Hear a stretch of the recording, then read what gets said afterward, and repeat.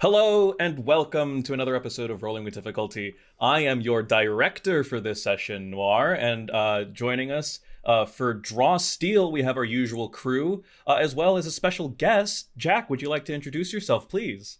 Hello, my name is Jacques Lepiars. You might have known me from the radio, but now, instead, I am a circus performer who goes by the name Jacques the Whipper. I crack whips and I sing little silly songs, and I got a cat named Scipio who screams. Yeah. Jack's been a good friend of Overly Sarcastic Productions and us, tangentially for a while now, and I think this is great. I've heard about like the home games that you've played with like Cyan and stuff, and so it's been super cool getting to have you on for this session for a game that we've waxed poetic and talked a lot of love about for the last like 2 years. It seems Draw Steel. MCDM, the altar at which we here at Rolling with Difficulty worship at. We've taken a lot of their resources, taken a lot of Matt Colville's, we cower in fear from tactics. their monsters quite frequently. Yes. Yes. Yep. Fled from many mortals in our days. Absolutely. Matt Colville's, the TTRPG company, MCDM, came out with their own TTRPG, Draw Steel. It is advertised as I've got to get these keywords right, tactical, heroic, cinematic fantasy game. Very much dealing with making you feel like the combat, especially the combat, is crunchy, strategic, makes you feel cool whenever you play it. And all is within keeping with the traditional heroic fantasy that other TTRPGs give with their own stuff on it. We're super excited. This is going to be an adventure module that they put out relatively recently called Dark Heart of the Wood. I am not confident enough in my abilities as a director to make my own thing. So this adventure will be an adaptation of that. I don't know if I have anything else. I'll toss it to Sophia in case she has any other announcements. Nope, that was really comprehensive. TLDR, we're playing Dark Heart of the Woods. We're excited. Welcome, Jack, and let's play some Draw Steel. I think there's nothing better to do than to just play the game. Woo. All right, excellent. Okay, without further ado, let's begin. Famine and drought has struck the farming village of Byer. Its once fertile ground now lies cracked and dried, its once bountiful trees now skeletal and bare. What little plant life that remains is hostile and threatening, with tangled brambles that cut and pierce the skin, and thick vines that creep and wrap around anything that moves. The desiccated landscape is starkly contrasted against the nearby Grimstone Wood. Although the Woad Elves have long since abandoned it, it remains sustained by its latent magic, bursting with vegetation, knotted, twisting boughs casting dark shadows within its depths. The people of Byer have grown desperate. Their harvest has failed, their livestock is dying, and merchants have stopped passing through in the last month, deterred by rumors that those who enter the Byer Valley don't make it out the other side. Byer's cries have so far gone unanswered. Ajax the Invincible's conquest threatens all of Orden, and the world's most prominent heroes are too preoccupied to investigate the goings-on of a lowly village. Luckily, you all are not prominent. You've only just begun your journey. Can you even call yourself a hero at this stage? It's unclear. What you know for sure is that there are monsters in Byer, and they need someone to fight the monsters, so to Byer you will go.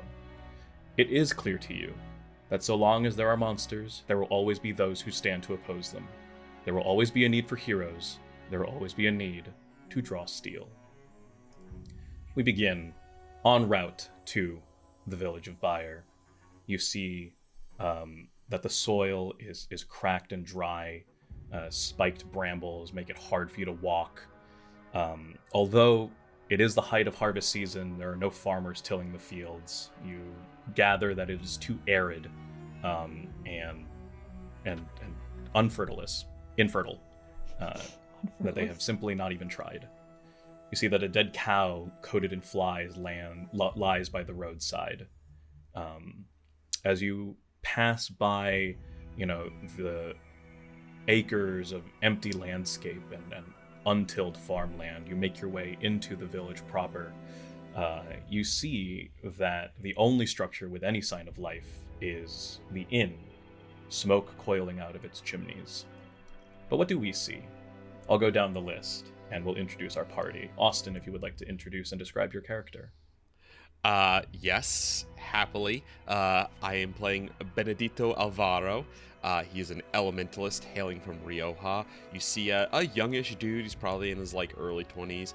He's got shoulder length, curly, dark hair, and he's wearing clothes that are rather festive, brightly colored, some checker patterns, things like that, but have seen a lot of wear and tear at this point. So there's a lot of dirt stains that won't quite come out, and a lot of torn seams that have been restitched together. He's definitely seen better days. A little bit of not a very full, a little scrabbly beard coming in at the edges of his jaw, and other than that, he doesn't really. He's not carrying any weapons or wearing any heavy armor. He's looks kind of like a normal, unassuming dude with some strange fashion choices, perhaps. For the sake of an introduction of a new system, would you like to just kind of list down your ancestry, your class, and yes, he is a human. Perhaps I should have said that, but it slipped my mind since he's just a regular human. He's a regular human, and he is an elementalist, so like a wizard calls upon, but specifically calls upon the elemental powers and the primordial chaos, this sort of extra dimensional source of energy. Rincewind ass, yeah, he's a little Rincewindy. I realized you weren't kidding when you said that during the character creation. He's a little Rincewindy, but no big hat. But yeah, he calls upon the primordial powers, specifically of fire is his specialization. Excellent. Next down the list is Jack. Would you like to introduce your character, please? So I will be playing Claudius Benoit, and he is walking down the road in gleaming plate mail. Get your face out of your palm, Red.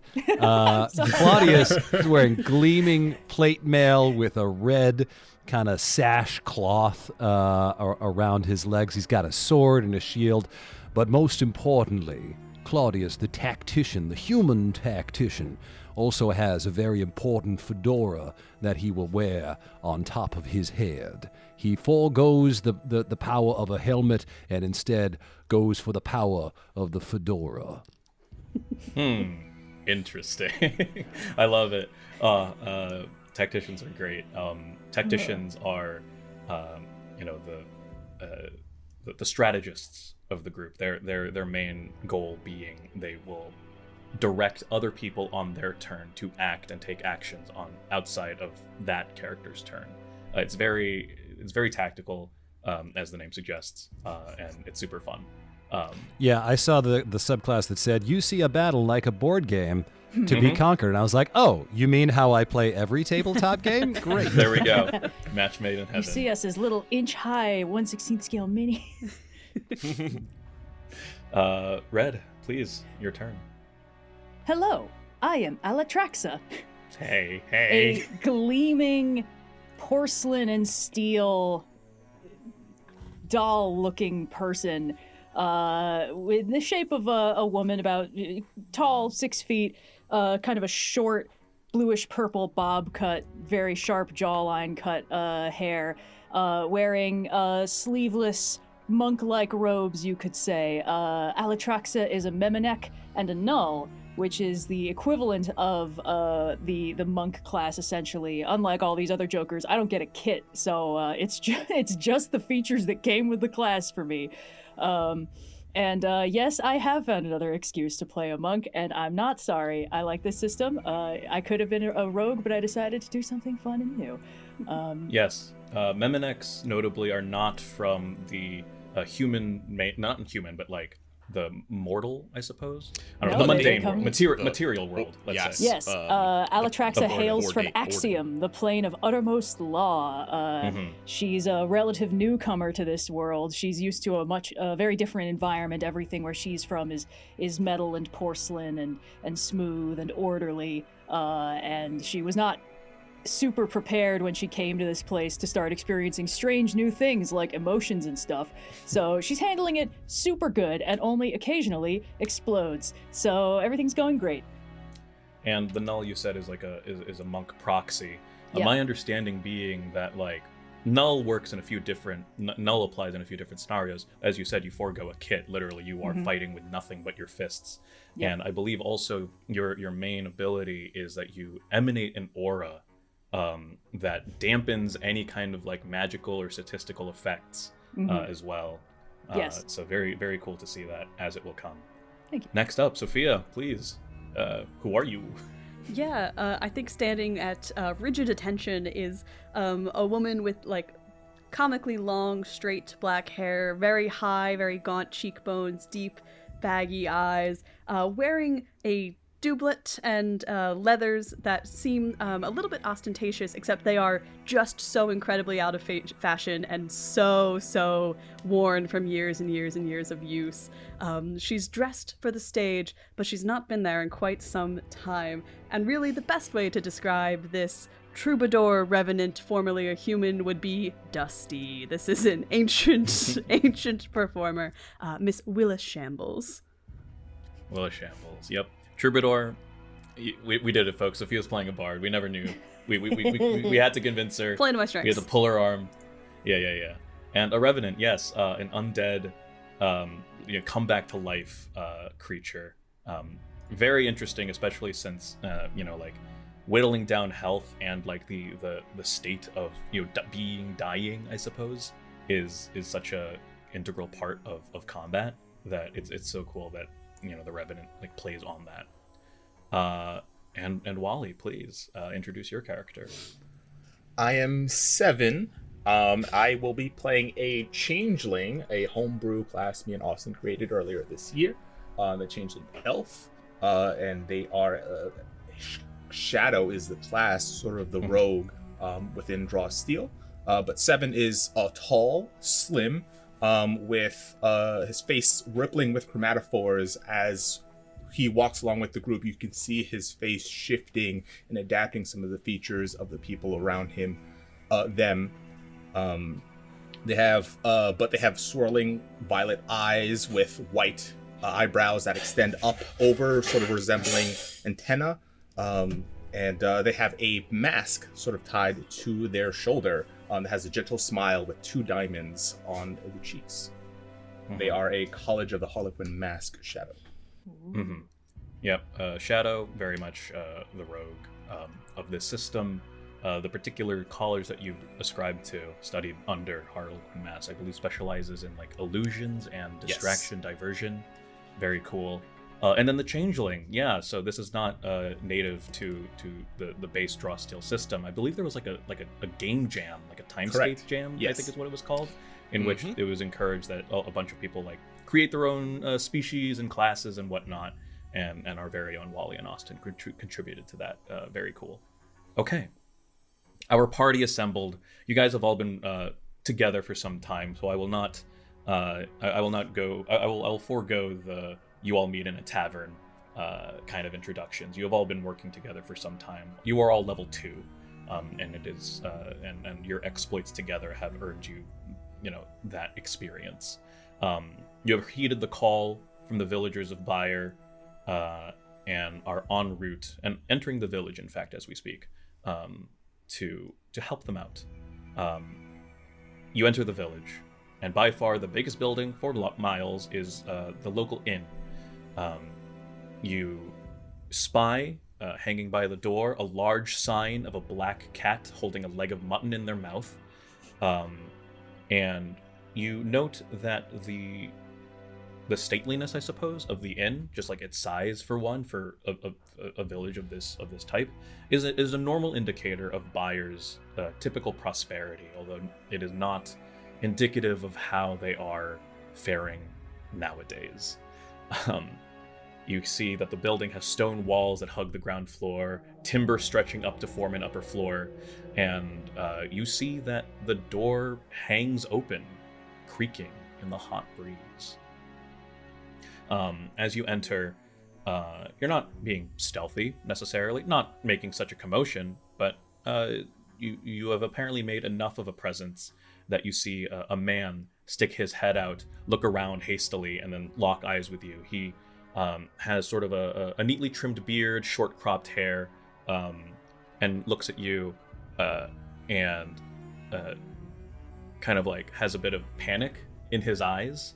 Not necessarily at you, but just by your presence. And you see that he quickly just like, psst, psst, makes some kind of noise to get your attention, quickly gestures you into the building, and then darts back inside.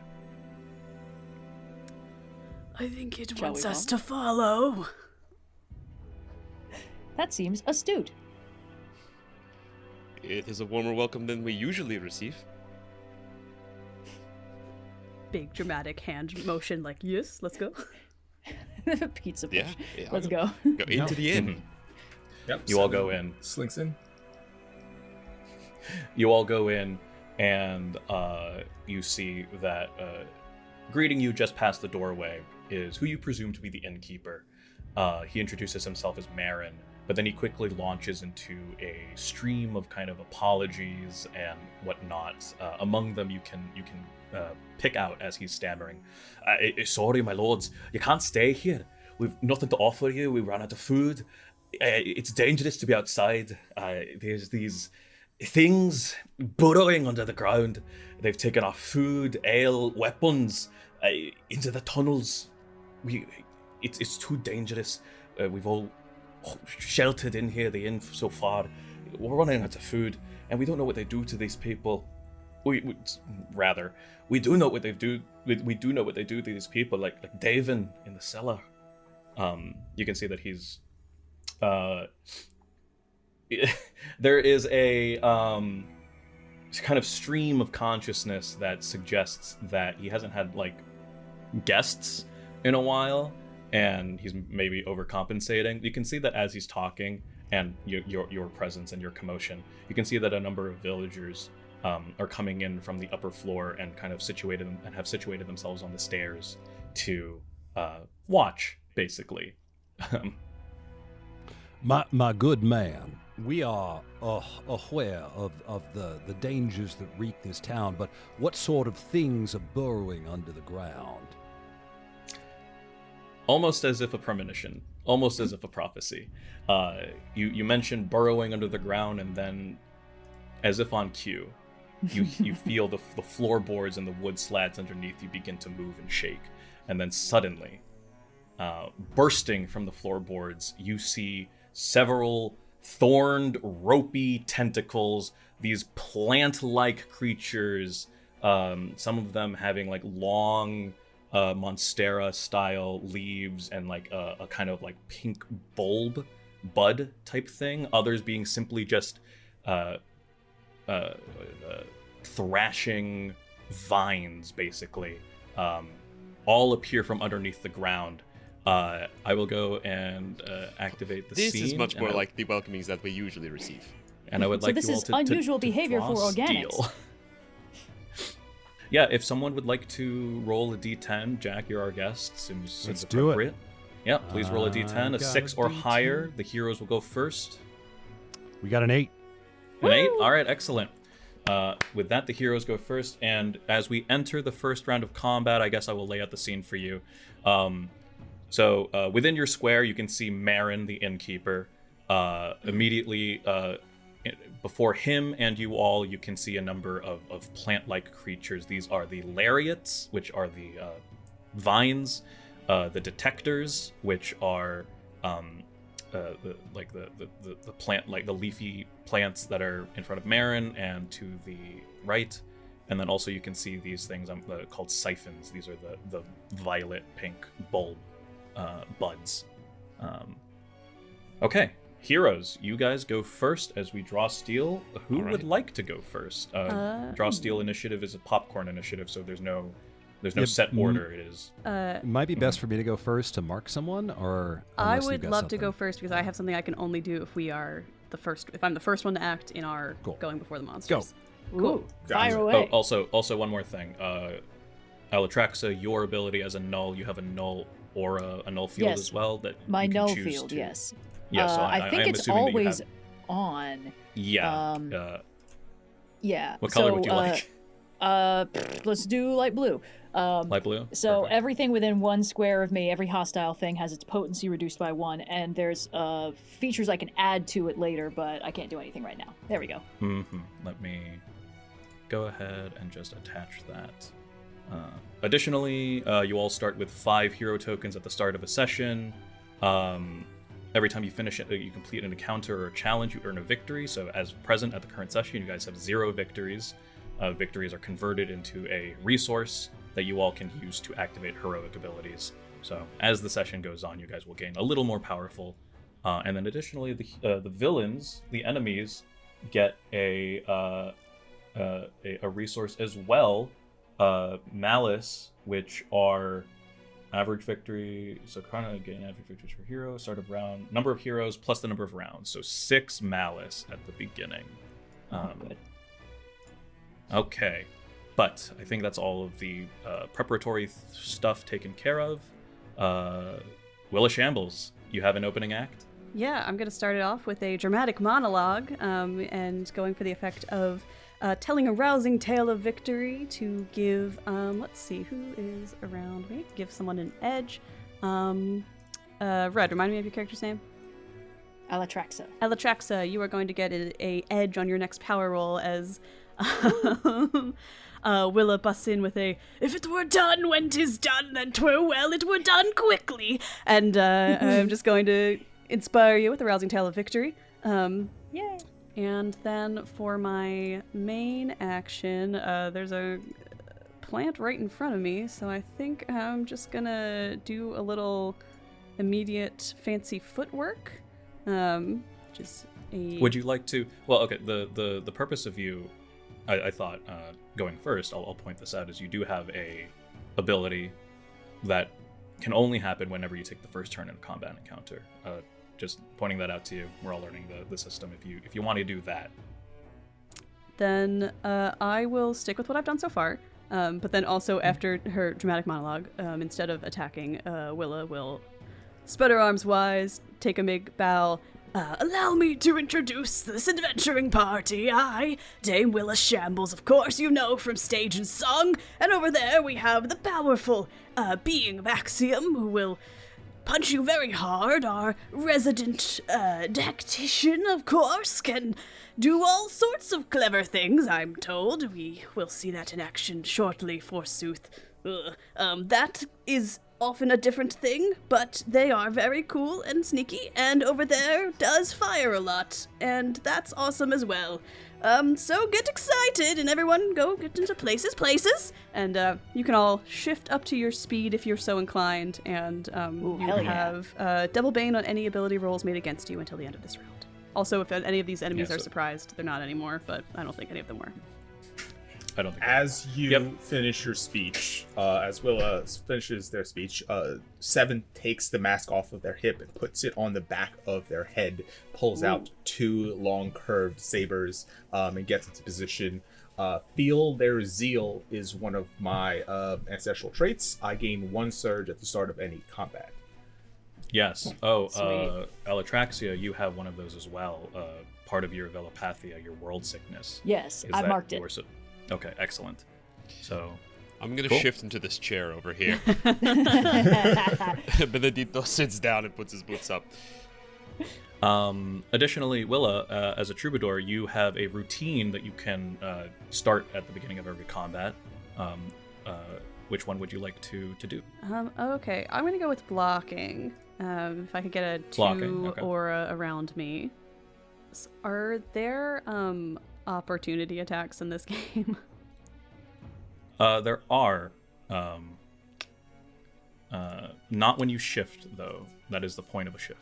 Cool. Well, I'm going to potentially take one and step just one over because we've got this NPC, I believe, over there, Marin, who I would love to use this aura to teleport back with all of the other villagers and just a little bit more out of the way of the plant.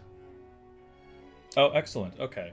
Your shift should be 1, so if you use your whole movement to shift, it's dead. Okay, then I will have shifted, and still I want to teleport that other guy. I guess Perfect. behind. You can teleport Marin anywhere within the aura, so as far away as everyone, as you know, like I'm assuming. Well, I can't move him, but if you would like to put him as far away as possible, yes, that'd be awesome. Yeah. So I'll put him back here. I think that's the safest spot. Great. Mm-hmm. And then I will stand there dramatically. Okay, excellent. All right, it is from there we will go to the villains' turns. Okay, I think first the detectors will go. These detectors, this detector that is currently next to Claudius will remain where he is and attack Claudius. Same with this detector and Alattraxa. In fact, actually, this detector will move here to get within flanking of Alattraxa. This one will... The bad guys get to follow the rules too? What is this? This one will move here. Hey. So for Willa. And then this one will move here for 7. 6 malice. The world's my oyster. Hey, that's not plant themed. Hey. World's my Venus flytrap. I was gonna say, Whoa. yeah. Comparable in shape. That's not how the saying goes, but okay. I think just to start, World's I my will have it seapod. such that they will all do, for 1 malice, their sickly glow. Would that be a main action you're taking? This would be a main action. Great. And it does I gain cost 2 malice. discipline because you cost malice and you're doing it within my aura. Yes. Good, Okay. good. It's all coming together. They lay it have on a me, boss. Bane on their power roll, I believe, thanks to. I think it's double Bane. Yeah, Double Bane? Yeah. That's Yeah. worse. Okay. But an edge against Atraxa. Yeah. And an edge so against, single okay, but an bane. edge against Atraxa. Okay, so I will just roll the double Bane and then apply the single Bane to Atraxa separately. Alattraxa. Actually, make that single bane a double bane because Willa will be like, "Hey, now turnabout is fair play," and that's my triggered action. I believe I struggled with this too when I was playing a Troubadour. Turnabout is fair play brings things closer to no edge or no Banes. So if it's a double Bane, it'll bring it down to 1 Bane. But if it's a Bane, I think it'll bring it to an edge or something like that, right? Correct, So yeah. it doesn't go the Right. So could I? yeah. So Okay. So I can't make that bane then a double bane. yes. Okay. Cool. It would Never become mind. an Oh, edge. okay. Well, actually, interesting. Interesting. I think what you're saying is, can I make the edge that the detector would have against Alattraxa a Bane? That could be possible, right? There might be a technicality where the edge no longer exists, but I wouldn't quibble over it. I would just rule it Yeah, that way and yeah. move on. You know what? Honestly, very in keeping for Sophia to find a little quirk of the rules that I had not even considered. Record time for draw steal. I'll allow it. I'll make the edge that the detector has from flanking on Alattraxa a Bane, which means Sick. that there's no Double such thing Bane. as a triple Bane. You only max out at 2, so all of the detectors will roll with a double Bane. You always sort of lose some clarity in the rewrites. Yeah. Go ahead, and I'm Okay. happy to accept that. Awesome. Yeah. Okay.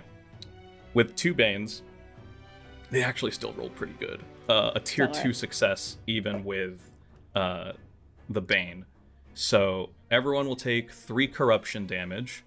And if your insight, I think, right? Is that insight? Intuition, sorry. If your intuition is less than 1, you are dazed until the end of your and then you can make a saving throw at the end of your turn. Okay, I have something that procs when I take damage that does a couple Okay. things. So first of all, my intuition is 2, so I'm fine. So for my free triggered action, I will activate Inertial Shield, which will have the triggering damage. And because I am a metakinetic, I can then use the knockback maneuver as a free triggered action. So I will have that 3 damage down to 1 damage. Excellent. And I will do the knockback maneuver on this leafy boy directly to my north. And because I am a metakinetic and I have a bunch of other stuff going on, I think there's hold on a minute, what is it? Yes, for a knockback maneuver, I use my intuition score instead of my might because of who I am as a person. And also, because I currently have 2 discipline in the tank, when I use the knockback maneuver, the forced movement distance gains a bonus equal to 2. So Okay. I would like to send this guy absolutely flying.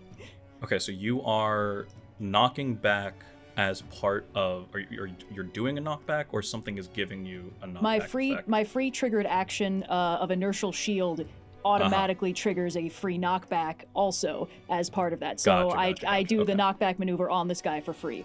Okay. So I'm gonna. You roll for knockback.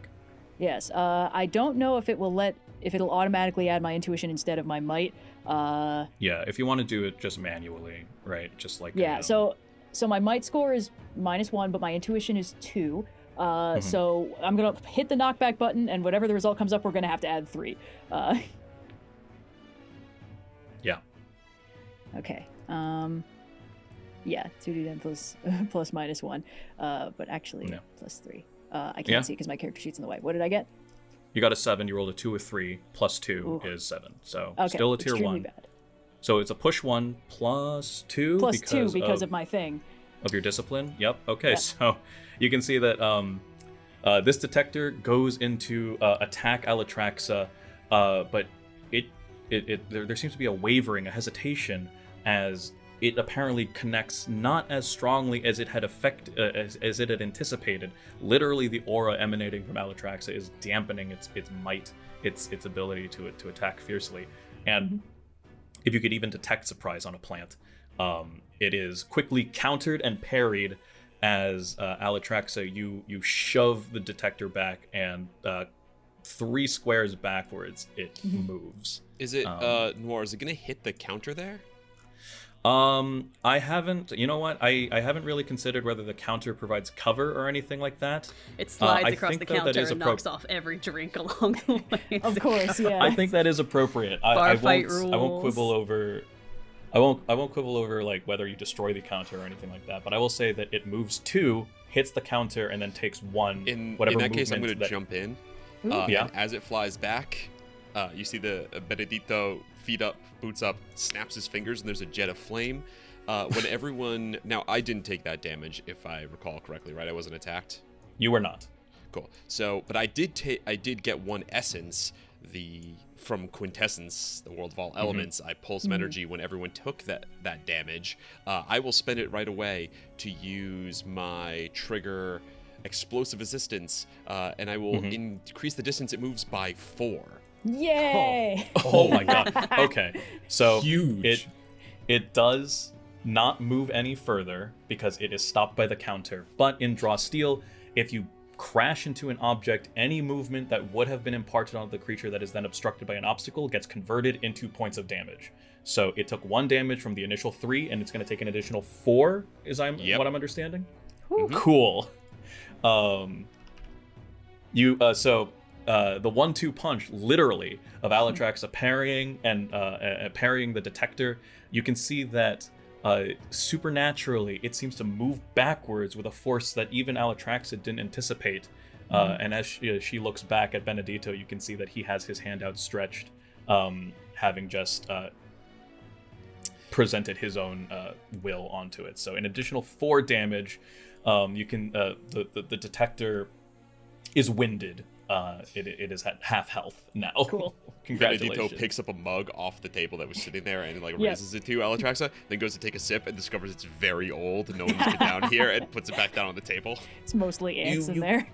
You question whether it's even ale in the first place after having realized that the villagers have been running out of rations. It's a cup of something. Put that back down. I'm also going to use my resist the unnatural. You said it was corruption damage, right? Corruption damage onto... As a we both took human, 3. anytime I take non-typed damage, I get to just have it. So This is I'll typed give you differently. one Okay. damage Yeah, instead. yeah. Awesome. So Wait, you said if you take the- non-typed damage or typed damage? Yeah. Which if of those I'm things? sorry, if I take If typed you have to take damage. typed, yeah. Okay, you're fine. Yeah, it's, So whenever the- you take damage, that is not untyped. Not untyped. How confusing. Okay, cool. Yes. cool, cool. That's because untyped is a type. Type isn't a type of damage. There's fire, which is a type of damage. Doesn't matter. Yeah. Okay, Don't worry about okay. it. So what I'm hearing is that Claudius only takes 1 point instead of 3 corruption. Yes. Okay. And all right, so that was all on the detector's turn. They have they can what they can do. What can they do for a maneuver? They can do. I see. Okay. For their maneuver, everyone except for the detector that was pushed back by Alattraxa will try to grab the person that they had attacked. So Claudius, Willa, and Seven. Introduce tonight's players is that That. until the end of the combat round, Yeah. right? So they have Yeah, double double banes. Okay. Whew. Awesome. Like that. That's so good. All right.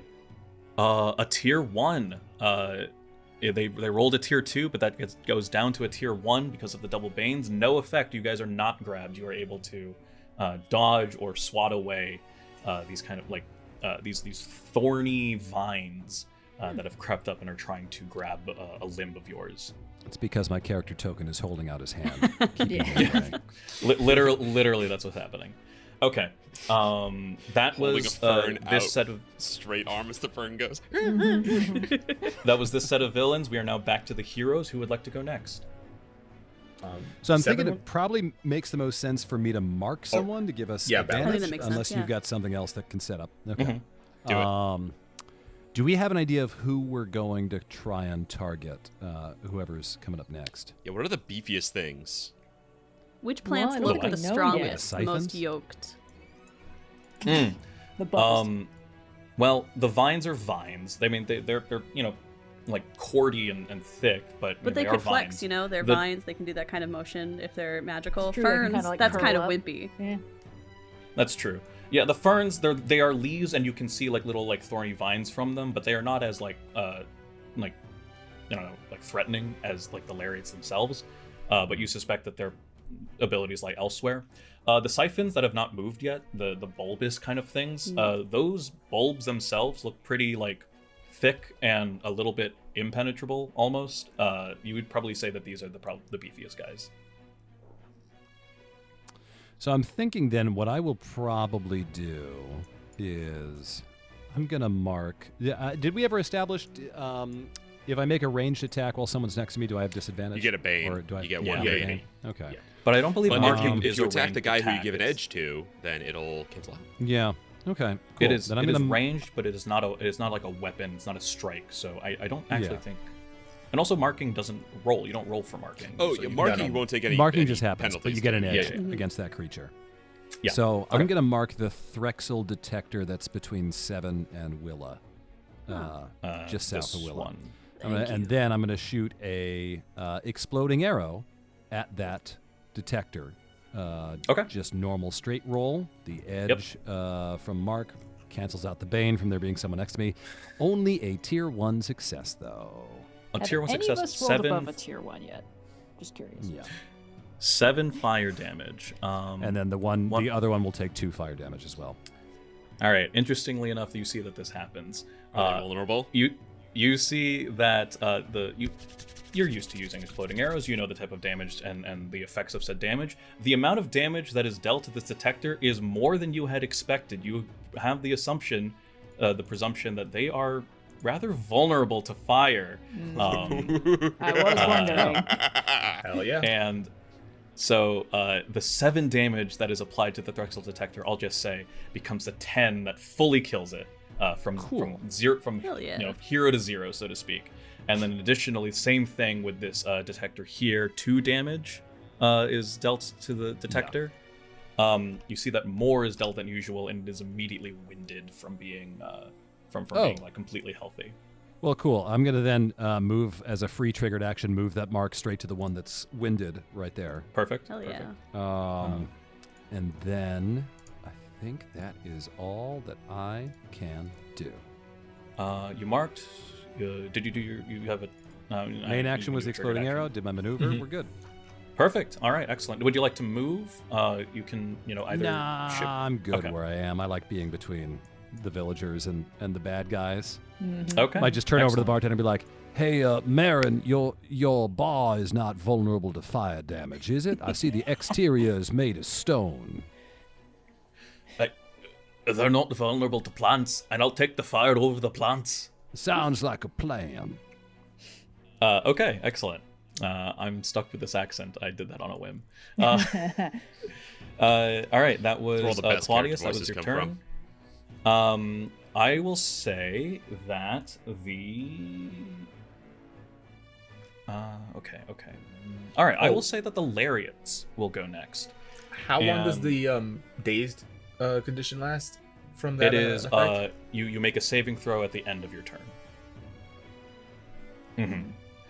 All right, so I think the lariats will go next, and what the lariats will do is a little bit interesting. This is what happens. You see that the lariats move in this manner. They can move up to 7 or 6. They can move up to 6. Okay. All right, this is what happens. Bear with me, guys.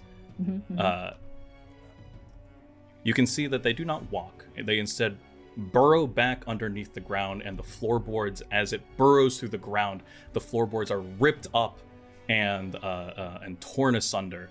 This lariat moves here. The fuck? This Oh, I one. really thought the table would keep you safe. The fuck? This one will move here, No. Oh. and this one will move here. Noir, I have one Okay. question. Does that technically count as moving through my square? I don't think it counts as moving through your square because it is underneath you. It's a square Okay. underneath you. That was But- my question.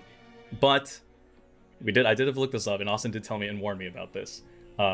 Burrowing with opportunity attacks burrowing and how you interact with creatures that are burrowing are kind of weird. I think my understanding is this: for targeting, if you are on top of a burrowing creature and it is only 1 square below 0, they are targetable and they have cover. My understanding is that for 7 and Willa, you can make an opportunity attack against those lariats.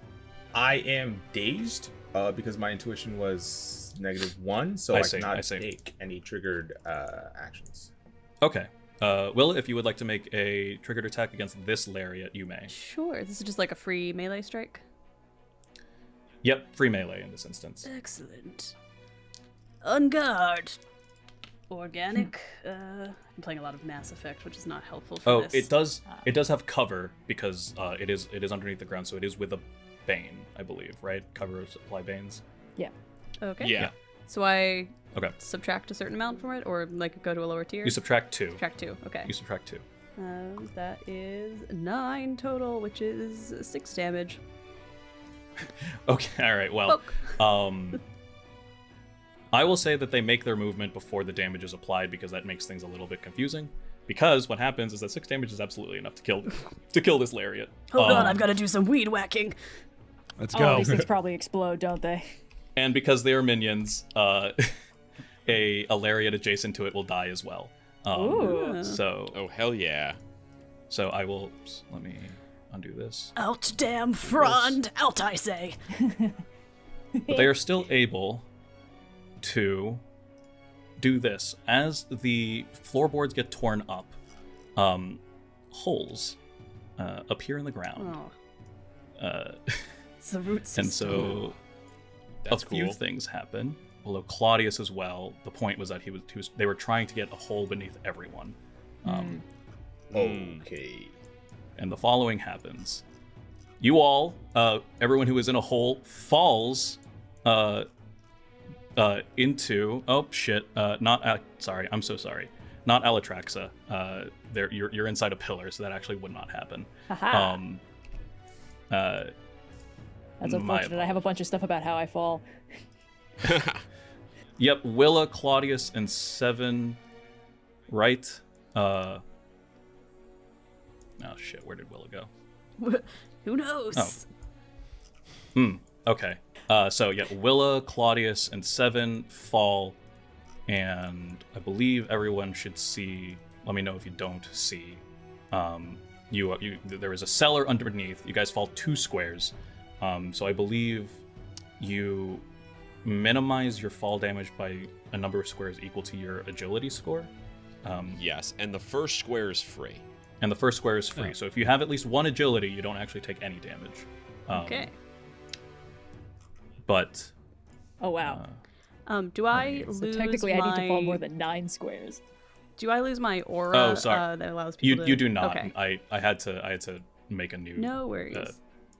Willa, 7, and Claudius, you all fall through the cellar, fall through and find yourself into the cellar, where you see a number of other lariats that have been lying in wait in the cellar.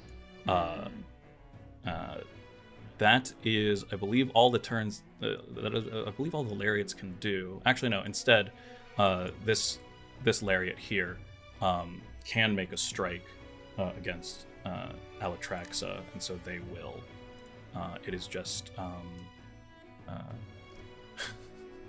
actually they can't because it is a ranged attack, and they have a well, they already have a double bane. So what's the Can't be detriment here. No, it can't be bane here. Yeah, let's just do a vine snare with a why double not? bane. Okay. All right. What's It the is damage 1 cost? damage, and you are pulled 2. Pulled I 2 don't closer think to it, which doesn't move me. I don't think it does move you. No, and I don't Okay. think it would pull itself into you. But you do take 1 damage. Okay.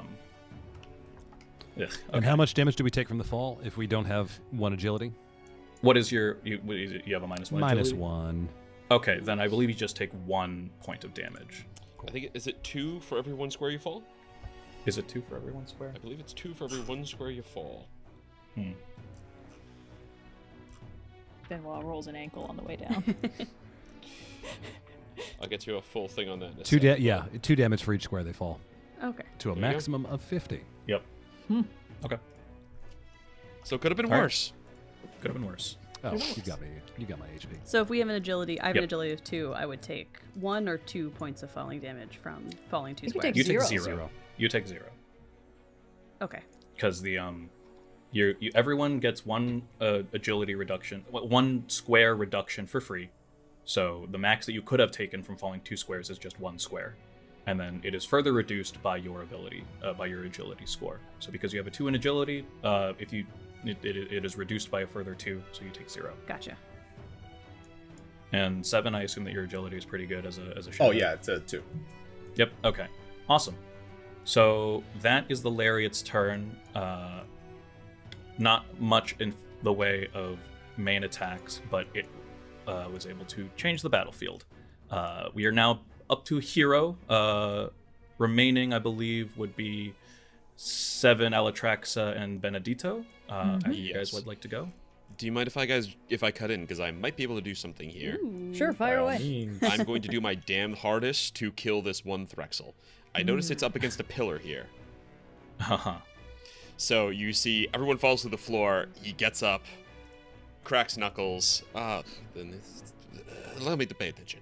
And I'm going to target the Threxel that's up against the pillar, and I'm going to use viscous, not vicious, viscous fire. Ranged 10, so it should be well within. It's going to deal a bunch of fire damage, and it's also going to push him. I do not have a Bane because all the guys who were surrounding me are dead. So I think it's just straight, no bonuses, no penalties. all right. Does Claudius have their mark on that one? I don't No, think the so. one that's- Claudius has the mark No. on. Oh, it this was the detector. right. Yeah, it's a little one. I'm going to try to kill this one before it goes, though. So here we go. Roll. Tier Looks like 11 damage. Tier 3. Whew. It takes 11 fire damage, and it's pushed 4 directly into that pillar. Pretty good. Nice. So Alright, what is so the it will total take- damage on that? With fire weakness 3, it'll take 14 damage. I think. Yeah, Oh. 11. So plus the 3 is 14 fire, plus The fire 4 damage, yep, okay. movement. So that should be 17 total damage against it. Minus an additional 4, as yes, it indeed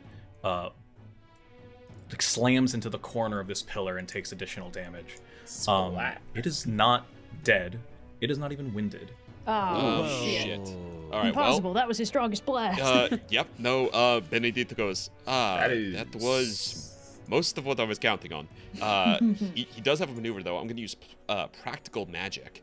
I'm going to use the knockback maneuver, but it has the distance of my hurl elements, which is 10, and I get to use my reason instead of my might. I'm not going to bother to fiddle with that in the system. I will just roll. I'm going to shoot this guy again and just try to slam him into this pillar and deal more damage. Okay. So, that's going to be a tier 1. That's 7 on the dice, plus 2 is a 9. So that's only going to be push 1 into Push 1? Yeah. To the siphon that you had already attacked. Yep. All right, an additional 1. Additional 1. Shoot, gets up, whispers something in the first language, and a bolt of fire flies from his hand. Does that. The thing gets back up, not even half dead, and he looks at Alattraxa and he goes, and shrugs. He's going to get up. I think that I get a bonus to I don't know if it's gonna be high enough, but I'm gonna get up. He's gonna get up on the table here. Let me move. Damn it. Let me move. He's gonna get up onto the table here, into melee. Perhaps regrettably, but that's movement, maneuver, action. I've got hiccups from talking so much. Pass turn. Okay, excellent. Never mind, guys. Did not help. All right. I will have the siphons go next. You see this siphon, the one that is kind of off to the right, immediately jump down the hole and follow them into the cellars. Well, this is good for us up top, at least. This siphon but we need will help go here. and flank with Alattraxa. Yeah, come get me. I'm delicious. So, All right, so this I'm one- I'm going to spend my Overwatch ability to give Willa a free melee strike on that siphon that just jumped down. Hell yeah. You need line of sight, I think, to do most actions. Do I? Can I not see the one that just fell down there? Oh, you know what? They're on I'm the same sorry. level, I thought right? you were still on No, the no, same. Claudius I is thought you down were still here, yes. on the top level. Yeah. Nope. You can totally. Yep. You can totally Overwatch. All right. Yeah, Willa, would you like to make a free strike against this siphon? Yeah, why not? Yeah. That's a 12, so that's gonna be 9 damage. Stab. I'm 9 so damage sorry. on a free That's strike. a crazy fucking That's free crazy. strike. That is 12 That's awesome, to actually. 16 is 9 damage. Am I reading that wrong? Wow, No, your that's melee right, free that's right, strike is actually. bonkers. Oh yeah, you want a okay. kit or something. Sorry. Fuck what I said about negligible damage. That's almost a fourth of its health. Ah. Okay, we can do this. Yeah. See, we're fine. Fellas, is it metagaming to do math? Okay. Anyway, back to whatever.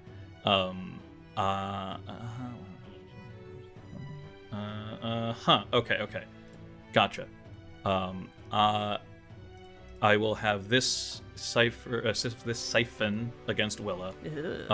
Make a melee strike. You can see that the kind of closed petals of its bud suddenly opens up, and then I don't know flower terminology, but what's the area like? You know, on a sunflower, it's like the brown area with the seeds that the bees pollinate against, like the fuzzy part. It's just a that pea, all this isn't it? that's a, you know.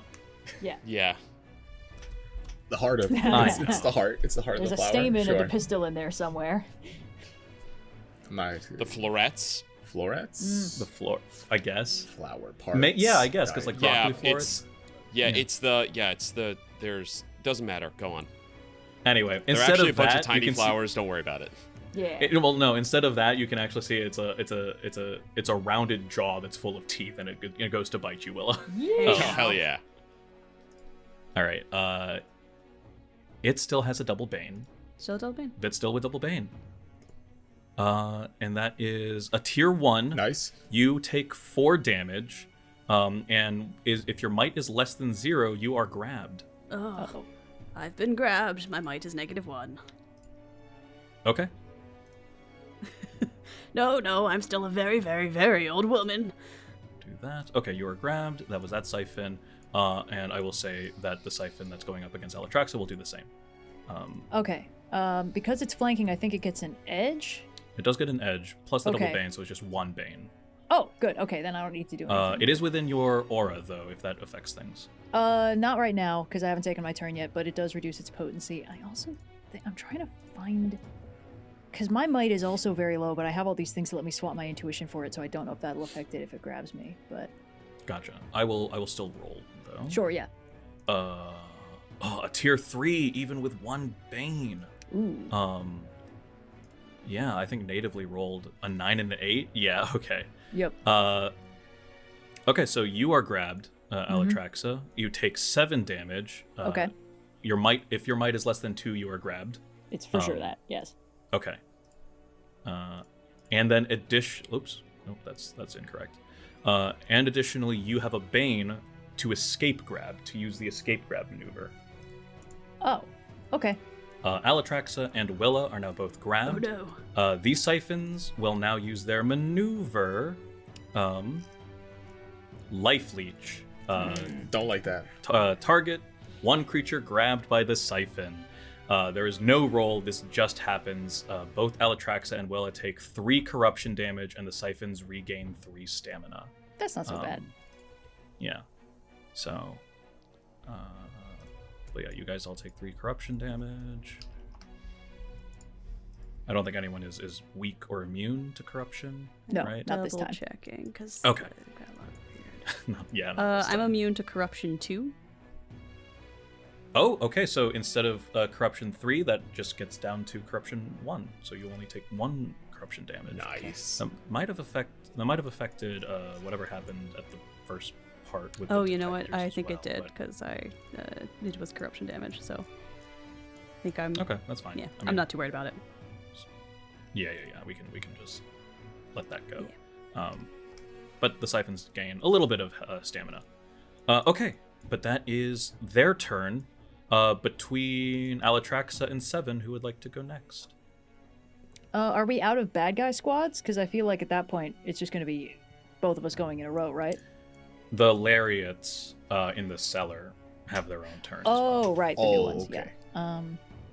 In that case, 7, you might want to go, because Yeah. it's just me up top Yeah. with these fellas. 7 will move here to... Is this flanking with the It siphon? is. It is. You will get an attack of opportunity, I believe, from this lariat. That is who fine. Was adjacent to you, so it will make a free strike. It doesn't make a free strike. It just has a free strike. 1. You take 1 damage. Okay, 1. Got it. And you are dazed, which means something. I don't quite I remember. can only use Oh. certain kinds Mhm. of things here. Yeah, it's only an action Is or a it the- maneuver. Oof. Main Yeah, action, only one of maneuver. those. Yeah, that's it. So I will use a main action here. Mhm. Can I use main action here? Yeah. Well, start of my turn. I didn't even roll my insight. Let's do that. I'm gonna. Wait. Creatures make dazed sure that you can guys only are do also one. in Use a main action, use a maneuver, or use a move action. Do I? Oh. So you and since can't move and act. Damn. I can't no move and movement. act. Was it Yeah. a move action like a dash or something, or is it? I thought you No. could No, free that's movement. just like your it's move. part of your movement. It's just your movement. Within say- it, you could do other things like shift or whatever. Right. But yeah. Okay. Well, yeah, that's okay. Yeah, then that's fine. Honestly, if you can, I would just get one of those lariats off the board. Yeah. Don't do the move They're pretty weak. because they're yeah. Okay. going next and they only have 6 HP, or they're Yeah. pretty weak. And, In that and their case- minions. If you deal a shit ton of damage to one, you'll deal damage to the whole party. Okay. That's Yeah. true. Yes. Okay. Then we will do that. I have 3 insight here. That is enough for me to use my eviscerate. I'll spend 3 insight to eviscerate here. Target 1 creature. I imagine they cannot bleed. I think unless the monster says otherwise, any like conditions or effects still apply to them. Yeah, and it I'll would say say right now that immunity they to don't have bleeding. any like they cannot have the bleeding effect type thing. Okay, yeah. I rolled a 12 plus 2 here, 14. So that is 10 damage. Oh, okay. It's not 14 damage. It's 10 damage. 10 damage. Okay, that's only slightly catastrophist for the lariats, and because you can see that 3 of them immediately fucking die. Oh, would it help if I spent a surge here? Just to gain 1 more insight, I will spend a surge. 2 more damage. To do 2 more damage. At 3 stamina each lariat and 4 stamina in a squad, 12 damage is enough to just destroy this entire line. Would you like to describe how this one action just kills this entire line of lariats? 7 dazed, stumbling sort of focuses. Their eyes turn into slits as they notice a runner along connecting each of the lariats to each other, and he finds the weak spot. He slides his saber into the ground, pulling up the runner, and pulling up each 4 lariat as they fall to the ground.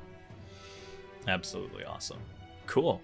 That's an extremely effective turn, especially for one who is dazed. Speaking of, you may now make your saving throw at the end of your turn. I believe it is a 6 or higher, saves. Okay. 5 or Yeah, below. D10, 6 or higher. D10. Okay, that's a 10. Oh, awesome. Excellent. All right, you are no longer dazed. Is that You plus can or now... minus something? Nope. Or is this just straight D10? Nope. Okay. All Just a saving straight throws D10. in this game are 50-50. There are some abilities that make it easier and harder to save Gotcha. things. Okay. Some, There are also some like ancestors, like elves, I think, have a slightly easier time. elves Yeah, just there's save an easier. otherworldly grace or Gotcha. something. Okay. Mhm. All right. Well, I am no longer Okay. dazed. Which you should know as an elf. Okay. And I just got all my triggered actions back, which is literally all I needed. Nice. Excellent. Okay, I think that before Alattraxa, the final group of minions will go. These minions that are here in the cellar. They will move and get themselves into position, and then they will all make a strike at the same time. You can move through enemies, but it takes double movement, so this is enough to move through Willa and get here, and then this lariat moves here. So they now all have flanking, so they will have 1 bane, because the 1 edge cancels out the double bane. They can charge. So when a creature takes the charge main action, they move up to their speed in a straight line without jumping, then make a melee free strike against a target when they end their move. If a creature has an ability with a charge keyword, they don't. So yeah, I think just for their main action, they will go ahead and charge. They can't move through difficult terrain or shift. They can fly or burrow. That's okay. They can't climb or swim. Okay, all right. So yep. So all of these will just move and just kind of descend on Willa and Claudius. They will make a melee free strike at the end of their charge.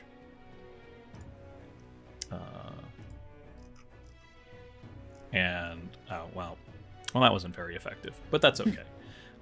Their free strike, I forgot again. They don't roll for it. They just do 1. So everyone here takes 2 each. Willa and Claudius, 2 each. For Willa, however, That's not type damage that I can have to 0, is it? unfortunately not. I think you also use that at the beginning of the round. I think you can only do it once a round. I don't think there's even. I think it's just Triggers. a I have passive ability. resist the unnatural. It's a triggered action. Resist the natural, Okay. whatever it takes. Okay. It's Yep, triggered that's and my it's bad. not free triggered, which means you only get it once Got a it. round. Okay. Okay. Yep. Okay. Anyway, you all take 2 damage. However, Willa, because you are grabbed by the siphon, the siphon will activate its jagged stings. Whenever an adjacent enemy grabs the siphon or uses a melee ability against them, which I believe, charge counts as a melee ability. that enemy takes 3 poison damage. So you can see that in response to both of the Threxels attacking you, Willa, you will take 3 poison damage each from each of those lariats. So you take an additional 6. I have poison 2 immunity. Okay, so that is just poison 2 then, because it's 2 instances of poison 3, subtracted by 2 each time, you just take poison 2. So it is 4 damage total to you, 2 damage to Claudius. Okay. Cool. That is the Lariat's turn. That's all that they can do. Actually, no, they have a maneuver.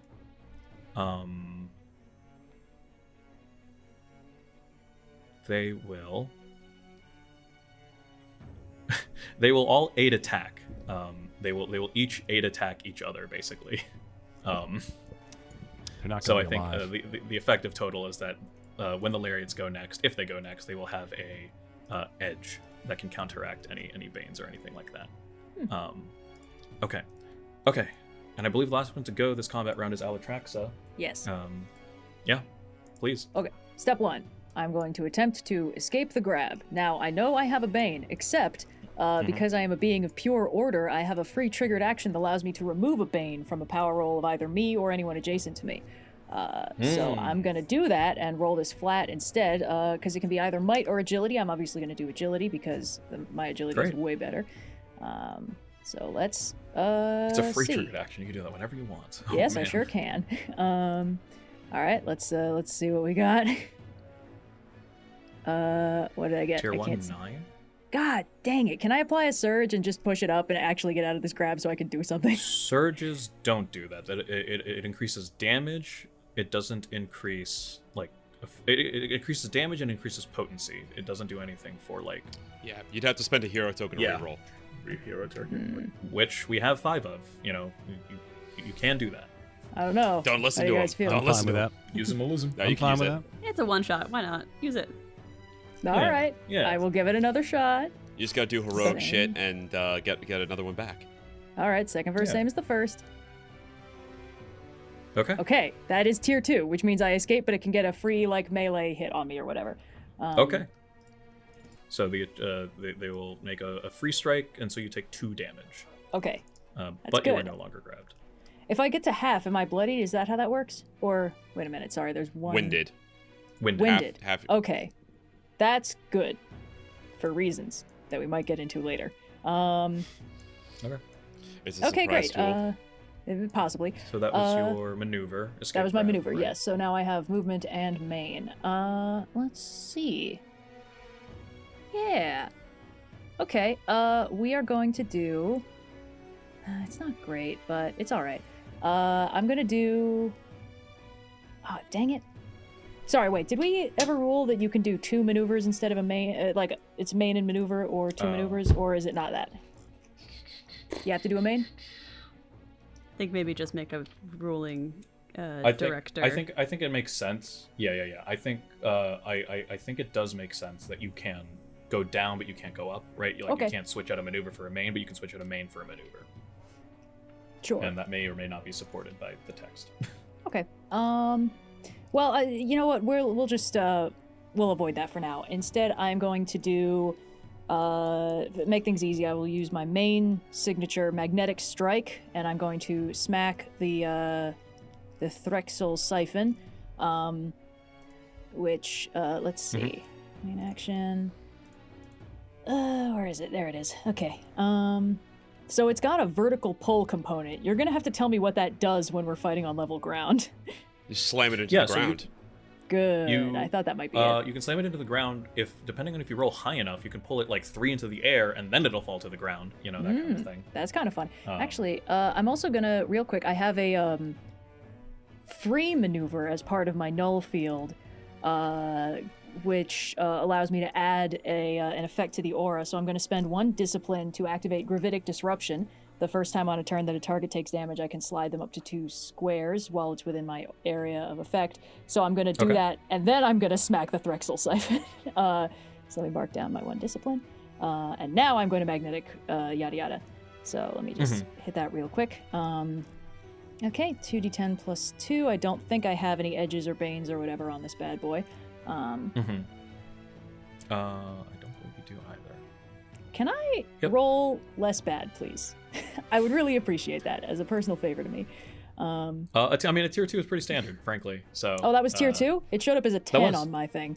That's the amount of damage that the siphon takes. Oh, never mind. We're fine. Yeah. good. You rolled a 13 plus the bonuses. Great. Yes. So for magnetic pull, okay. So 10 psychic damage and vertical pull 2. So Okay. I want to kind of like Shoryuken it up into the ceiling and slam it into the roof. Okay, awesome. So the siphons are surprisingly agile, so they don't take that 1 point when they fall back down. They do take the 10 base, and that is enough to wind it. Nice. And then something about gravitic disruption, was that applying to this siphon? Yes. Hold on. Sorry. Yeah, I can slide them up to 2 squares, which I think means I can just move them 2 squares in any direction. Yes, you can. So I would like to slide it into this hole. The one that was the one bottom directly left? to the bottom left, yeah. Excellent. All right, it Swing falls. your partner round and round. 7, you see a siphon just suddenly like plop in front of you. You hear from below, Alattraxa, stop it. There's enough down here. There's more of you down there. It is a better advantageous position. Let's see. And that was my maneuver. I have movement, and if I wanted to shift, I could. But I like keeping these guys in range, so I'm not going to do that. Okay. And I think with that, we get to the end of our first combat round. Yay. We a lot happened. 12 we go hours later. Jeez. We get into combat 2. We'll go and, faster. We'll go faster. And where is it? Malice. It is heroes plus round, so an additional 7 malice added. And now we can really pop off. But before that happens, it is the hero's turn. Who would like to go first? Who's got something good? I mean, I can always mark someone and do another exploding arrow. See if I can take out all the lariats down here. But Sounds Might be good to to me. take out the Yeah. siphons if you can. You know, They the seem to be exploding arrows are biggest very problems. effective. You know, Yeah. the fire damage Yeah. in general is very Yeah. effective. If you could mark all right. one of the siphons, we could probably do some. Well, Sights. as soon as I kill something, I can just remark it. It's an Okay. immediate remark something else. So what I'm going to do is I can make a ranged attack if someone's right next to me, right? You can, but it would be with the Bane. Yeah. Okay. So I'm going to mark the lariat that's right in front of me to my right. Okay, And excellent. then I'm going to exploding arrow The- him, and the The edge You mark- could will also mark- that use will your mark you me. could use your movement to shift one backwards out Oh. of melee. Oh yeah, let's do that. Yeah, shift out. Thank you. Mark that lariat. Attack him with an edge, so +2 to whatever this roll is. Add 2, so that's a 13. So tier 2. Oh my So- gosh. Okay. Hold up. Yep. What is the damage on that? That a creature. I think it's 9 So it's damage. 7, I believe. Should be 7 fire damage. So no, on a tier 2, it's 9 fire damage. Oh, 9. Okay. Yeah. Oh, yeah. 9 fire that- damage on a tier yeah. 2. That creature is within that- 10 of me, so I will take a essence. Again, it's line of sight, right? And in this No, it instance, you are just above. says the Oh. first time in a round that a creature within 10 of you takes damage that isn't untyped or holy. So Ah. there is no line of sight Okay. on this. That is Alright. crazy work. So you can just feel that. Because it's a very small ability. I just Yeah. soak up essence as it happens. Mm-hmm. Very cool. And how much damage is that total with Yes. its fire weakness? Yep. So 7 damage. So this is interesting because it is definitely going to apply extra damage. It's to... 9 damage to base. Oh, sorry. Yes, 9 Yeah. damage. So that on its own would be enough to kill, like 3. 3 lariats. I guess the question that I'm wondering is how is that damage distributed? Right? Is it like Is it? Well, so there's also 2 on the other Threxel lariat because it's exploding arrow. So Yeah. another 2 fire damage on him. Yes. So I think we can say with certainty that I keep doing the wrong thing. These 2, sorry, die.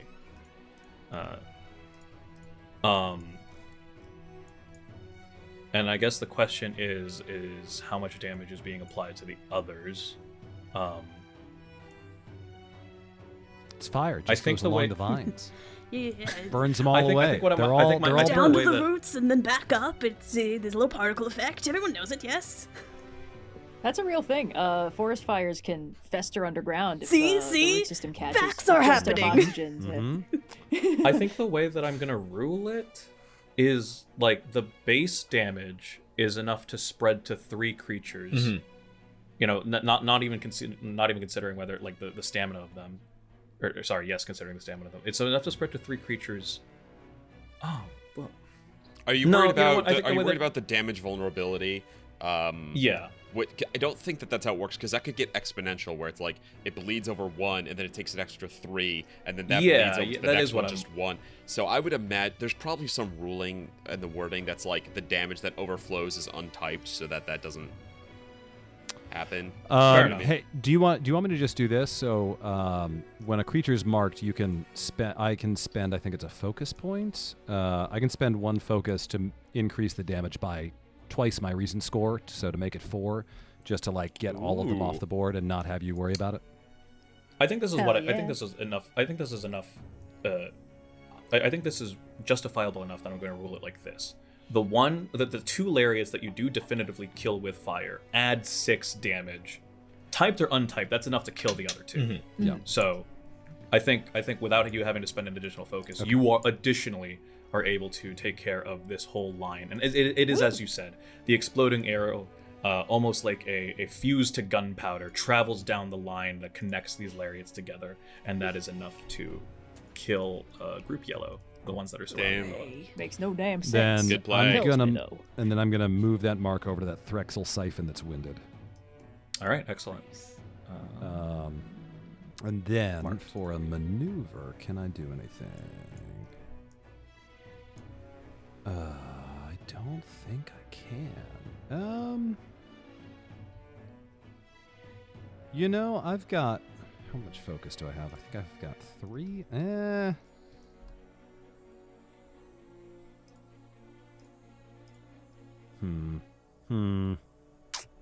Kind of. I should have just taken that Bane. I think that might be actually all that I can do for now. So I will hold on. I'll hold off because I want to.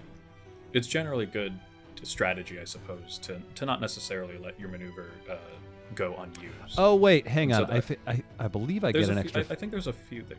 I think I yeah, get yeah. extra Make sure that focus you're- when we damage a marked creature, and I have not been counting that at Yeah, all this entire everyone- fight. So there's at least twice. Let me just I double see. check that. You can add those 2 focus certainly if you want. Yeah. Also, the first time in a combat round that any ally within 10 squares of you uses a heroic ability, you gain a focus. Oh. So Okay. So should I just say mark 3 by you? focus. So yeah, let's say 3. Let's call it. Let's call it. I think 3. that's fair. Yeah. So up to 6. So then I'm going to use as my maneuver. Let me pull it off. Now, range 10. 3 allies can make a free strike. Like Oh that. hell yeah! So let's go with 7. Willa, and if I can go upstairs, probably Alattraxa. Are we within? Is it like a low ceiling? Are we within 10 feet? It's 2 squares. The cellar is 2 squares below. So like, as the crow flies, Alattraxa is definitely within 10. My question is whether line of effect applies. You know, right? Line Yeah. of sight. And I want to say in this instance, yes, right? Because you are. This is your now thing. Yeah. So I will say that you can definitely apply it to 7 and Willa. I'm going to say no for Alattraxa. Okay. Aw. Cool. Yeah. Okay. So We bent enough rules. We're good. That's okay. That's okay. I'll punch the vine next time. yeah, so Seven and Willa, if you wish to make a free strike, you can. Okay. And you have an edge on that siphon. So With an edge. Ooh. Okay. I got a 15, which is going to give me 9 damage on this guy. Woo! Okay. I have a 16 on my free strike, which gets me. Okay. I don't have any surges. Dang it. Okay, yeah. That gets me 9 damage as well. Okay. 9 damage to both. This siphon is getting a little beat up, but it's not winded yet. This siphon, close to 7, is pretty close to death. Okay. And I think, in fact, because it is not long for life, the siphons will go. Actually, Oh, no. Oh. I will use my No. one Yeah! insight. Hesitation is weakness. Take My my turn. Okay. After the yeah. triggering hero, I will go immediately after Claudius. He says Oh, now, yeah. gets his free strike in, looks back at him, nods, both sabers in hand, and he steps forward and takes his turn. Okay. Great moment to use it, if anything, because I think the Clutch. siphon won't survive the end of this turn. Cool. I will spend the insight in order to do that, and I will start my turn. I will roll my d3 here. Only one insight. That's fine. Okay. I will move and make a double strike here. So one melee, 2 creatures. I can move in between both hits. Mm-hmm. Gotcha. So I will move in here. You can use this turn. Same power roll for both targets. Okay. Understood. Okay. I don't think I get any big thing here. I will use my maneuver. I'm no threat. To sort of have it appears as if the mask flips from the back of my head to the front, and it mimics that of a dancing mime as I use that illusion to sneak around, and I get an edge here on the strike with my I'm no threat ability here, right? Your strikes gain an edge, and if you disengage, you have a +1 bonus to the distance you can shift, and then if you harm a creature, if you end the illusion by harming a creature, you gain a surge as well, which I think will get you an insight. Yes. So this is what I will do. All right, excellent. All right, and then I will use my maneuver here, double strike, to hit the almost dead siphon, and then move on towards the barely winded siphon. That is Make your roll. 8 plus 5 is 13 plus 2, 15. Woo! Okay. You also have a 15 double edge middle against tier. that siphon. Which automatically kicks it up a tier, so that's top tier. Yeah, that's 8 damage here. Okay. This damage is definitely enough to kill this siphon. Let me go ahead and delete it. Cool. I'll move the mark to the other siphon. Hell yeah. Hell yeah. Move mark to the other siphon. This is some great synergy Surge, here. and, insight. Okay. That's crazy. Basement And then- squad. 7 It took us a little while to get the flywheel spun up, but now we're ready to roll. moves up next to Willa. Yep. So you do end your turn next to the siphon, but you do apply, what is it, 9 damage? 8 damage. 8. Okay. 8 damage. Now this siphon is winded. Hey. Okay. And that's your turn? Okay. I'll still have the siphons go. And I think Siphon they singular. will. Siphon, that's a- singular. The siphon Oh, singular. that was a free triggered action. Okay, I got you. cool. I'll have my I will have Now that you're this not siphon. dazed. I will have this siphon activate a Threxel Malice ability, Chemical Oh, good, a Sting. malice ability. I'll The take my next discipline. melee strike made against the Threxel acting this turn. The next melee strike made by a Threxel acting this turn also makes the target slowed and weakened. Okay, yeah, that's And I think in retaliation, I think you can drop a grab as a free action. Regardless, this Threxel will go ahead and try and grab Siphon. Okay. 7. There's seven. This Seven. Siphon. This yeah. Yeah. Ugh, my goodness. Like the number. You couldn't have known, but You should have simply which names renamed are too them. similar. Yeah. I have a -1 might. -1. Okay. Oh, yikes. All right. So, Yikey. any banes or edges? I don't think it has any banes. It doesn't have any edges. There is an edge made against it, but I think otherwise it is okay. So it just makes a straight roll. And Willa, you're not grabbed anymore. With a tier 3. Okay. You take 7 damage. 7. Okay. Yeah. 7 on appropriate. 7. It was you meant are to grabbed. be. And you have a bane to escape grab. And you are slowed and you are weakened. Slowed and weakened. so- Okay. Add conditioned. So- Slowed, which means speed is bad and weakened. Mm-hmm. Bane on power rolls. So wait. Okay, not too bad. Sorry, just so I'm clear, that procced the thing that the Siphon activated. It was the next attack by a Threxel does that? So, I activated a Malice ability that Yes. says the next melee strike made against a Threxel will make the target slowed and weakened. Okay, so that hasn't happened yet. Just make it This a slowed ranged and weakened attack. effect was something else? No, the slowed, the chemical sting, the 5 Malice is not a power roll thing. It is applying slowed and weakened to the target that gets affected by the flower jaws, which was its main Okay, action. so the thing of the next person who hits a Threxel will get slowed and weakened is not the thing that just affected 7. No, the next melee strike made by a Threxel acting By this a turn. Threxel. So, yeah. So That was the 5 makes Malice. Okay. Yes. So if a Threxel attacks, its target will also be slowed and weakened. Okay. Is the thing. Okay, Yeah. I It's not. parsed that It's not a completely defensive thing. backwards. It's an offensive thing. I might have also misspoke. Apologies if I did. Okay. But regardless, you take 7 damage. You are grabbed as well by the Siphon, and then it will use its maneuver to life leech again.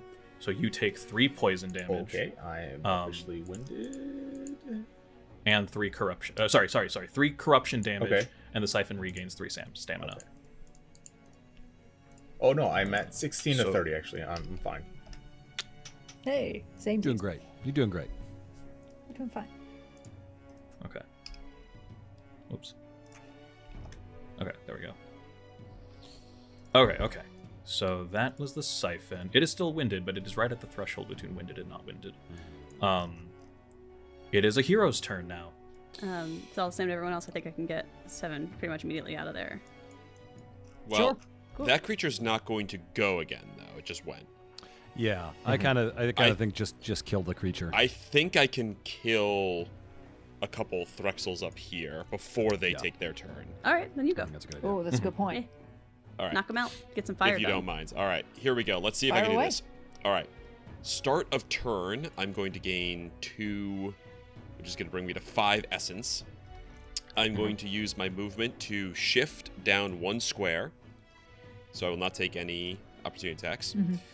I am going to use my maneuver to try to blast this Threxel detector that is closest to me. I'm trying to get him up into this area over here, so I'm going to try to force him through the wall. Nice. I see. He's going to take the wood objects. The force move takes damage for each destroys. Okay. It costs 3. Okay, so in order to get him through the wood that he's in front of, I'll have to move him 3, and he'll take 5 damage for it. And then he'll move back any extra movement. So first maneuver, knockback. I will with fire. say you did. You're talking about like hitting the detector into the bar counter and stuff.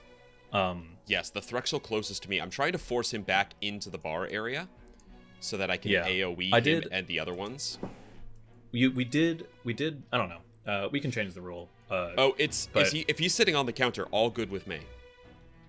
I'll say that he's sitting on the counter so that he can still move backwards. I was just Gotcha. saying that there's a bit of incontinuity and that this detector here, that's north of Alatraxa, took a We bunch hit of that damage thing from like slamming 6 into the squares counter, deep, and it just kind did of not stayed break there. the counter. Yeah, Gotcha. stone reinforced. Yeah. There's rules for breaking through stone too.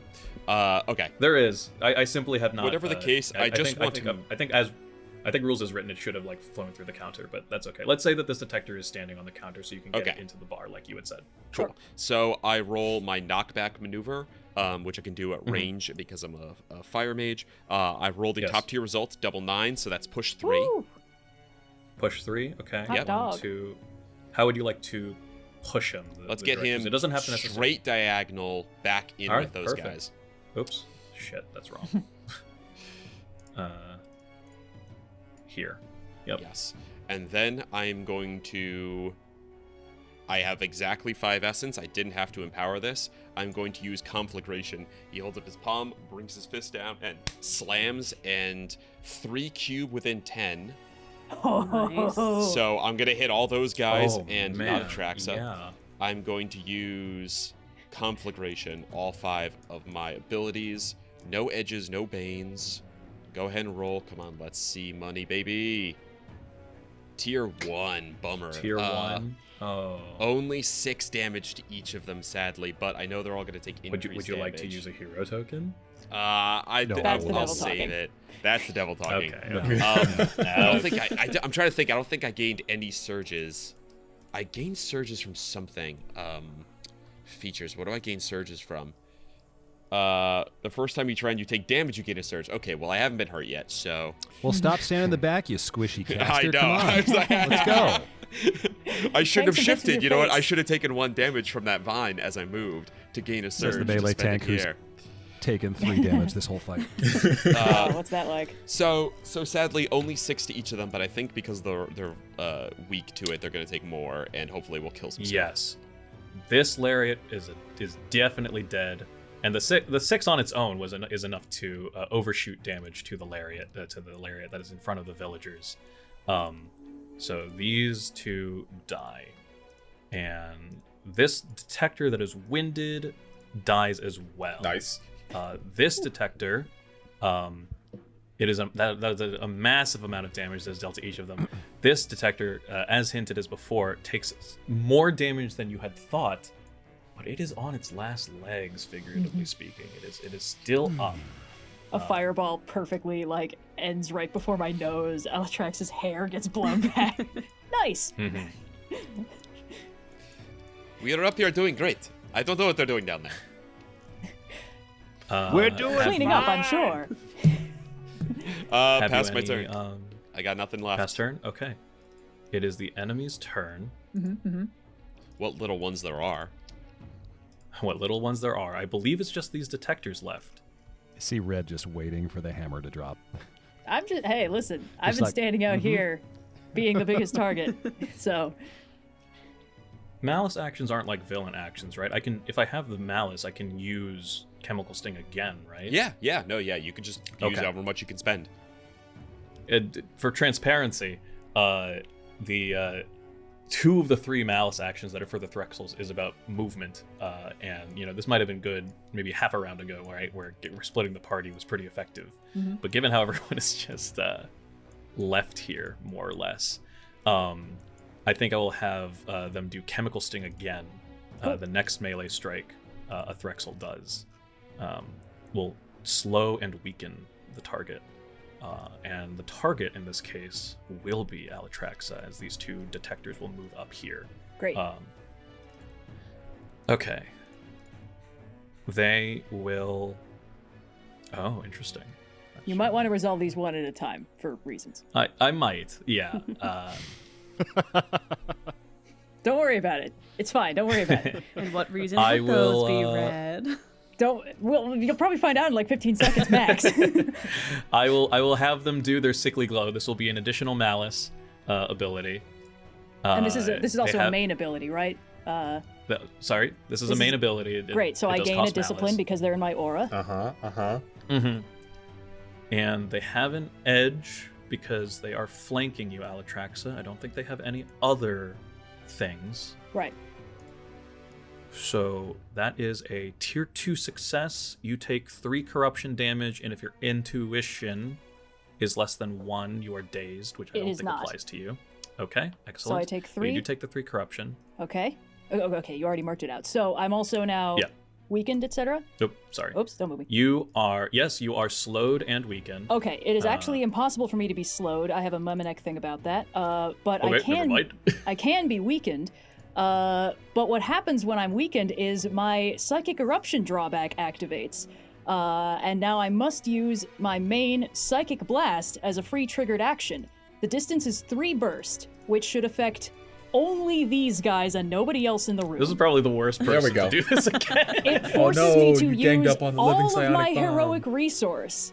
So I have accumulated. I accidentally wrote 1 discipline instead of adding 1 discipline. It requires me to use all 5 of my discipline. And now I roll 2d10 plus 2 to see how much damage I do to these guys. So okay, yeah. Let's find out. Let's see, main. There we go. Wait, there it is. Yeah, well, for each heroic resource to a maximum equal to your level. So I think But you it can says only use... using this ability costs all your heroic resources.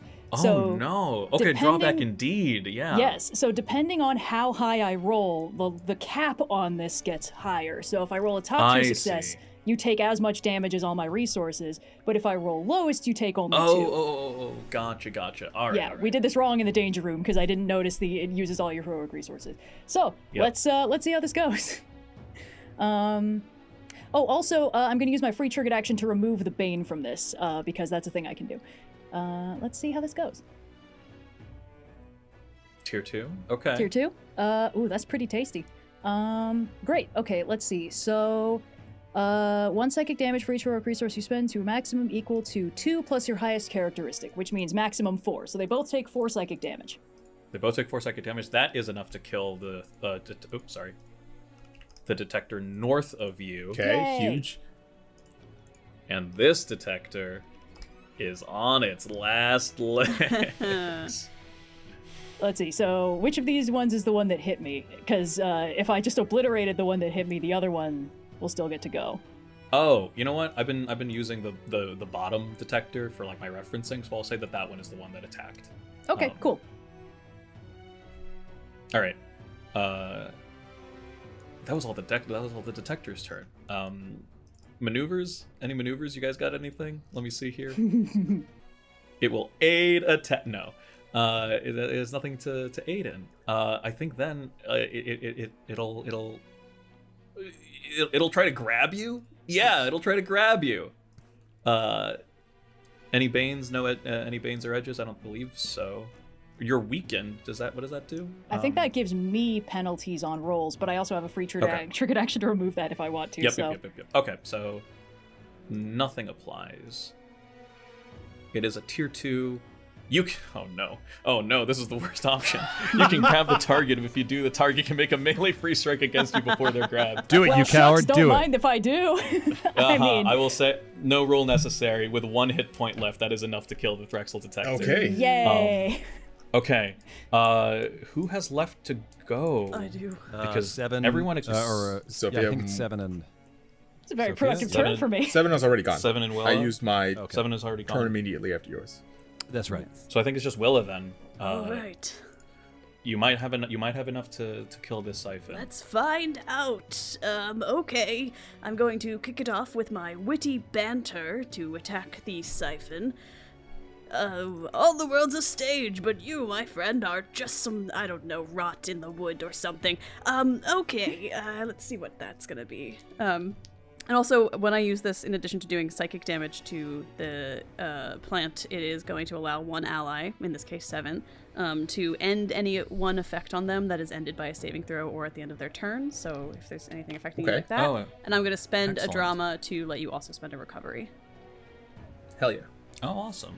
Yeah, make sure that everyone has been accumulating their heroic resource at the start of their turn, whether you roll or you just add a number inherently. But yeah, okay, who would cool. forget to do that? Ooh. That's going to be... Recoveries? Who Right, needs roll. recoveries? And that's going to be a 17, which is my 3rd tier, so 9 psychic damage to this guy. 9 psychic damage. Ooh, okay. It's getting there. It is hovering. Oh, it is a marked creature that you're attacking, so I believe Claudius, If you have not gained a focus from that this round, you do I did. now. Thank you. If you have any triggered abilities you'd like to do to the marked creature, You said it's like on its last legs. it's getting close. I'd say that it's, transparency. It's about a fourth of its hit points left. On the order Yeah. of like 10. Yeah. Yeah, I there's not really much of a reason. I mean, I can deal extra damage. I can deal an extra 4 damage, or I can let Sophia spend a okay. recovery for 1 focus point. Okay. Then Or shift. Doesn't seem to, or shift. Okay then. All right then. Anything else, Willa? Oh, you would if not, we can move to the end of your turn, and you can teleport people if you want because of your routine. Yeah, first I'm going to use my maneuver.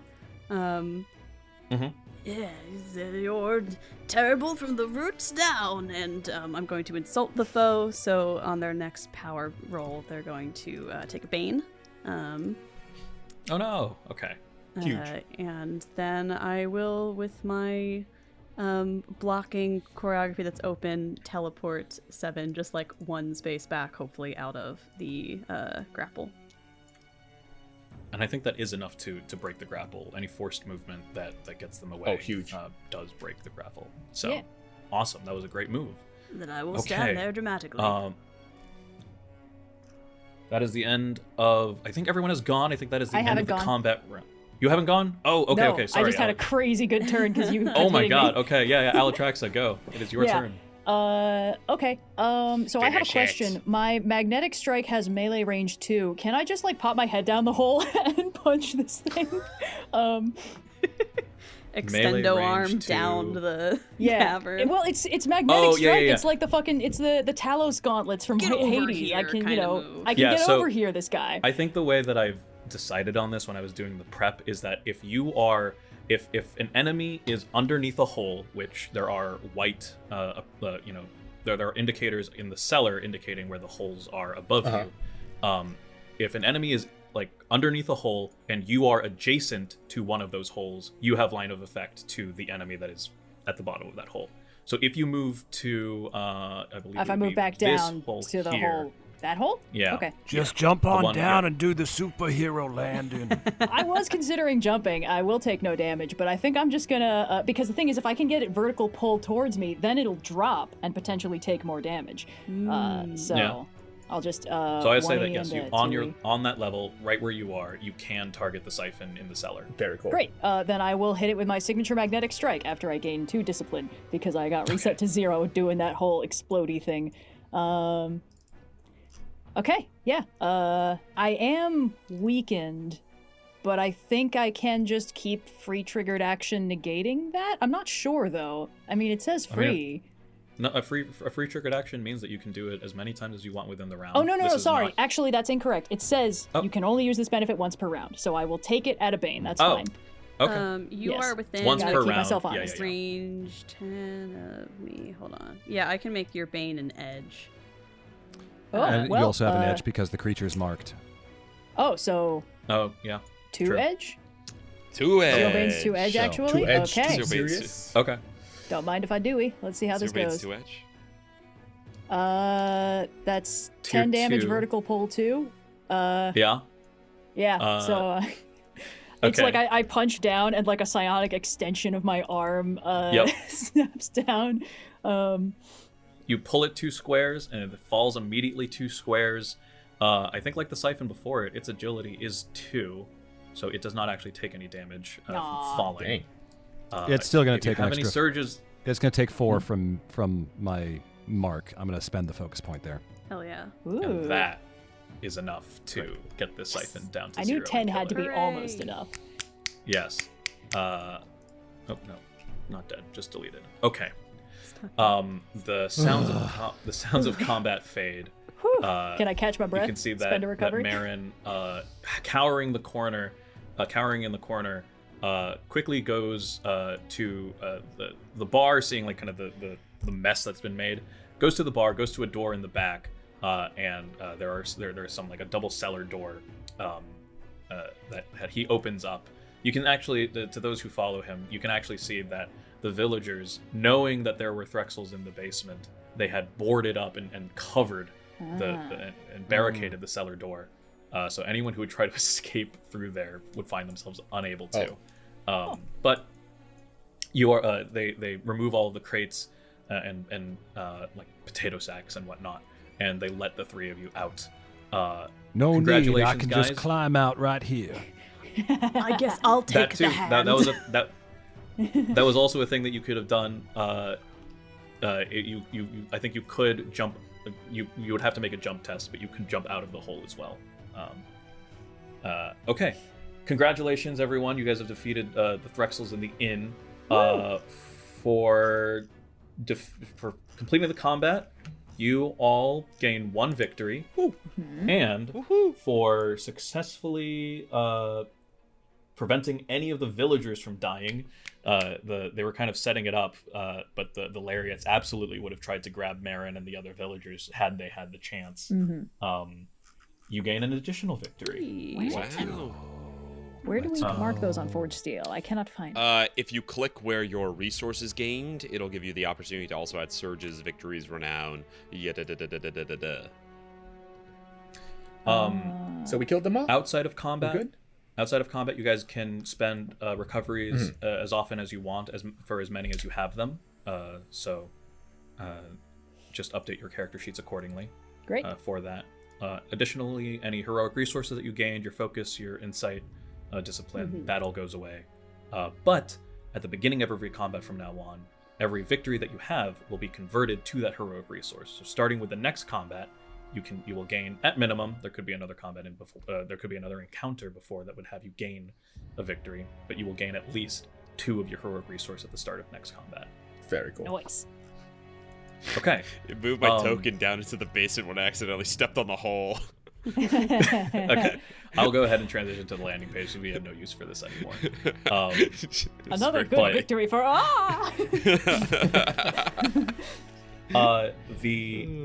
You can see that Marin goes and he lets you all out, and he's very thankful, and all the villagers are as well. You all have the ability to investigate these things as well as investigate the room beyond.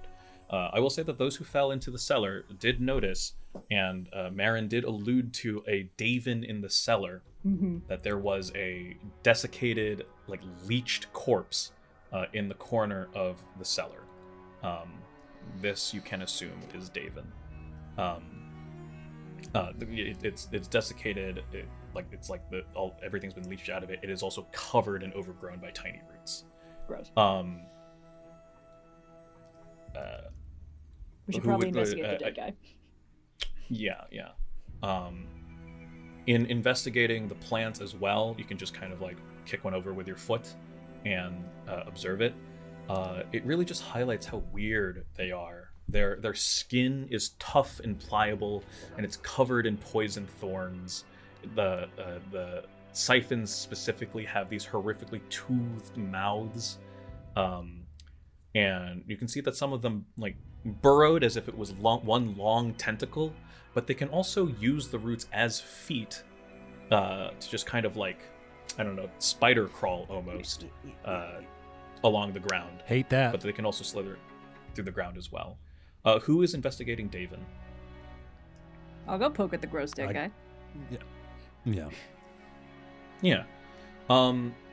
So Claudius and Alattraxa go to investigate Daven. Any identifiable physical features have been lost to the effects that have killed him, basically. I think you can intuit enough from the shredded clothing that he had that they were vestments. He was some kind of priest or preacher almost. And then looking amongst his belongings, you can see very standard things. But the thing that stands out to you is a small golden medallion, basically. In contrast to the rest of his body and any other belongings that he has, this medallion is untarnished. No marks or scuffs of any kind. Looks like it might be magical. Can I take a closer look at that medallion? Sure. Do you have? Would you like to? I'll have you, if you wish, roll a skill for it. I think there are some. I've got 2 reason. I've got 1 intuition. I'm not sure which one it would be. Oh, sure. Yeah, I can allow you to use either your reason or your intuition, and if you have a skill that you think can apply in this instance, you can add. You can add +2. Use it as you use the skill. Okay, then reason or intuition. And this is a D20 test or a 2D10 test? 2D10. Yeah. There we go. That is an 11. 11 total. Plus anything? Yeah, 11. Do I add 2 for the reason? Yes. Okay, so 13 then. Okay, that's pretty good. It goes from a tier 1 to a tier 2. Yeah, I think your intuition and your reasoning is correct. The general pristineness of the medallion suggests that there is magic within it. You don't really know what exactly is magic about it, other than the fact that it seems to be unmarred by weather. You can open it. It seems as though there's a picture of some kind of woman inside. She is. You can immediately tell from her ears that she is an elf of some kind. She has kind of long blonde hair, kind of almost your typical like elf that one would like think of, your Legolas, if you will. But other than that, I think that is all the information that you can glean from it. What this medallion was doing in Davin's possession, you might have to ask around. There's something magical about this medallion. I don't know what it might be just yet, but I think we should ask upstairs. Yes, that does seem wise. It is strange that the organics have disagreed so much about this subject. Well, you know us organics. We tend to cause little things and let them turn into bigger things. I have observed this trait among plants. Wait, the plants? All right. Are the plants fighting as well? The plants and this man certainly seem to have disagreed on the correct configuration of his body and where its fluids should be located. Well, there's a peculiar one. there's no Everything here is disturbingly organic, and yet there is a beauty to it that I find very disconcerting. 7, you had something to say? Well, there's no fluids left. And this, can I see the medallion? Yeah, here you go, 7. 7's gonna sniff it, give it a lick. Okay. You gonna roll anything or just for funsies? And then open the medallion and look at the face again. Is there a way for me to memorize this face?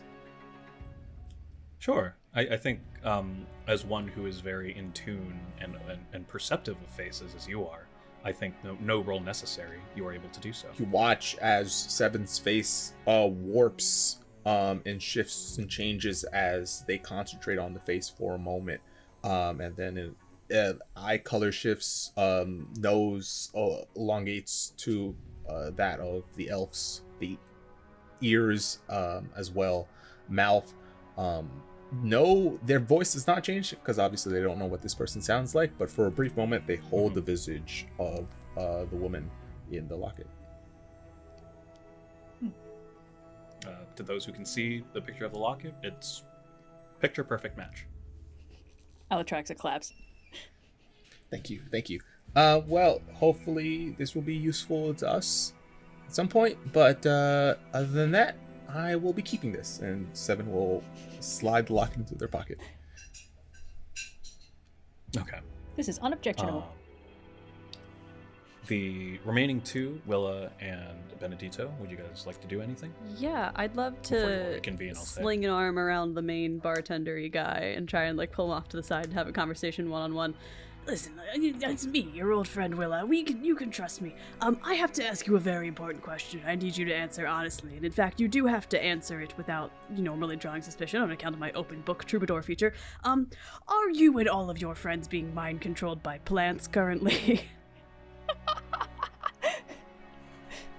You can see that Marin is taken aback by the level of familiarity and friendliness that you're displaying to him. I was human once. You can trust me. Oh, it's not with anything to do with your species or your current state of living or non-living. He referred to you as lords in the beginning, and so he seems to have some kind of preconception regarding, like how heroes should be treated, I suppose.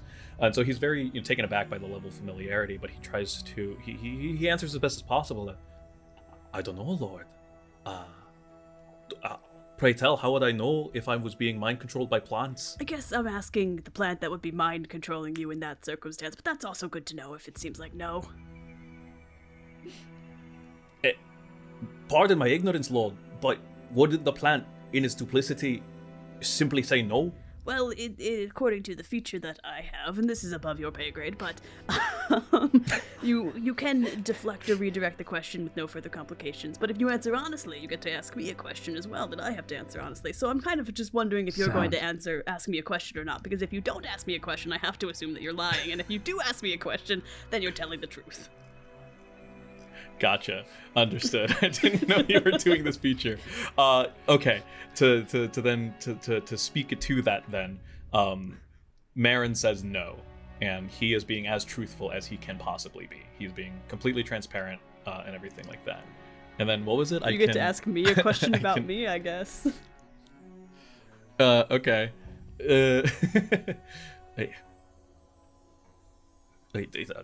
Tell me, Lord. You so powerful as you are. How did you come to be in such a state? How did you? It was it's no mystery to me how you can escape death, but how did you come across it in the first place? Yes, well, they say all the world's a stage, but in my case, my world also ended on, and in many ways began on a stage. I was mid-performance when the entire audience dropped dead. Magical curse, who knows? But instead of dying permanently, I just sort of did this. Magical curse, who knows? And now we're struts and fretting our hour, as it were. But yes, that's all. Magical curse bit, haven't quite figured it out. Working on it. Could be plant mind control. I don't know, and it seems that you don't either. So good talk, my man. I think with that, what is it? 7 Alattraxa and Claudius come back up from the cellar and show the necklace. When you show the medallion. Sorry, yeah, I wanted to take a moment to examine one of the plant creatures, if I may, gingerly pick it up. Absolutely. Yeah. Yeah. I'd like to see if I can identify what created this thing. Great.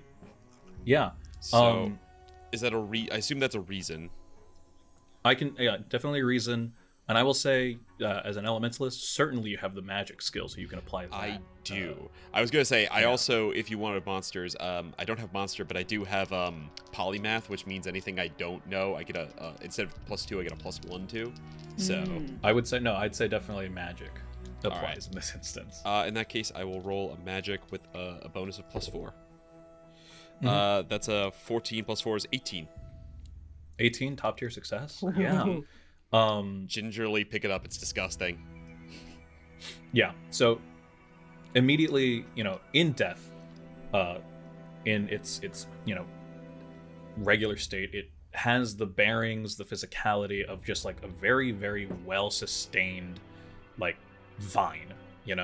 It's healthy. It's like very. It's not healthy anymore. We killed it. That's true. Aside from it being dead, it's healthy. 7 kneels down next to Benneditto. He says, "Edible?" You would never catch me eating this thing. That is for sure. 7 pulls out a small knife and starts chopping it up, pulling little pieces into a little pouch.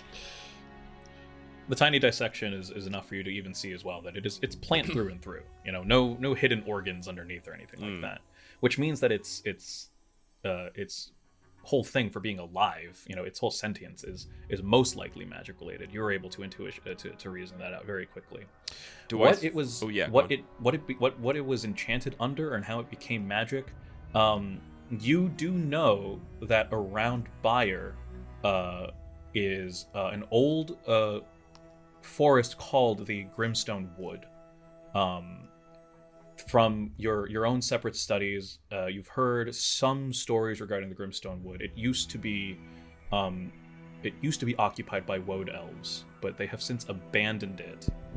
Although they have not taken any cautions to, dismantling any magic that they may have put up in there while they were occupying it. And as such, the woad elves, very protective of their space. And even in their absence, the Grimstone Wood remains kind of this impenetrable area, both physically, as far as just like thorns and branches that seem to supernaturally block the pathway of anyone that may try to enter it. But then also those who do manage to hack their way in simply find themselves exiting the way that they came without any indication that they've been turned around at all. If there was any, it is definitely the premier and the greatest source of magic there is in this area, and you can definitely make connections between the plants are alive, the wood's magic. There's something between the two. I know there are 7 elements, and one of them is green. Do I think that this is related to kind of elemental magic like yes. mine? If you had to, ascribe one such characteristic, it would definitely be green. It's the green you need. Fantastic. Carrying on with everyone reassembling. Everyone reassembles. Well, the good news is I'm pretty sure they're not being mind controlled by the plants. I know we were all wondering it. It was our first assumption. Definitely not that. Well, the other thing we found was we found a golden medallion down there with an elf. Everything was damaged except the gold medallion, which seemed to be magical and had an elf on it. 7 has it now. 7 pulls it out and flexes their face to resemble the face within the locket. It's 7's now, by the way. Unless we need it for something, it's mine. You see that Marin pipes up. Like, I believe that belonged to Davin. He used to run the chapel near here. Not anymore. He died. That would make sense. We can see that. It belonged to Davin. We understand that, but you understand that it is untarnished, whereas everything on Davin's body was tarnished. So we feel that this medallion may be a clue as part of our investigation in stopping the plants. That is our suspicion at this moment. In fact, actually, do you know anything about this medallion, perhaps about this elf who may be on here? Anything you can help us as part of this inquiry? I'm going to use detect the supernatural. Is it actually magic? Yeah, it absolutely is. Unique thing about the Draw Steel system universe, I suppose, of Orden and the Timescape is that humans are almost unnaturally attuned to the supernatural, and so when you enter a cemetery, your spine quivers from some kind of supernatural presence. That is because humans are more attuned to the presence of magic than any other species, any other ancestry. And so yes, there is an element of magic to it. What it is exactly doing is still unclear, but Marin does pipe up and say the following. I don't know anything regarding an elf, respectfully, and he turns to 7. You're the first elf or elfkin I've seen. The wood elves in the Grimstone Wood have left decades ago, centuries even. Davin, he never mentioned anything about the medallion as well, but the reason why he died was because he tried to go the way that the Trexel, or the plants had gone. He spoke of trying to defeat the threat by breaking the chain. I don't know what he was speaking of metaphorically, but that's all I know, lords. Apologies. There's not a chain on the medallion, is there?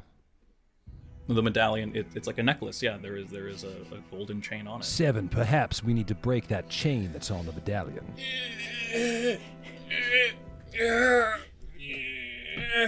Can I make some sort of check? Here, hack at it with this. I will say rapier. this. -1. Just down on the bar.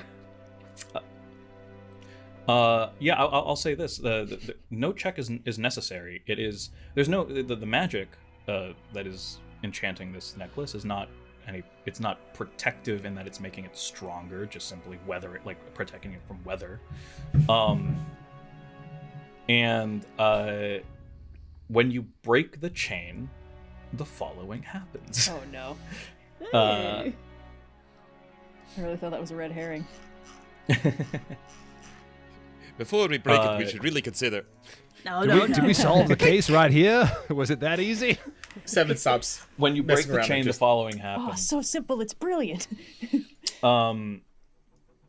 Immediately you feel your clothes and your body is kind of caught up in a gust of wind that seems to come from nowhere, and with it you can feel you can see the sensation of leaves flurrying and a almost fresh cut grass kind of scent, but just like the scent of nature, basically of healthy, plentiful nature, and you are whisked away to another place. Oh, just me? Oh. I will say all the heroes are. Oh, thank Okay. goodness. 7 Seven's gone, hates it everybody. when this 7's dead. happens. Yeah. Oh my god.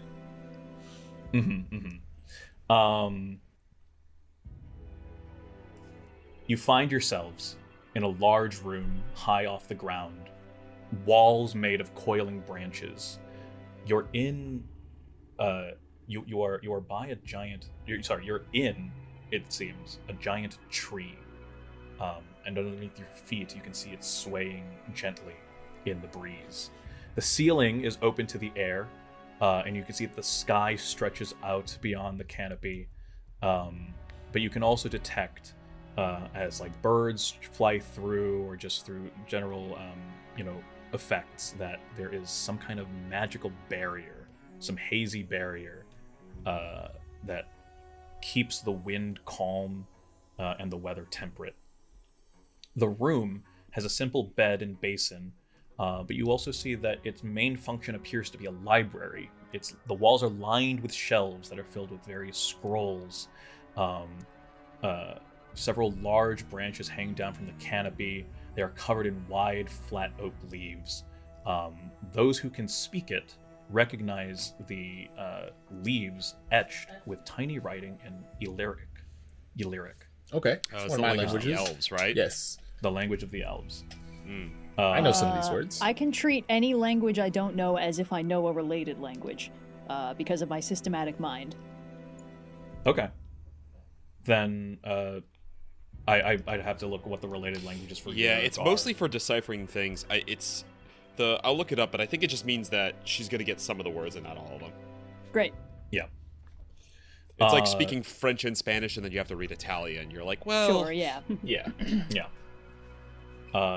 By far the most notable feature, though, however, in the middle of the open room stands a high elf with her eyes closed, and you can see immediately that she matches the features of the elf in the medallion.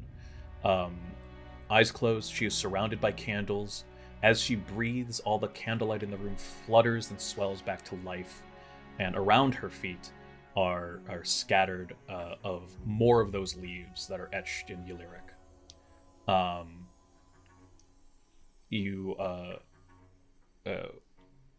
Benneditto, you can immediately feel the presence of the green, both as an elementalist and as a human. Just like a massive amount of green magic here, as well as within the elf.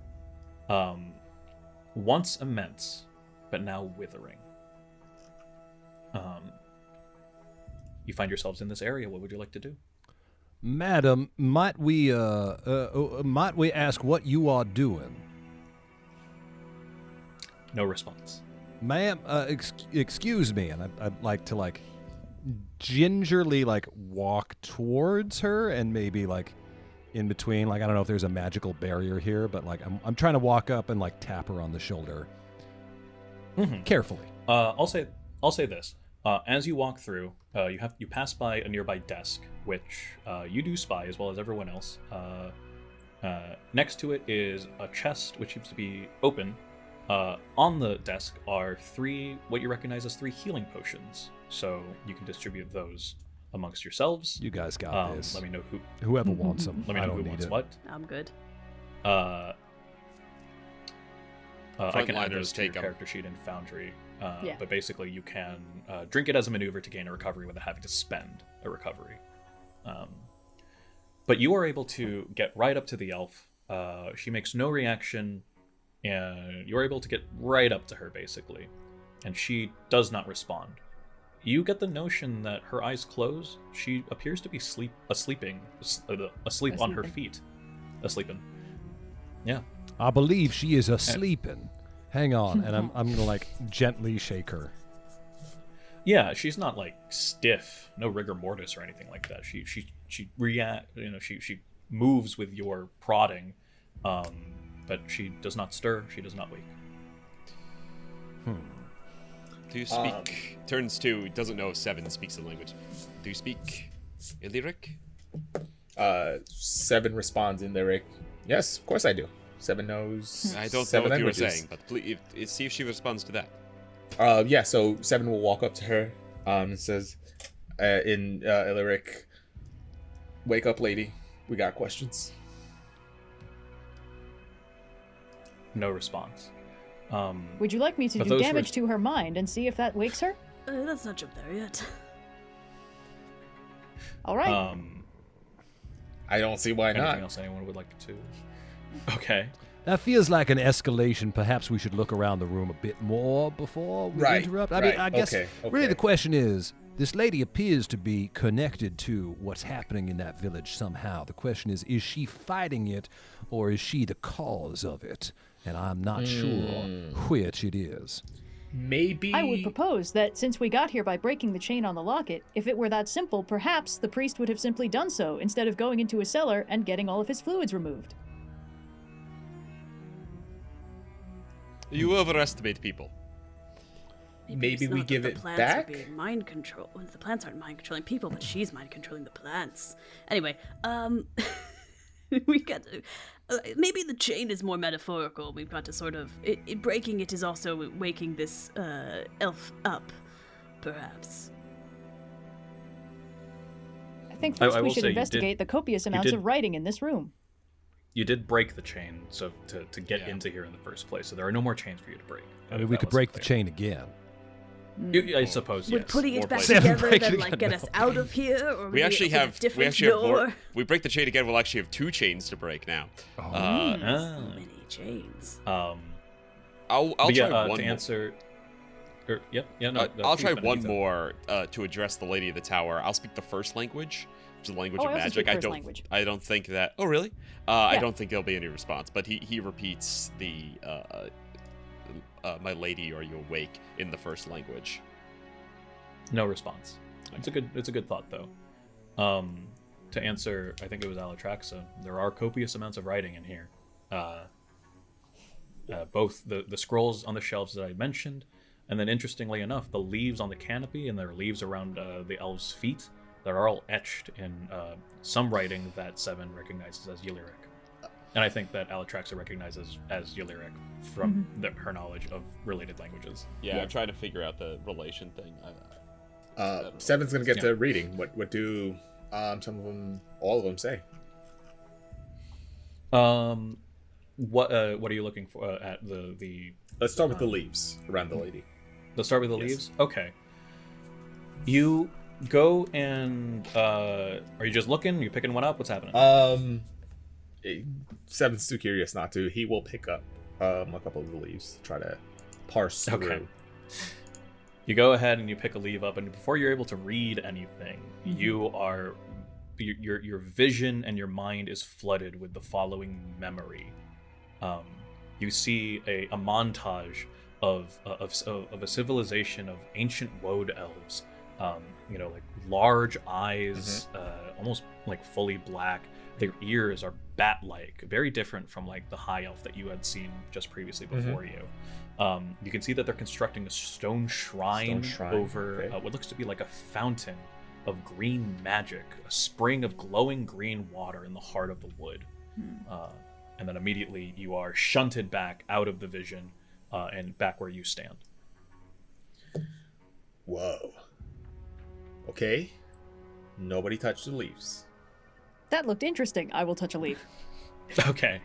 You are met with the following vision. You see you see a shrine. It is over a fount of green magic, but then you see that the shrine and the fount itself are obscured by this huge dark shadow. It is large. It is horned and thorny. You are not able to direct your vision, so you cannot look up to see what is causing it. But you see that the shrine itself is starting to become overgrown with twisting vines, and those vines cascade out from the fountain into the wood beyond, back into the library. Good news. I don't think she did it. Told you. Wait, not to will touch the each of leaves. these leaves give us a different vision? I saw a shrine over green portal. Ancient elves And were I saw building what is it. likely the same shrine, overtaken by some sort of silhouette that I could not move my vision to see more clearly, which was very I pick inconvenient. up a different leaf. Okay. You look at a different leaf. It is almost as if the point of view is if you are a woad elf, and you, spear in hand, you and your brethren are fighting and driving back a beast. Its body too big, and it completely obscures your frame, so you have no sense of what it is specifically, but it's just covered in vines and thorns. You drive your spear up into the chest, what you can imagine to be the chest of this beast, and it leaves this horrible open wound. You see that the beast roars out in pain before retracting away, and with what you can imagine are two giant great wings ascending and leaving. You look around at the remains, the ruins of your city. Back to the library. I pick up the next leaf. Okay. You now see a montage of the woad elves speaking to the elf asleep in front of you. It's almost like a dream in which you can get the gist of what they're saying, but not the words specifically. They refer to her as Whisper, and you get the sense that they are charging her with protecting the shrine as they leave. They present a document. Well, it wouldn't be a document. They present. I'm going to say it's kind of like a, almost like a not like piece of craft work, I suppose. But you can immediately intuit, and Whisper understands it as being a map to find the shrine within the wood. She looks at it, commits it to memory, and then the woad elf that then takes the map back takes a sword to it and destroys it. And then you also know that they have given her the way to enter the wood. And this phrase sticks in your mind, but you're not really sure how you could have heard it from anyone. You didn't hear it from any one woad elf. One can cross the infinite shallows that surround the forest if they hold a piece of the forest in their hand. Back to the library. Are there more Now leaf visions to go through? Should I just pick up every one of these leaves? I will put a double handful. I'll just grab a double fistful of leaves and see what happens. Wait. Okay, double fisting the leaves. You're overcome with an onslaught I of immediately memories. fall over. What does it look like? Some you recognize, some you don't. What does it look like when somebody's experiencing these visions? Honestly, to everyone else who sees Claudius and then saw Alattraxa and Seven observing it, no time at all has passed. It's almost as if like Seven picked up a leaf and then said, "Whoa," just immediately. Oh, okay. No time to draw mustaches on people. No, you got to be quick with it. I'm pretty quick. I will say that if you go on to pick up various other leaves, and you're met with other other visions, various memories regarding like the creation of this shrine and the creation of this woad elf civilization that you now know pretty definitively to be within the forest. But the sequences of events that I had just mentioned are the ones that seem particularly relevant to the issue that you guys have currently. It sounds like if this shrine has been corrupted in some way, perhaps that's where all of the plants are coming from. You know, they draw water from the soil. Maybe if they're taking it from the shrine and the shrine is wrong. What do they draw from the soil? They draw water, of course. We're all on the same page about how plants work, I think, except for maybe the magic man who knows about the magic that they do. But yes, they do. They draw water from the soil. I can't quite comprehend. I can't. They draw. It is a loan word from a dialect that we are unfamiliar with. Everyone talks like this when I'm from. I don't know what you're all on about. Okay. Yeah, understood. It's a village out in the country called Philly. What's written on these scrolls here? What did you say? What did you say, Austin? I know things are written in Hilaric or whatever it is on the scrolls. Is there any? Is there anything that's not that is parsable? I mean, Seven will do his best to translate. If not. Okay. I'll say that as Claudius and Alattraxa are, looking and observing various leaves. Playing the file, yeah. Benneditto and Seven are looking at the scrolls now. Loose leaf?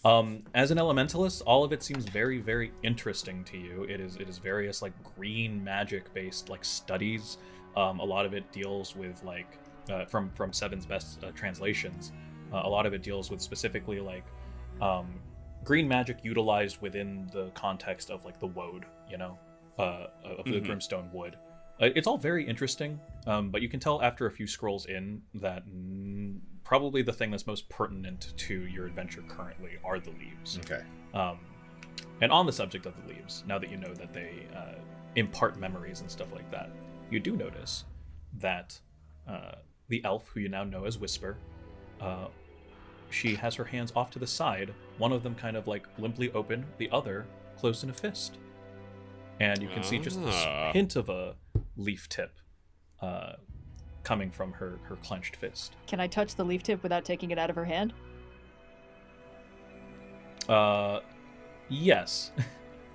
Does it do you anything? touch the leaf that Whisper is holding, and the room fills with sudden wind. The candles all blow out, and all of the heroes in the room begin to experience the following vision. You see a village surrounded by farmland, all desiccated and arid. You know this to be Byer. It is suddenly overcome and swept away, almost destroyed and swallowed by mountains of dust and sand. Then you see greasy vines that reach under the earth like muscle sinew, arranged in a giant circular pattern emanating from the woods, sapping life from the valley and sucking it back into the forest. You're suddenly met with another vision, a stone door with an emerald in the center, about a fist-sized emerald in the center, slowly opening to reveal an enormous, bruised, beating heart. It's overwhelming, it's all-consuming, and just when it seems to be too much, a calming, soft green light fills your sight, accompanied by a gentle hiss of wind and leaves, jangling wood chimes, and a sonorous female voice which says, "Fear not, heroes. Every color is a shade of green." And you can see your vision clarifies, and Whisper, in your vision,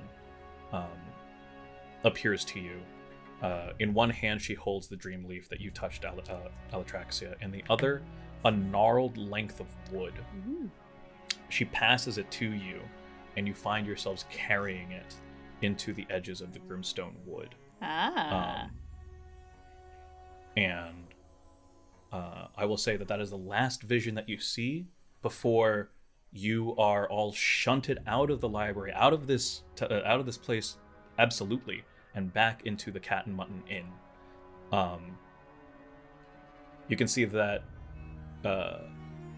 Marin, none of the other villagers, seem to have been worried that any time has passed at all. Similar to the leaves that you guys took memories from, it seems as though no time has passed. Nothing is different, other than the fact that Alattraxa now holds that gnarled piece of wood that Whisper had given her. I think that's how we get inside. Sounds like we know where to go. And cross the infinite. We hold a piece of the forest in our hand. And I think with that knowledge, your course of action, this is a good place to go to break. Woo, woo. So, come join us after the break, and we will venture into the dark heart of the wood. Hell Who would have yeah. guessed? Into the woods. I wasn't expecting it to be Into a the literal woods, dark and out of heart. the Yes. woods, Awesome. and home before dark heart. All right. Yeah.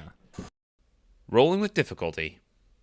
If you'd like to see more of Jack playing tabletop role-playing games, check out MinMaxed. It's a party made up of the preeminent martial arts content creators, including Sellsword Arts, Blumenek, the Arrow Bard, the Meteor Hammer Master, Instructor Bensei, all DM'd by the inimitable Tater the Bard. When the party is framed for murder, how will this gathering of himbos and their one very exasperated warlock manager solve the case and clear their names?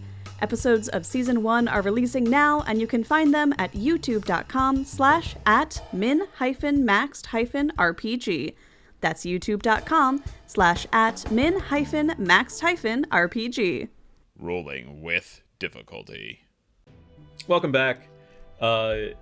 Last we left our heroes, our group of adventurers, just starting out in their heroic journey, so to speak, has heeded the call from the village of Byer, and upon entering, quickly found themselves in a situation where they figured out what the general threat was: living plants that are trying to sap the life from everyone. They quickly dealt with the encounter in the inn, and in their investigations discovered a medallion that basically told them and gave them the means to enter the Grimstone Wood, where presumably this threat that has been causing the plants to come alive and sap the energy from everyone, it is where it lies. So, I think without much more pretense, you guys all know where to go. The Grimstone Wood is a known feature. It's not hidden or anything like that. The thing that is hidden is within the Grimstone Wood, which, as I mentioned before, no one has been able to get into. However, with the vision that you had received from Whisper, you have a sense that with this gnarled piece of wood that Alattraxa holds in her hands, you think you can get around that now. So unless anyone has anything else they would like to do within the inn, talk to Marin or any of the other villagers, I guess you all proceed in the general direction of the Grimstone Wood. I was actually hoping to get like Marin's entire life story just to make you do that accent for another 5 Yeah. minutes, but I I wanted guess to in the talk to interest of all- speed, yeah. I want to talk to the 5 NPCs on the stairs and know all of their names. In fact, you see that the 5 NPCs are joined by 5 more NPCs because there are 10 villagers total, including not including Marin, that are all hiding there. They all have hell yeah. names. They all have Blast! Foiled again.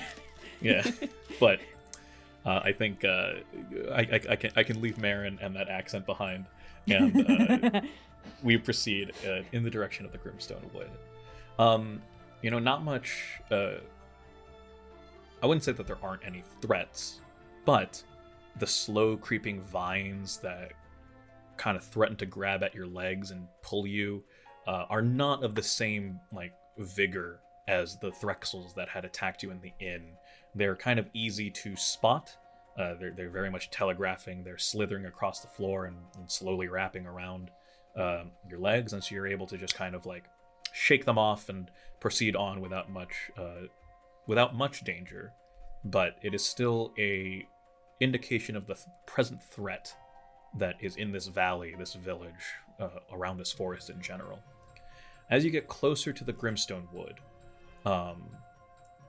you see that there is a shallow river that's surrounding the entire forest. Alattraxa, as you proceed close to it, nothing magic necessarily happens with the piece of wood that you're holding itself, but as you start to walk to the edge of the riverbank, the waters begin to part, and you and the rest of the party are able to pass unwetted through the forest, through the river, and into the forest itself. The forest itself still looks dangerous and threatening. There are boughs and there are branches and thorns and whatnot, but it does not seem to be making any active effort to keep you back. There is a way into the woods, not necessarily a path, but a way. And as you begin to cross that threshold from out of the woods and into the woods, you all see your vision darken slightly, and then just as quickly lighten back up, as some kind of enormous shadow crossed over you silently. But before you're able to crane your eyes skyward and see what that was, it is gone. As you enter the woods, you see that the leaves above catch the light brilliantly, are shivering in the wind. A stillness settles over the area, the soft noise of the wood forming an eerie, almost hypnotic beauty. But as you enter the wood proper, you can see that a trail of destruction lies in your wake. Cutting through the trees, something enormous has ripped its way through here. You all have entered the woods, which is a challenge in of itself. Getting through the woods is more than a challenge. It's a montage test. Yeah, boy! So, here at Rolling with Difficulty, we're very familiar with montage tests. The general gist of it, for Jack's sake, is you all have a number of abilities and skills at your disposal. The wood itself is teeming with various threats that you will need to use your abilities, your skills for, to hopefully pass. So you can use any of your abilities, might, agility, that kind of thing, to make a general test. If there is a skill that you think can apply specifically to some threat that could feasibly be within the forest, Austin likes to keep it kind of open-ended for us to think of our own threats, and as long as it's completely plausible, I'm pretty game with it. And you make a power roll, and depending on the tiers of success, you will receive either a success or a failure.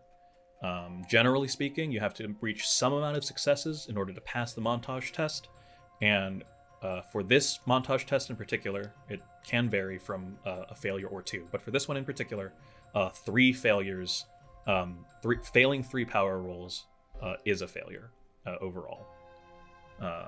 And then we don't get to fight the dark heart of the woods, and we all have to go home. And then we go home. No, you can fight the dark heart of the woods. It's just gonna be a lot harder. Okay. Yeah. Oh, great. The dark heart of the woods. I think I got one to start off. Hell yeah. I've got I have lead. So I think I'm going to give a rousing speech to my comrade and say, I know we may be in a thorny situation literally and metaphorically, but I do believe with our powers combined we can oversee this adversity and come on the other side successfully. And that is a 16 plus 2 for an 18. An 18? Yeah, that is 18. Hell yeah. That is a flat out success. Very rousing as a leader. So let me just add this for my own sake. There's a little montage test UI. Navigate the woods. You all have a success. Congrats. On Great the subject start. of navigation, I have the navigate skill from my explorer background. Would I be able to just make a navigation plus intuition test to find the best path through the woods? That sounds absolutely perfect. Yeah. Great. I'm gonna roll 2d10 plus 4, right? It's 2 from the skill, 2 from my reason, and my intuition being 2. That's correct. Oh, and also Okay. one thing about using your skills and stuff like that. Other people can use the same, people can use the multiple of the same skill. So if for instance Benneditto also had the navigate skill, he could do so. But you can't use the same skill twice. So Yes. you can't lead again, Jack. But someone else could. Yep. Okay, I All right, had Google please. roll 2d10 for me, and it rolled a total of 9, but because it's plus 4, that's 13. 13. Okay, so that is a partial success. I believe that's not a failure. I would love to roll good, just It once. this depends session. how you set the difficulty tier. So you have to Yes, decide if yes. it's an easy, normal, or what is it? Easy, medium, yes, or hard let- test. Yes. It's okay. Finding the way, I will say that it is a medium test. And then I need to find a table for It's you succeed and incur a consequence. succeed with a consequence. Okay. Yes.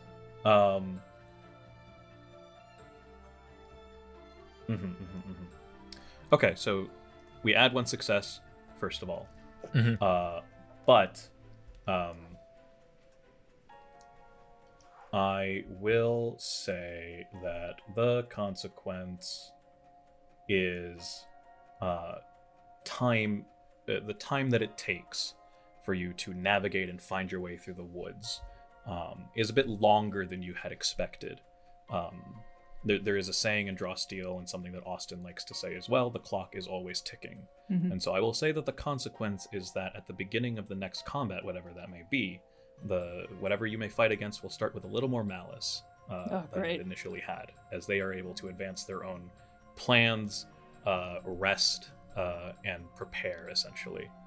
I will say, though, you are able to find the way through this section of the woods, but it isn't long before your initial navigation has run its course.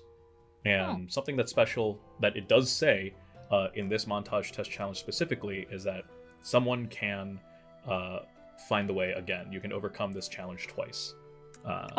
So I could make another navigation if I wanted to. I think that's my understanding. I think someone else can attempt the. I don't. Okay, Like it's. I see. I don't know. Yeah, I mean, I trust. I I thought thought it was it's always the got case it in that front of somebody them. else could make the same skill check. They can use though. the same Yeah. skill check, but not necessarily attempt the same. Because Noir, am I correct? Do you have a list of challenges to potentially overcome?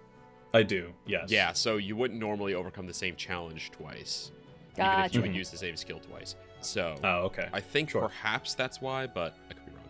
Okay. Well, then, I guess normal rules as follows. You know, if someone wished to find the way, if they wanted to navigate again, they may. But right now we're sitting at 2 successes, 0 failures. Hell yeah, just keep Willa, doing that. Do you want to go next? Yeah. I don't have a I don't have an ability baseline for this, but I have, as a revenant, can't take hold. My connection to the natural world allows me to resist certain supernatural effects, and I can ignore temporary difficult terrain created by magic and psionic abilities. Am I correct in assuming that this forest is in some way kind of magically difficult to navigate? I think absolutely. Yeah. So is there a way that I could maybe, because I don't have the navigate skill, but like could I use my can't take hold to kind of help me extend that to the rest of the party and it makes some sort of check? I'll say this. I will have it be such that, because like, I guess the way that I'm interpreting it is that like you are not unaffected by difficult terrain, but the rest of your party still is. So what I'm going to say is that this allows. I will say that you have a success on the aid ability, basically. So you're automatically giving whatever a success tier is when you are aiding someone else with navigating through a difficult terrain type challenge.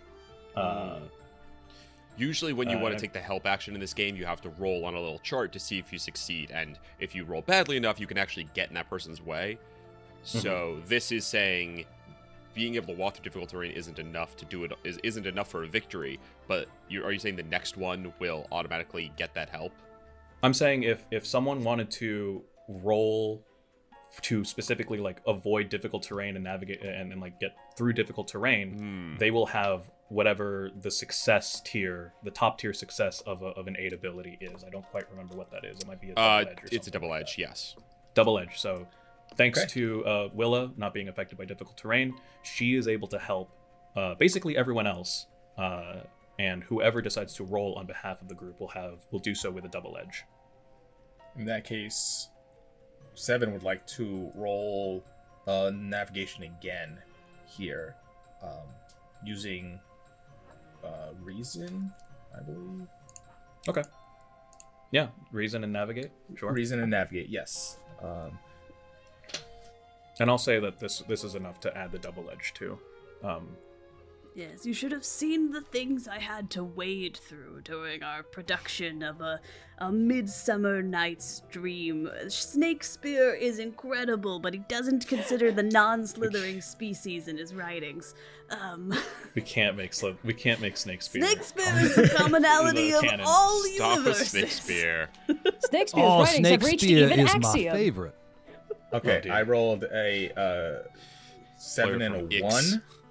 But because I am woodwise, I grew up around other wood elves in some other part of the continent. I can reroll ones. So I will roll that one. Whoa. Brim is having Whoa. inspirations to give out. This is disappointing. Right? Okay, that's a 9. Okay. 9 plus... Nope, that's a 6. Sorry, line's on the other side. 13 plus 2 is 15 plus my double edge. Double edge Kicks brings it him up to a a tier. top success. tier. Yeah, Nice. yeah, top yeah. tier. Success without consequence, I believe, right? Yeah. Oh. Yeah, if this is a medium well, the other one was. Yeah. Yeah.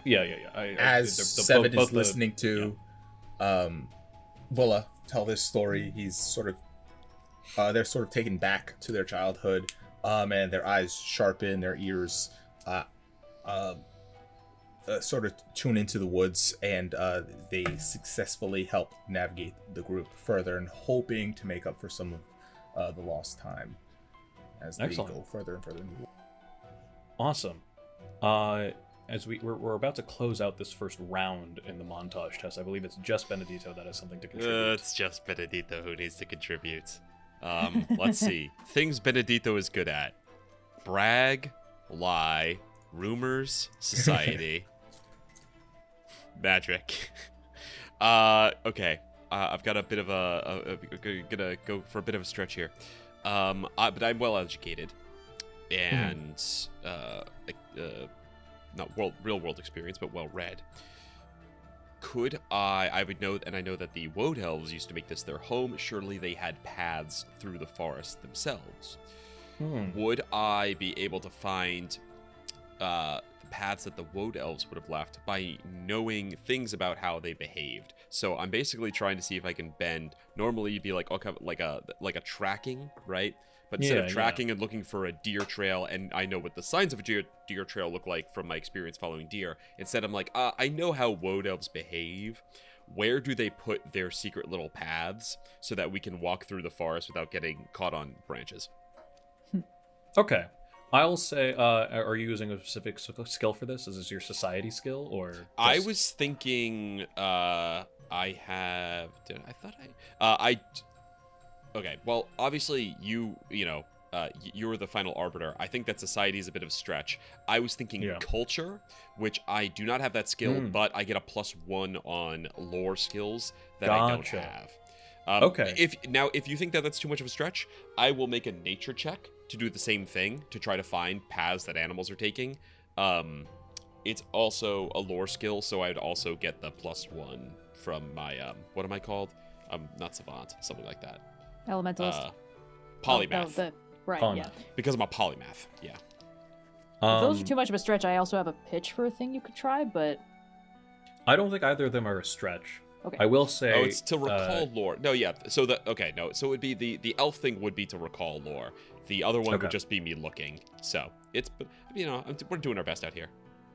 Yeah. Okay. So in that case, if there's no applicable skills, you can definitely, I would allow, using just a plain reason or intuition test. Yeah. But because you're trying to you're trying to intuit or reason, like hidden pathways from a civilization that is long gone, and unless you yourself are pretty attuned to woads or even the wood in general, I would say that this would be a hard test. Yep. So. All right. If you want to do that, go for it. I will use my reason. What did you decide if skills, if any, are applicable? I see you have. Yeah, I mean, if I'll be nice, and I'll say that you could use history if you wanted. I know it's not specifically about like Woad Elf history. I think it's more like civilization and history. But Knowing I'll about allow significant past events. Yeah. If you want, Red, did you say that you had a suggestion? It's just as loosey goosey. It's just we're trying to find a fountain of extremely powerful magic in this forest. That is and true. we do have an elementalist who can kind of sense magic. Yeah, actually, that is Okay. That sounds Yeah, great. Yeah, I actually, want yeah, so- to attempt a version of detect magic. Humans already innately attuned to it. Maybe I can kind of be a compass and lead us to the source. Good job, Red. That's much smarter than my idea. Yay, I'm getting a good grade in draw I'll say steel. that is a bit more grounded in possibility, I suppose. There is, the whole forest itself is teeming with magic, but you did get a glimpse of the fount and the threat So I'll say that this, if you wish to use magic, this would be a medium tier. Okay. A medium. And what skill should what ability should I be applying here? Reason, intuition. This can reason or intuition again. If you want to tack magic onto that, I'll allow it. Okay. I mean, I'll go reason because that's my good thing, and magic gives me a +4 to this roll total, which is that is a 6 and a 5 is an 11. Plus the 4 will bring me to a medium tier success. So that's gonna be success with a consequence. Woo. Okay. And the consequence is as follows. I'm from the city. Please do not. As you all are navigating, it has been maybe like a couple hours at this point. Benneditto kind of gives his own contribution, and for some time you all have been following his lead, basically. Suddenly, and your minds are quickly brought back to the rumbling in the inn that caused all the Threxels to crash up from the floorboards. You feel a sudden tremor in the ground again, this time on a greater scale than what you were feeling in the inn. You can hear kind of like that very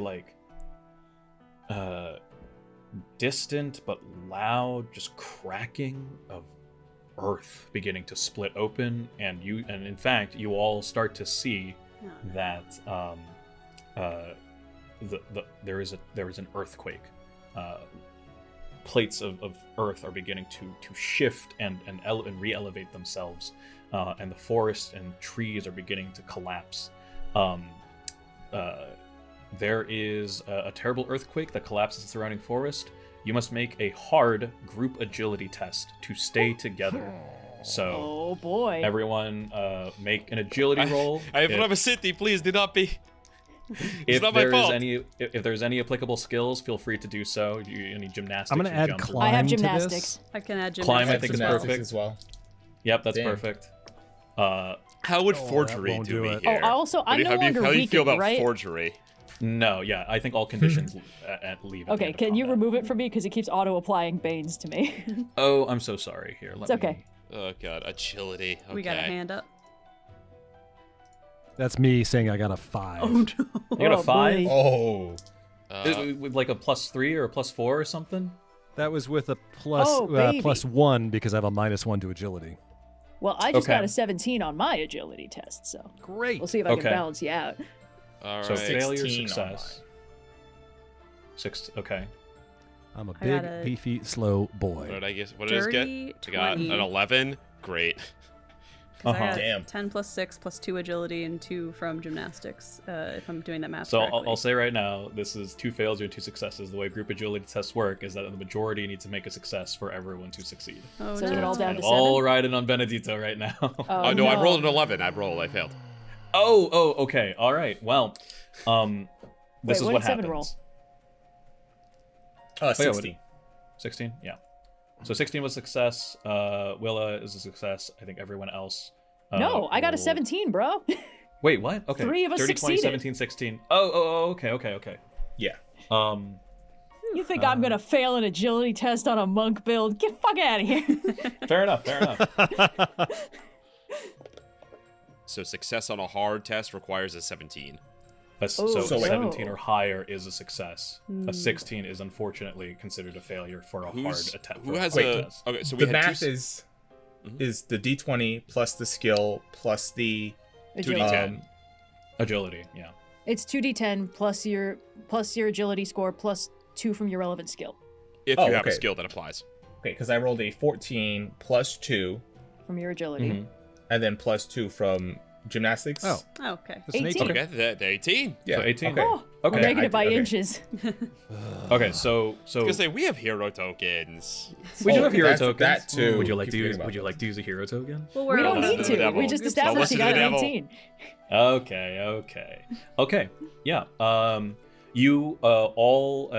So that's enough for a success. You are all able to help yourselves and help each other navigate through the suddenly shifting tectonic plates, the mounds of earth that rise and fall and threaten to separate you all. If you had failed, you all would have separated, and you can no longer use assisted tests to help each other during the second round.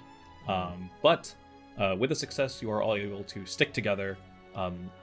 After some time, the earthquake subsides, and and you are able to continue on. So we are now entering the second round of the montage test.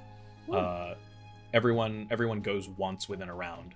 So we reset. If anyone has another skill, another Don't make me ability go they would like again. to use. Yeah, Please. I got. I'm gonna use lift. I'm gonna say we like come across a big rock, and I'm gonna lift it out of the way because I'm a big, beefy, slow boy. Yay. I'll So- say here. I'll yes and you. Not necessarily rocks, but part of the earthquake.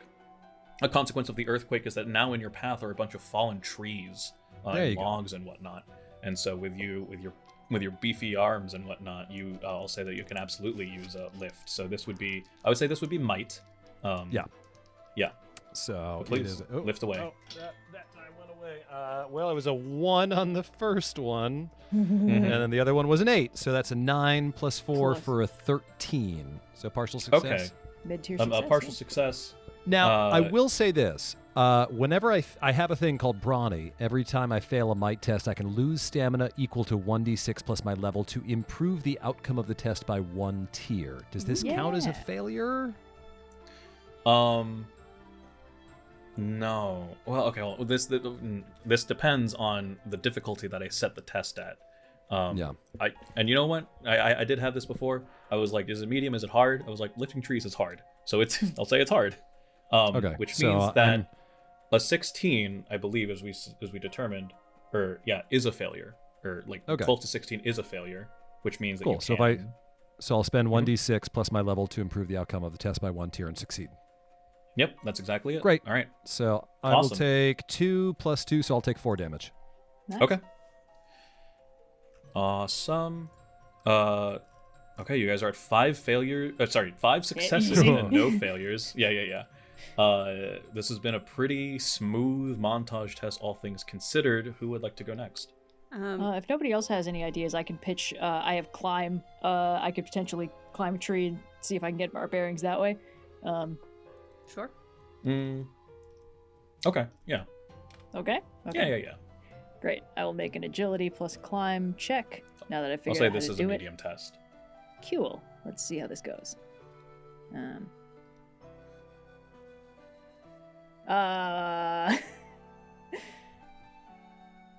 I have Mhm. failed. It is the lowest tier. It is an 11. Oh, that sucks. Would you like to spend a hero token to reroll Silence, the test? devil. It's physically impossible for me to take fall damage We've- falling out of this tree. We've got a so- few failures left, so I feel like Okay. we can play around because we haven't failed one yet, right? Yeah. Also, Yeah, do this is surges fun. expire at the end Yeah. of combat? Because if not, I do have one still. I think surges do expire at the end of combat. Okay. Goodbye, surge. Yeah. All of your resources except for victories and recoveries, technically. Cool. And stamina. Whatever. Cool. Anyway. All right. One failure. But I climbed a tree and there was just more trees. Sorry. one failure. Well, but I a could have myriad told you of that was successes. going to happen. What is Yeah. there to worry about? Who would like to go next? I have track Ooh. here. I know it's specifically for creatures. I know we it's are been some kind time of since we tracking saw a the big giant. mysterious creature to its lair. Yeah, I was gonna say, yeah. it's been some there time is- since we've seen it though, so I don't know how that's going to work out. But either way, I think that's the most logical target for this track. I think that's perfectly reasonable. I would say reason or intuition, and you can use your track. Yeah, reason here. Okay. So D10.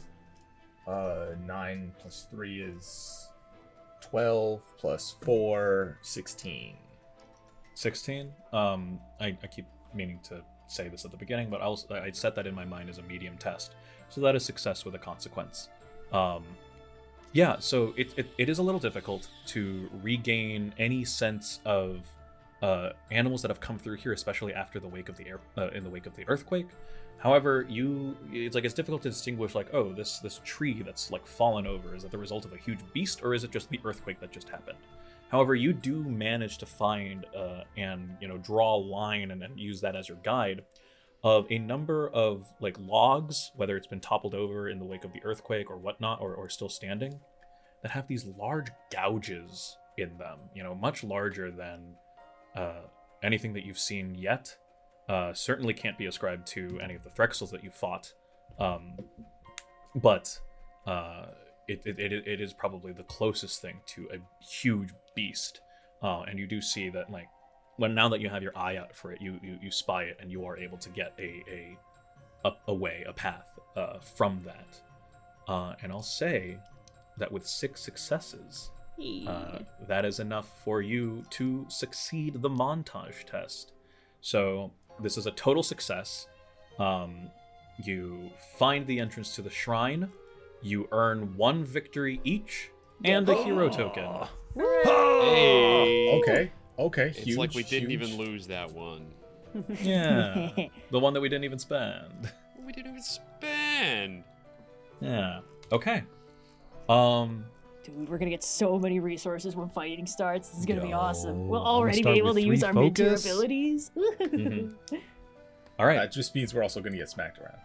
What? Nah, No, don't be silly. Nah. It's About to bust out a level 7 all the way or down. level 3 ability. Level 3.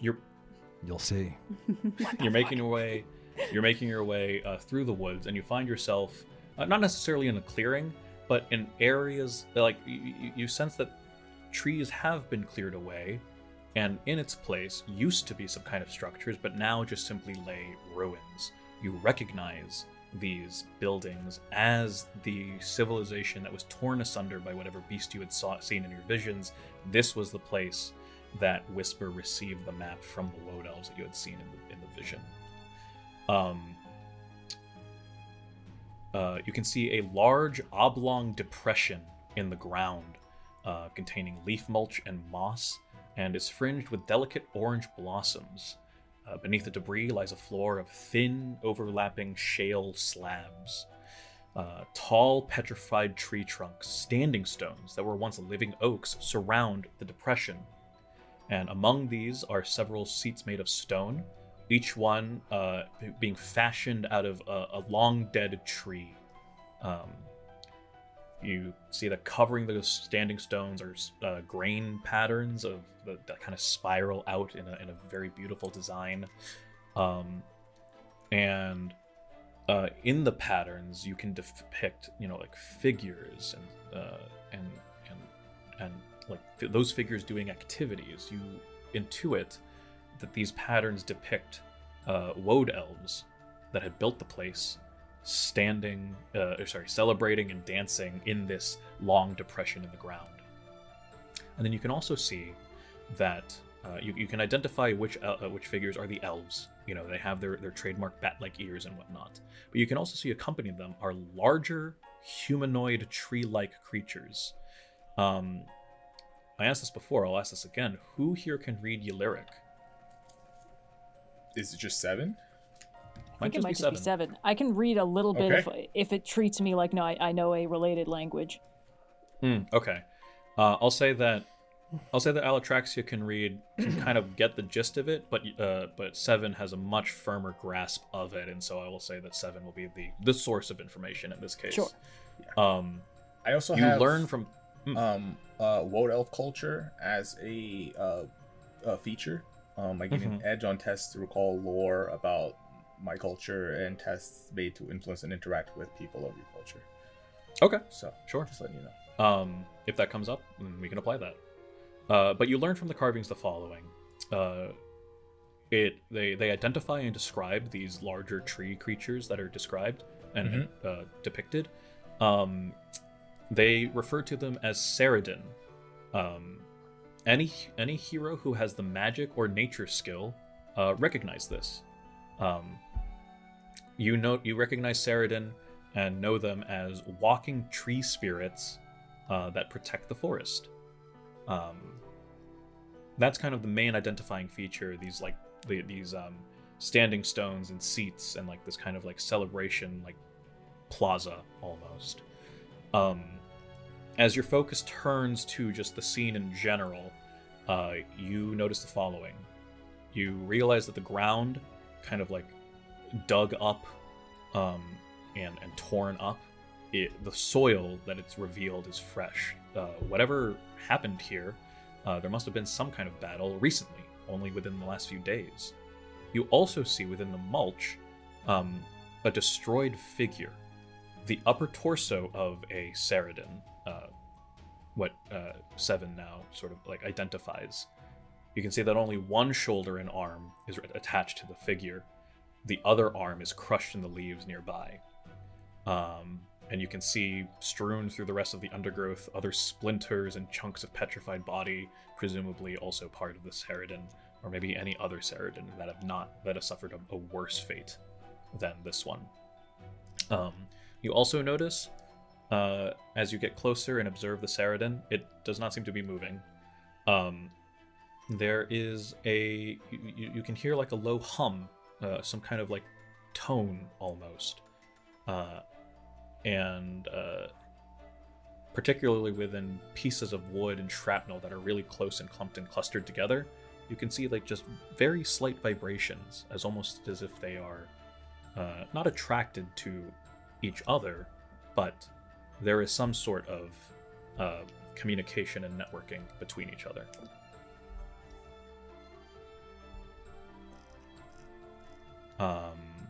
Perhaps we should try to pile the pieces.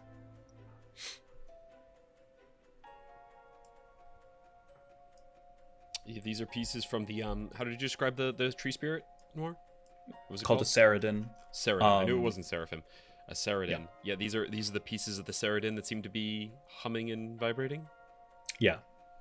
Yeah. I mean, yeah, I don't know. Perhaps I'm being silly, but maybe we should make some sort of test. But like, I think that Red's right. We should see if they go back together. Yeah. Mm-hmm. Works for me. Yeah, I mean, you probably can't. The little Iron bits of Giant's trying to shrapnel put and wood. himself. Yeah, the little bits of shrapnel and wood are too small to really reasonably figure out where they go together. But there is the main body that has one shoulder and arm left, and then the arm that is kind of some ways away. Well, we can try and do that. Sure. I'll go get the arm and bring it close to the torso piece. Sure. To affirm your suspicions, the closer you bring the arm to the torso, the more you can start to feel it vibrating, the louder that low humming tone gets. And when you just kind of place it next to the Saradin, and it doesn't magically like Iron Giant itself back together or anything like that, but you do see that the once lifeless eyes of the Saradin now flash and glow this very calming green. The spirit scattered amongst the many pieces of the Saradin, enough of it has accumulated together within its vessel to be able to reassert control.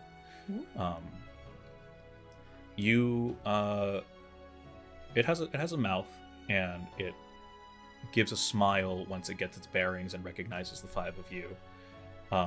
It does not speak, and you're not sure if it has the capability of speaking, and even if it did, it might not be in a language that you recognize.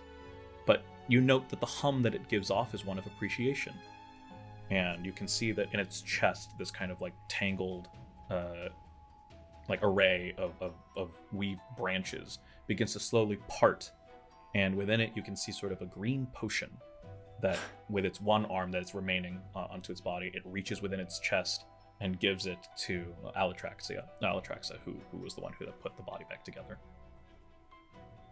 Thank you very much. I'll say that rather trivially, you're able to identify this as a growth potion. You can you can pour it over an object. It'll increase the object of if it's size 2 or smaller, it'll increase it'll cause the target size to increase by 1. If you drink it, your stamina maximum and stability are doubled. you gain an edge on might tests, and your weapon abilities that deal rolled damage gain a damage bonus equal to your highest characteristic score. So any attacks that you do, any weapon attacks that you do, it'll be +2, I believe, basically. Does that I'm include gonna hand this to Benoit. If your ability has, I believe, weapon in it, it doesn't necessarily have to be like you use a weapon, but if it has the word, if it has the keyword weapon, then I think it would apply. You shrink back to your original size after 3 rounds. You have your current stamina maximum and stability, and you lose the other benefits of the potion. How do we take potions in this game? Are those maneuvers? Are those free actions? Maneuvers. You drink them as a maneuver. And I can go ahead, in fact, and can I Claudius. ready this potion to take as soon as I see a creature that looks hostile to show up? Because I really don't want to waste a maneuver. That's fair. In combat. I think since you made your like a intentions grenade. known to the director, All I'll right, say here. that you can. I'm ready for a fight.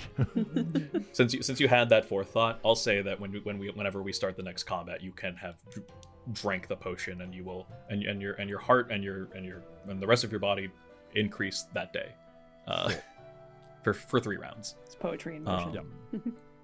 Yeah, let me just go ahead, and there are items, projects and rewards, treasures, consumables, echelon 1, growth potion, here it is. And I've added it to your thing. I will also remind everyone that there are 3 healing potions among you. Yes. So just make sure that you know who has what. And those are 1 recovery as a maneuver, right? Mm-hmm. Okay. Free Yep. recovery too. It doesn't spend one of the ones. Free already. recovery. You don't. Yeah, Yeah. you don't Yeah. spend the actual recovery resource. Okay. With nothing else, you guys continue onward. The ruins kind of sprawl out beyond you. You continue on, and you find yourself in a large clearing in the very heart of the wood. In the middle of the clearing, you can see the results of whatever battle had occurred. 3 large mossy lumps in the sunlight, seemingly having crawled there to try and gain any source of vitality, but when you go on to expect them, maybe a little tentatively, they are definitively dead. A rocky cliff towers over the northern edge of the clearing, and set into its side is the outline of a door, one that you guys recognize as the entrance to the shrine. And you can see that there is a fist-sized hole in the heart of the door, Where the emerald is supposed to be. The emerald, yeah. which you recognize as where the emerald was. But there is no emerald here, in the door presently, and the door itself remains closed. Okay. So we gotta find that emerald. Yeah, Unless anyone I'll- happened to bring a shockingly large emerald with you. I left all of them at home, unfortunately. I have a sapphire. You guys are having gemstones? Most things in Axiom are classified as gemstones here. It's quite strange. I'll say you that classify as if everyone gemstone? would like to make a, I guess it would be a reason, as you guys kind of search, basically, if you have the search skill, or yes, I whatever do have the equivalent it is search. here, then you Yes. can add that as well. But I'll say that everyone here goes and goes hunting for that emerald. How's a 9 do you? 14 on my 6, end. 4. 14, Also a okay. 14. 14. That Okay. is a 16. Ooh. All right. Yeah. And Benneditto's not even trying. No, he's gonna sit down. Okay. He's gonna wait. Finds another Yeah. mug of something that's not ale. I think the 4 of you, sans Benneditto, are immediately just like, well, something must have taken it. Let's go examine the bodies that are that are lying in the sunlight. One of them is, as you kind of just like go to observe, one of them appears to be like a bear, but it is green in skin and fur, and like in areas almost seemingly coming out of itself are vines that kind of like wrap and weave around it. It's almost as if it's a bear made of plant or something like that. And kind of in a similar nature, The other body, the other lump, the other lump is, you recognize it now to also be a Ceridon, except that it's not made of the same like petrified bark and wood that the original one that you had met is of. Similarly to this bear, it seems to be made of like this plant and vine and has this very green tint to it. We're playing Annihilation. The last figure is pretty obvious. It is a giant veined plant pod with an enormous blossoming flower on its top. You imagine that in life it can be very beautiful, almost as beautiful as it is deadly. But this giant like plant pod is an area within which to explore, and indeed, as you kind of root around inside both Alattraxa and Seven, you see that in the middle of the pod-shaped body, a fist-sized emerald, and as you hold it up, it glints green in the sunlight, in the waning sunlight.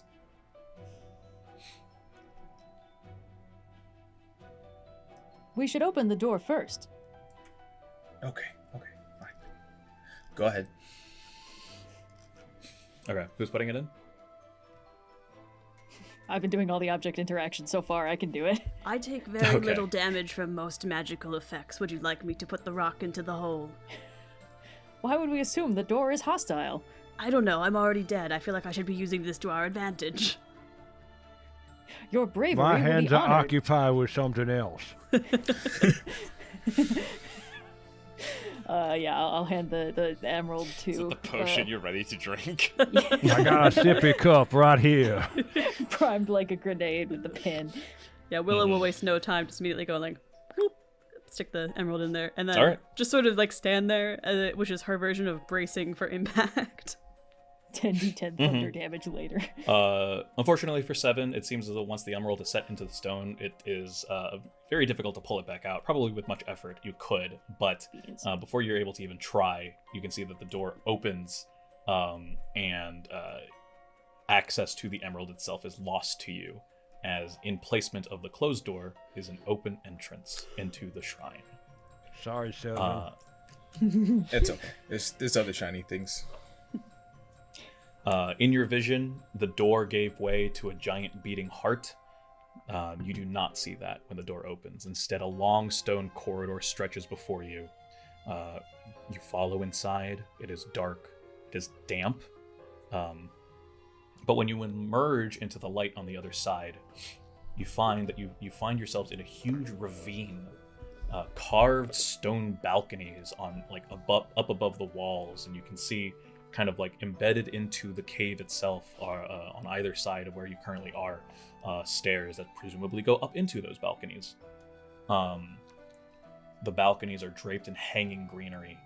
At the back of the canyon is an enormous pile of food, barrels of ale, iron tools, spices, cow carcasses. You see, like, oddly enough, raw iron ore and more of this various treasures, basically taken from the farmers of Byer, traveling merchants, and the like. You spy far above this pile, at the top of the canyon. You can see that there is another balcony, kind of like set centrally now, a fountain. You can see channels of glowing green water flowing through the canyon from this fountain, but many of the channels are blocked by twisted brambles, and the flow you saw in your vision, the flow was like very mighty and strong. This is weak and feeble channel of water, and you can see indeed that out of this fountain, lariats, detectors, siphons, other like petaled flowers that you don't recognize, crawling out of this fountain, slithering away out of the canyon into the wood beyond. And on that same platform, the beast that has been taunting you this entire time, an old wizened dragon covered in thorns like a living briar thicket. The dragon turns their head slowly down toward you all. Drostiel. Chug my potion. Yep. Let's do Okay. it. I'll go ahead and roll the d10 for us. Yeah, go for Do it. it. Just roll good. Oh no. Oh wait, no, that's a 7. Oh, 7? my Okay. goodness. Oh, this is enormous. Yep. Yes. This is Okay. a big temple. This is awkward. Well, I see. the temple. It's layers. Yes, the Yeah. temple is a quarter as large as the map suggests because there are 4 levels to the temple. No. Okay. Levels of the hidden temple. Generally, you can see from top to bottom, left to right is going up in elevation. So if you can see stairs on either side here, you presume that those go up to the other level. At the top level, you can see the fountain that I had described, as well as the dragon, Edrade, the Leech Lord. Okay. Jack, you rolled already. You said you got a 7? Yep. Okay, excellent. So the heroes once again go first. Sophia, you want to start us off? I'd love to. Allow me to win. Wait, sorry. Never mind, hold please. Sorry, I need to change the Don't token. introduce I need us, to Joe. change- Not yet. I need to Technical change difficulties. Claudius's token because apparently, right? Because you, for the next 2 rounds, you are, I'm a big boy. You're a big boy. For next That 3 did not rounds. work. Or is 3 it rounds. For next yes. 3 Oh, man, rounds, I get a yes. surge because of my thing. Mark that down real quick. Now we can introduce tonight's players, please, if you will, Willa. Yes, of course. I'm here to vanquish you, I assume, unless you want to talk this out. It's us, group of adventurers. I am, of course, the great Willa Shambles, and then over here we have an incredibly large human man. That back there is our changeling friend. That one does magic, and that one is a robot. Face your doom. Okay, everyone can shift up to their speed. And you all have a double bane on ability rolls made against you until the end of this combat round, and a surprised enemy is no longer surprised. Do we think this dragon's going to come down to us, or are we trying to get up to the dragon? I was going to I'm assume that we're beelining for the going up, dragon. but yeah. If anything, our plan should be to try to bring it down to us if anyone has any kind of forced movement. I can push things away from me. I can pretty safely fall from any height, so I figure I'll go up skis, and then Yeah. if anything weird happens, I'll just come back down.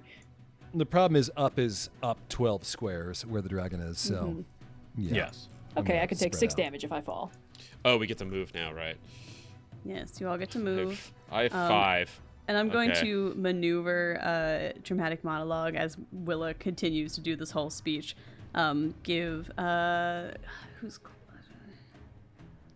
Who doesn't currently have a surge? Is it Austin? And... I do not. Oh, okay. I thought you did because of Oh no, you're right. I do have surge. Never mind. zeal. I lied. Feel their zeal. Yeah. Give one to the big boy. Big Give it to boy, the you big get a boy for sure. surge. Hopefully he can do a big damage early on. Jack, you get a surge from my maneuver dramatic monologue, and then I will use my movement, which is 8. Who has the 3 healing potions before? I know I definitely have 1. Okay, Wally unless has you 1. need me to have all 3. Okay, who else would like one before? Let's iron this out before it becomes super relevant. I don't want one, so I would assume that someone else took it. Okay. I can take one. I take also one. have an ability that can give me temp stamina if I need it, so I was like, if anyone else needs it, I need this less, but... All right, I'll take the Then third you should one. also take one. Yes. All right, perfect. We're good. And I would also like to, when I get into this spot, activate my performance of blocking. Okay. And as my turn comes to a close, if Jack, I think you're within the aura, within 2 spaces, I can teleport you. I guess I can't really teleport you anywhere because you're already at the edge of the aura, so hang out. Okay. Jack, I saw you were trying to drag your guy up to the Yeah. next level. I'll just see him. I think try moving up to the top of the stairs. Let's see how this works because of. Uh-huh. Okay, there we go. Whoa, There we like go. sorcery! Yep. Okay, so I did add some teleport pads, basically. Oh man, are you stuck now? No, you're not. Okay. Witchcraft. It might be a little wonky because I did not really anticipate Jack immediately harking the growth potion. Oh, apparently, if you go But- back to that spot, it's fine. Great. Yes, yeah. So going up, you'll go up. 7 now. Going down, you'll go down. So you'll have to re-enter. You have to re-enter the space basically. Oh, okay. Yeah. All right. With that, it is Edrade's turn. Edrade will do something. Damn, it's got a name. A name and a subtitle. What's it a name? Sounds like they took all the letters in dragon and mixed Oh, it them does. around. It does have a title. Oh, yeah. The Leech Lord.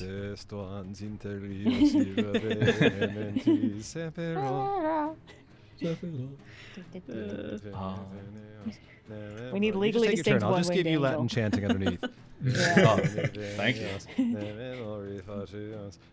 Okay. Shoot. Okay. Remind me, Austin. Villain actions, do they have to go in order? Like villain action 1, then 2, then Nope. 3? Or no? I Okay. don't think so. I think you get to pick. Okay.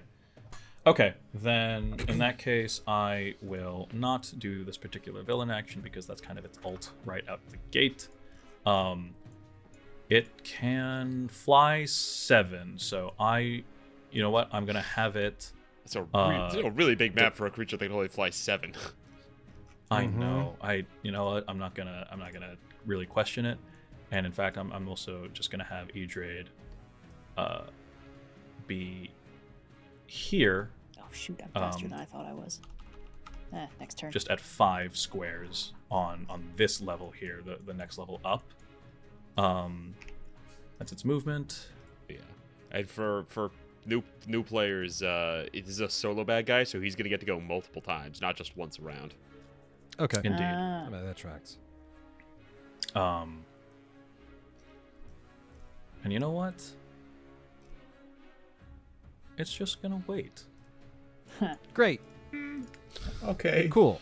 Can I go I think next? there is the defend action if you want to take the defend. It will action. defend. Yep, I'm looking. I'm hunting for its maneuver. Yep, it will take the defend action. Benoit should definitely go next. I believe what that means is that Let the big man go. it creatures get a bane on it. I believe so. Yeah. Okay. Yep. All right. There. And then I've got one more movement. Nope. There we go. Yeah. The way, so the way that this is a bit of a detriment to you and your size right now. For Yeah. movement specifically, you can't cut corners. Going around corners, you have to go up and then left. Okay. You can't go diagonally. That's fine. Yeah. So that's as far as I can go anyway. So I think the movement. first, I think that's baked into the movement, which is why, like, Yeah. if you were trying to round a corner and go diagonally, Got it. it hasn't been allowing you to. So that's the Good to reason know. why. okay. First and foremost, let's mark him. I believe he yeah. has been within range. Oh yeah. So he's marked. Excellent. And then let's do an exploding arrow attack. It seems to be working well. Okay. Now, so what does it defending do?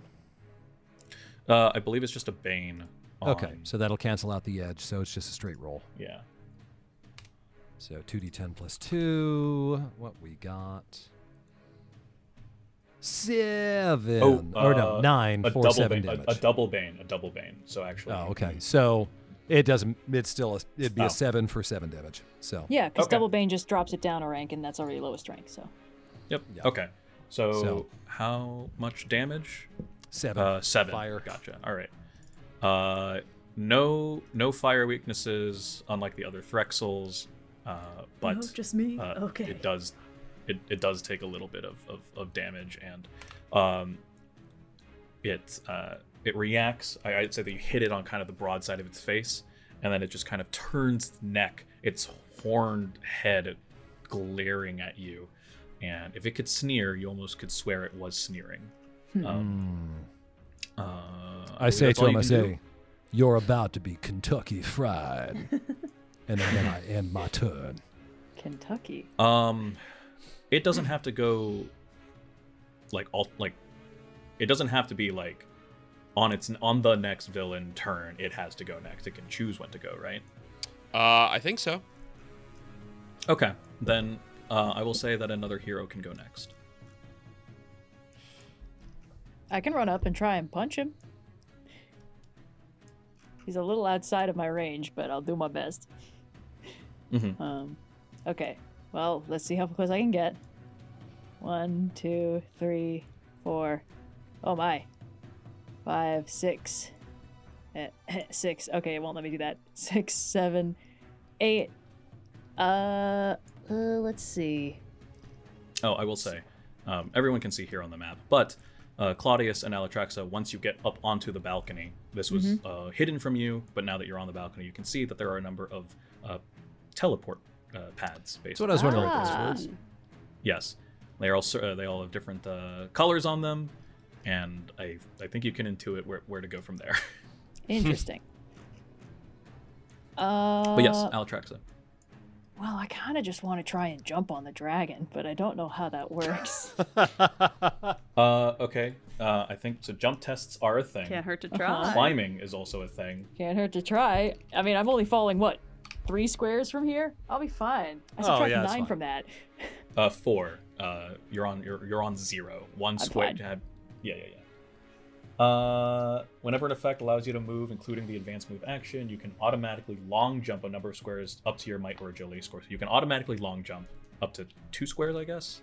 Yes. Yes. That is because not of your enough. agility. Well, if you want to jump even longer or higher, you have to make a might or agility roll. And at the top tier success, I will say you can jump 2 squares longer and higher than your baseline jump allows. Okay. 4 would let me land on him, it looks like. So you got to hit a top tier success for this if you wish. Yeah. Do you have the jump skill? I have the jump skill, yeah. It's agility plus jump. So I'll give it a shot. Why not, right? You're gonna roll with a I plus don't think 4. this is part of your. I don't think this is your main action. It just says to make a might or agility test. Well, I'll give it a And shot. it's part of your jump. Yeah, I don't think it is. If anything, it would Yeah, probably also- be a maneuver. But If anything, it doesn't. It doesn't actually come up under maneuvers. I don't think so. God, I was Yeah. I being don't able to think it teleport. technically is. Okay. I think you just do it. I'll give it a Alright. shot. Okay, agility, plus jump.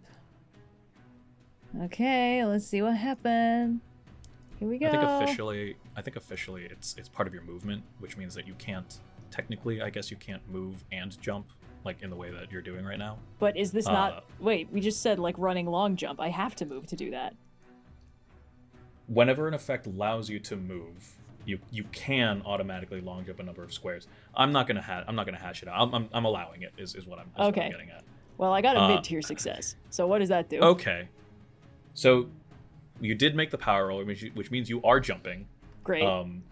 You jump 1 square longer and higher than your baseline jump allows. So you jump up to 3. Okay. I think that takes me to the. Yeah. Which gets you like at this current state, right here. Great. Did you? Okay. At the apex of my jump, I would like to use my main to punch him. I'll honestly, you know what? I'll what is allow your it. speed? 8. So then, go wouldn't you speed. have run out of? You moved 8 to get to that square. So where do you have more movement from?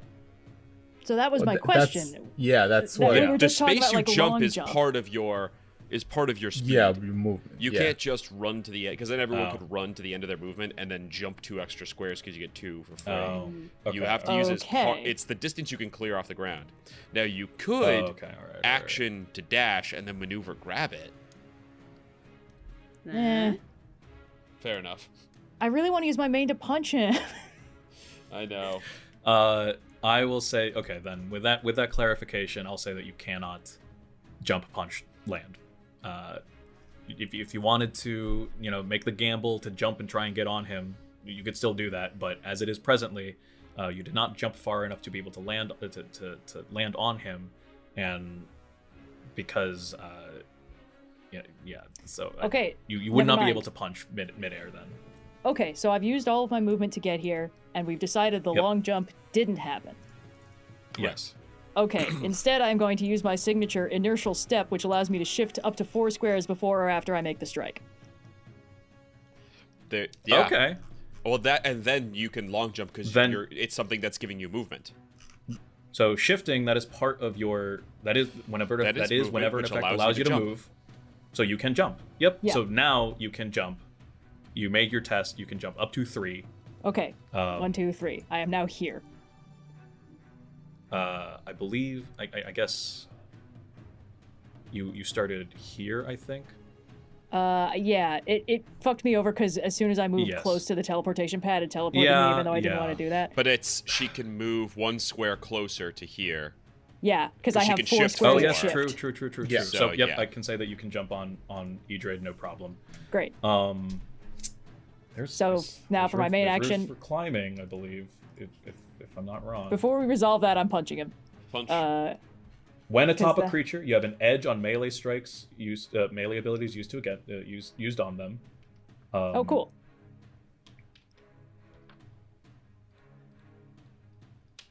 Okay, so I'm rolling my inertial strike with 1 edge.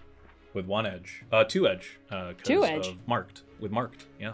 Okay, well, it was the lowest tier success, but with an additional edge, I think that would automatically push it up to a mid-tier success, because it would Yeah. be double-edged. Okay, So that is 9 damage. I onto think that's Edrade. correct. Yeah, Yes, it's, for inertial step, it's it- 9 damage. Yep. Okay. What's happening? Here it is. Okay. Okay, so that was my movement and my main, and I still have a maneuver we've determined. Yes. Okay. Oh, God, I forgot to add my resources for the turn. Hold on, let me note that down real quick. Sorry. Okay, so I got 2 discipline. No, wait, I add 2 discipline. I don't reset my discipline to 2. I keep making that mistake. Okay. I'm going to, ooh. Yeah, I don't know what this'll do. I want to activate Inertial Anchor. Any target who starts their turn in the area of my null field can't shift. Okay. I don't know what that does when I'm grappling it, or like riding on its back, or whatever I'm doing. If I have to use my maneuver to grab, let me know, by the way. You do not. Okay, In awesome. fact, what you needed to do in a maneuver to climb, but you were able to jump onto it, so that gets around the climbing. The target can use a maneuver to try to knock off, Sure. and then you have to roll to resist, I believe. Okay, cool. Well, Is my in the interim, understanding I've from this. activated my my inertial anchor on my null field. So because he's in the aura of my null field, his potency is reduced by 1, and currently he cannot shift. Okay. And that is my Excellent. turn. I will say that another hero can go. Edrade. You can see that Edrade's just kind of like moving about, like semi-lazily, to try and like just kind of shake you off, but you are Yeah. able to maintain your balance rather easily. Who would like to go next? Who's left? I think it's Just you, Willa Seven, and I, Willa. Beneditto and Oh, 7. Willa? I thought Willa did. I Oh, kicked Willa it off, went. yeah. Yeah. Willa started, Willa yeah. went. Yes. Cool. Beneditto, if you Seven- can get to the middle, you might be able to make an attack a ranged attack from down there. I can make a ranged From attack below. for sure. But all I'm gonna do is place an effect on the dragon. So if Okay. Wally wants to do something that changes the battlefield, I'm just gonna deal damage to it and then be out of there. So I can Okay. wait if Wally's got some. Okay. Then 7 is up. We will move 7 spaces. 1, 2, 3, Yeah, 4, damn, you guys are getting 5, 7. I got fucking 6, 5. 7. 7's got 7. 7's got 7. Oh, let me roll my insight for the start of the turn. Roll 2. Okay. Let's just go big. Let's go big. I am going to use. Should I use my maneuver first? I think I should probably use my maneuver first. I will use. I am no threat. Once again, putting the mask on the back of my head. And making my visage look like one of the larger critters in the area. I'm not entirely sure what's calling about this decrepit tomb, but just to I'll say there's disguise like myself a a little bit. Drexel siphon or something around you. Sure, yes, that works. Perfect. Yeah. It's not enough to There's really be another a one. threat, Kill so- it. Yeah. And then I will use again a edge here, and a +1 bonus to shift, blah blah blah blah. And I will gain a surge off of this. Okay, fantastic. And then I will use all insight. No, I can't. Okay, I'll use 3 insight here for an eviscerate. as I pull out a small short bow and knock an arrow. His range 5 here. Okay. Yep. Yes. Yep, that's definitely enough to get it. Perfect. So I have double edge here, one from the mark, one from I'm not a threat. And I might pump a surge into this, we'll see. 14, 16 plus double edge. Top tier success. Top tier. Woo, nice. So that is Let me know how much. 14 damage, and they are bleeding. Untyped, right? Yeah, untyped, correct. Okay. Oh no, sorry, bleeding it's 12. Sorry, it's 12, and they're bleeding. and bleeding. Okay. Melee was 14. 4. I think Gain a surge. At the end of Seven's turn, Edrade will do his first villain action. Yeah, here we go. Cool. He was hoping that Do it, you he was won't. hoping that he was hoping he'd get a little more people, but as it is, it will just affect Alattraxa. Okay. As within 4 squares of it, the Edrade is a thorn dragon, and as its name suggests, there are thickets and briars that are just coating this dragon almost like scales. Suddenly, in one giant burst, these thorns and briars shoot out from Edrade's body in a 4 burst area and bind to anyone within that area, which currently is just Alattraxa. Alattraxa, if you can... no, never mind. I make a power roll. It has double bane on you, and it is not affected by anything else, I think. If anything, if there's anything on it, it actually would make it worse, probably. Cool. So this is a power roll, I believe. Hold on. This is a power roll that it makes, yeah. Doesn't that conditions bleeding? Oh yeah. I think it will take 1d6 plus something. I don't know how that works for monsters, but it's 1d6 plus their level. Monsters have levels. Monsters have levels, yeah. Okay, yep. Yeah. 1d6 plus their level. Okay. Wow. Even with a double bane, it still manages a tier 2 success. That's crazy. So Alattraxa, you take 9 damage, and if your agility is less than 2, which I don't believe it is, It isn't. you would be restrained. Okay, so point of order. It's not. It doesn't matter because it doesn't affect me. But this is the Would've been kind of less thing than that the 1. potency of my null field Yeah. should be affecting. It should actually be agility less than 1. Bleeds to. This is relevant if it does manage to snag anybody else. His potency is just reduced because he's within my null field. So all of these are doing less. Yeah. So potency less than 1. Yes. Yeah. I'm also going to use my my triggered action to inertial shield and have that damage to 4. Okay. Excellent. And then it takes 1d6 plus 2 damage. That was 6 damage to it, because it is bleeding. Okay. That was its villain action. Benneditto, if you would like to go, you may go. I do. 1, 2, 3, 4, 5. How high up is he? He's less than 10. He's 5 squares from ground zero. He's not 5 squares above like this level here. So Sorry, he real is quick 5 point of squares order. above. That was a main action and it used malice, right? No, that was its villain action.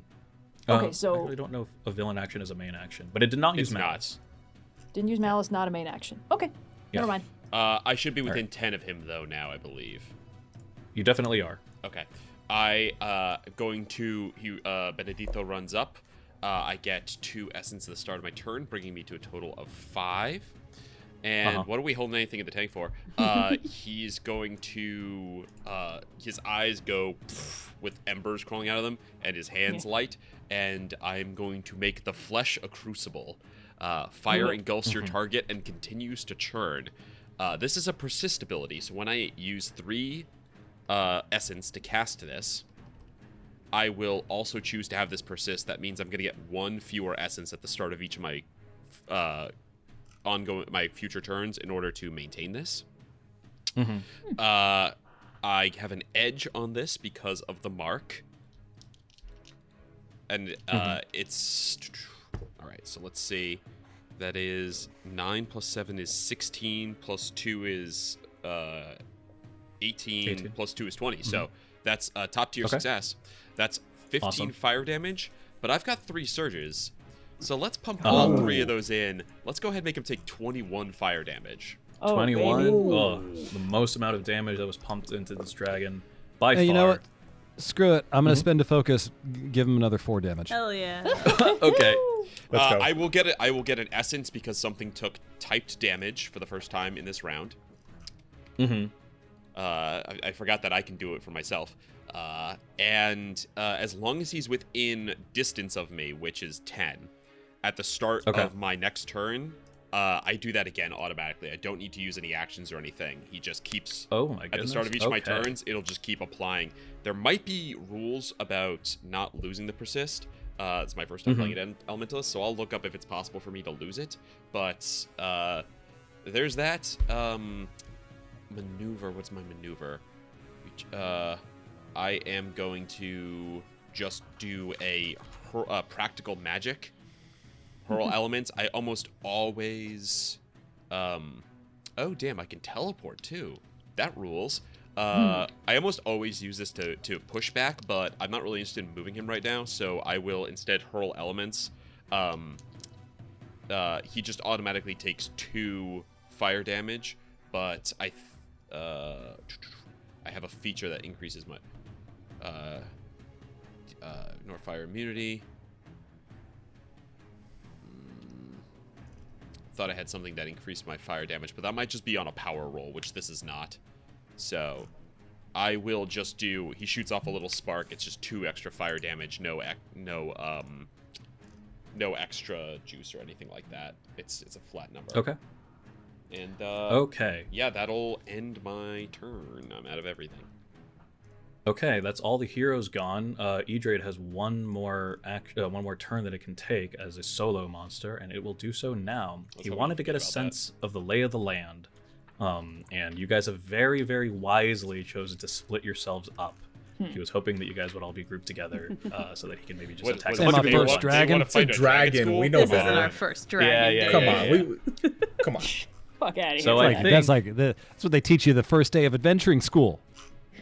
so he Try will not to be in a do line, he will do cone, the or following. radius. Yeah. He will do the following. He will spend 5 malice. Okay, I'll take a discipline. Which will advance your discipline, I believe. Delicious. For Bramble Barricade, Edrade grows a 10 wall of briars in unoccupied spaces on the encounter map. The wall blocks all line of effect for all creatures except Edrade. Each square of the wall has 5 stamina and fire weakness 5. The terrain can be moved through, but it is difficult. Any creature who is forced moved into or within the area takes 1 damage for each square of the area entered and is bleeding until the end of their next turn. He was hoping he can maybe cover some people, try to block some people off. So I think what he's gonna do, in the absence of that, is draw the wall like this. Do that. What's he doing? He's making thorns? Yeah, wall He's of making thorns. thorns. Each square has 5 stamina and fire weakness 5, which means if you do any fire damage, it immediately is destroyed. That's true. I would say that was my main thing. So. Yes.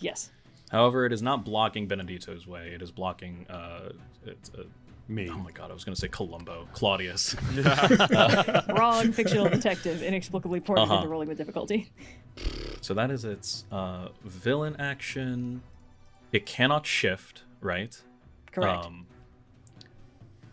It will... But it can move. It can move, yeah. It can move. Yep. I think first, though, it'll try and use its maneuver to try and shake Alattraxa off. Sure. In my little cheat sheet here, it says that the person who is on the beast has to make a might or agility test. So let me just make sure that is the case. Okay. The creature can use a maneuver to attempt to knock you off, forcing you to make the following test. Yeah. Okay. Yeah. So I think that is the case. So you have to make a might or agility test and depending on the outcome, things happen. Okay. Any skills that would theoretically benefit this, or no? No, I think it's just might or agility. Straight. Cool. We're doing agility then.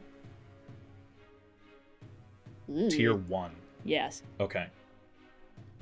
You fall off the creature and into an unoccupied space of your choice, taking falling damage and landing prone as usual. So, an unoccupied space. You fall 4 squares. Actually 5, because being on Edrade, you are at least 5. Yes, it's So you reduced take- by 7. It's reduced by 7? Alright. You do fall prone, I believe. Yeah, you land prone as usual. If you're not prone while climbing around. Yeah. I'll say that you land here. Cool. I don't think that's quite exact, but I think that's exact enough for the purposes of this. Sure. And you are prone. And then for its movement, Edrade will... what is the shift ability thing again? Is it till the end of its turn, or... Just said, hold on. I think it's just while it's within my aura, so because it's no longer in my aura, I think it's fine. Okay. No, any target who starts their turn in the aura in the area can't shift. Can't shift at all. Okay. But it can still sucks. move. It can move. No, I'm just saying. I'm asking because there is a feature that Edrade has that where he can shift, but he can't do that. And so, in fact, I think what he will do is the two of you are kind of down together. He will descend. Someone's going to get a free attack because I'm going to activate Overwatch as my triggered reaction. Ooh, sick. Actually, the way that you fell, I think that's fair though. The way that you fell actually isn't really going to allow him to get much. You know what? Yeah. I think it's fair. I'm not actually going to haggle over the things of it. That he can be like 2 squares up. You know, here.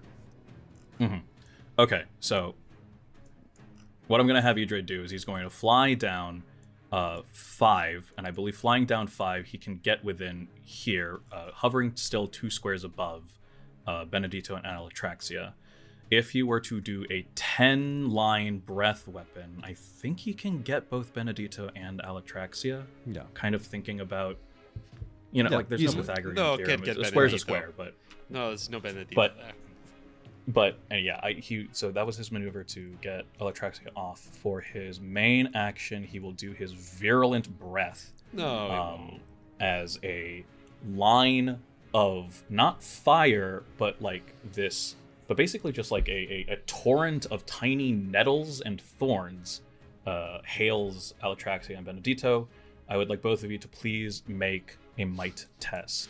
Oh, You should probably get that checked out. Minus Breath 1. weapons aren't supposed to do that. Also -1.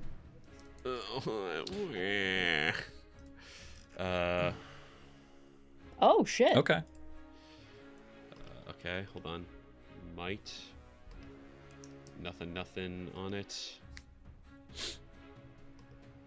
Can't see it. That's a 14.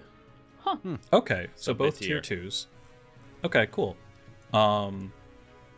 Both are considered.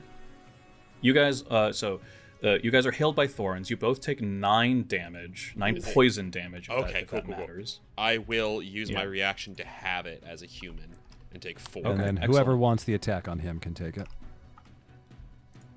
Um, Someone gets a free strike. I see. Yeah. My free strike deals up to 9 damage. I'm the same way. If you want to do it because you're closer, feel free. I'm gonna take. Oh, it's ranged, so I would have a bane on this, but it would be canceled out. Oh, I can. Well, You've got an edge on him because he's. Yeah, exactly. Yeah. Exactly. So. Oh, yeah. I might Sorry. stamina, but it's around here. There it is. If I take don't it, have a it melee gives free me strike? an opportunity to use a surge. Can you use a surge on a free strike? I think you can use a surge on I any. think so. Yes, anytime you Okay. deal damage, you can use a surge. Yeah. If I take it, I get to use a surge on it, which gives me more insight and Do it. sets up Fire a away. decent turn. So if you don't mind, I'll take that Please. Do it. free strike. So ranged attack with the short bow. This is 2d10. Straight. No, with an edge. There's actually rules for 12. shooting down on someone too. I think you get an edge if you're high enough up. Ooh. Oh yeah, Go high about ground. your turn. Go about your turn. Yeah. 14 plus the edge gets me to 16. Yeah, so you would have had double edge. Double edge. There you go. Which gets me to 17, so which top is an tier. 8 knot. And I will throw a surge into this just for 1 to deal 1 additional damage here. One surge is 2 damage. What's the total damage? 11. 11. Okay. One surge does 2 damage. And then then 12. Who else did you go. any? Who did the free strike against? That was Was Willa that, just was that now. just? Oh, well, okay, That was 7, yeah. Okay. Okay. That gives me an insight. Okay.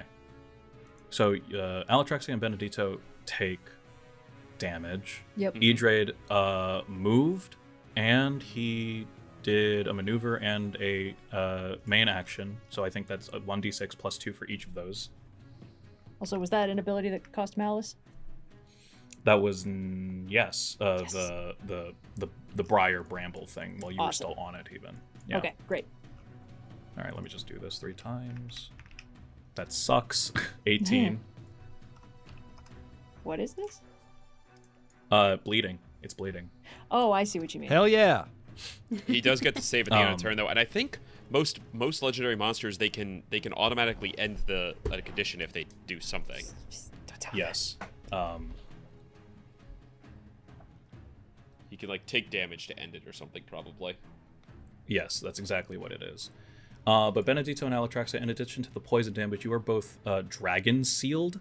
Oh fuck. That does Okay. that does not apply right now, but there are certain things that Edrade can do that Yeah. depend on whether or not you are dragon sealed, and Okay, there's no way for me interesting. to apply the dragon sealed condition onto you. It's all right. So I'm just pretty sure we just can please remember note. dragon sealed. Yeah. Okay. Dragon And sealed, then dragon sealed. it had 2 squares of movement left. It will move back up Oh, you son of a bitch. so that it is back to 4 squares.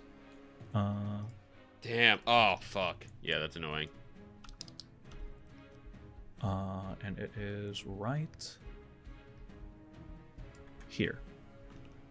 And 4 squares. All right. 4 squares and and- 7 years ago. Hero turn. Let me just double check. It does have to make a save.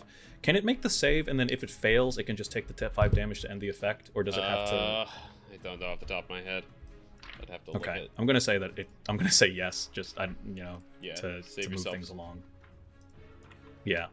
So 1d10. 5. It fails. It will take the 5 damage because that was. It's got to do stuff, man. It will take the 5 damage to end the bleeding effect. Cool. Okay. That is it for Edrade. We are back up to the next combat round. Edrade gains 7 malice. Let me go first this round. I No, got something it's good. no. Do it. Noir. It's 5 heroes Oh, plus second round plus we started. We have 3 victories, With 3 victories. which means you get an Oh, additional 3. shoot. Why would you tell So him that? 10. Yeah. I will, Why would you remind the disregard- teacher of the homework, Austin? Teacher, I if would- they have homework, I must tell them. I No! have I'll rules. disregard the- I have I'll lawful disregard the control. lost Yeah. malice. at I the will. beginning. I You will finally help get to be the players. player. You I'll get help to be the directors. problem. Get the hook. I Okay. remind Okay. everyone Alright. of their stuff. So Austin, this is here's why you usually die first on these side shots, by the way. Yeah, if you survive, this will be a miracle. It So, will. I have so little health. Jack, So here's what I'm going to do on my turn. Yeah. Number 1, I'm going to shoot an exploding arrow. Just get rid of all of those thorny branches that are there. Okay. Yep. Oh yeah. And then I'm going to go 1, 2, 3, 4, 5, 4, just to keep just off that teleporter. And then, so because it was the start of my turn, I go up to 7 focus, and because I have the getting too old for this ability, I get to once per 2 victories Right. cast an ability from 3rd level. And so here's what I'm going to do as a maneuver. I'm going to do hit 'em hard until the end of the encounter or until you are dying. Whenever anyone deals love this damage one. to a creature you mark, you gain 2 surges, which you can use immediately. So from I love basically this ability. until the end of the fight, just you always have an extra 2 surges anytime you deal damage. So Yep. we all get surges. It's not you get surges, we get surges. Yes. Everyone This gets rules. surges if they damage the creature. And actually, I'm going to take back that movement, and I'm actually going to go right there. Hey. Oh, Yeah, come and get me, you buddy. went back down the stairs? Did you mean to? Or? I am literally just hiding on the stairs so that he can't kill Okay. me and take that surge ability away. Smart. Rough. Okay. And that's it. Yeah, Red, turn. this is the thing that I used so that Stillwater and could keep getting surges when we were going against that like growth centipede thing. I remember, yeah. Yeah. Awesome. Okay. I think definitely it kind of has to go now. No, absolutely the hell not. Okay, we're gonna take advantage Oh, of this. okay, Boy! alright. Hesitation is weakness. I will spend 1 insight to go next. Hey. Okay. Get his ass. Let's go. All right. Start of my turn, I will roll insight here. Come on. Roll. Okay. Only 1 insight. So I'm only at 4. But we're gonna do this anyways. How does jumping work here? I saw Alattraxa do it, and from the balcony, I'm like, I can do this. You do can this. absolutely do that. I have 7 Okay, movement well- and the jump.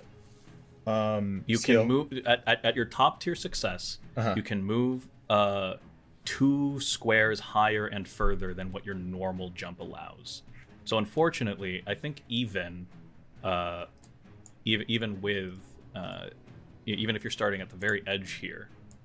Oh, you know what? 4 squares actually does get you right on that corner. That's what I I thought. feel like Oh, yep. just Okay. okay. If you'd like to do it, you can go ahead, make a jump test. Yeah.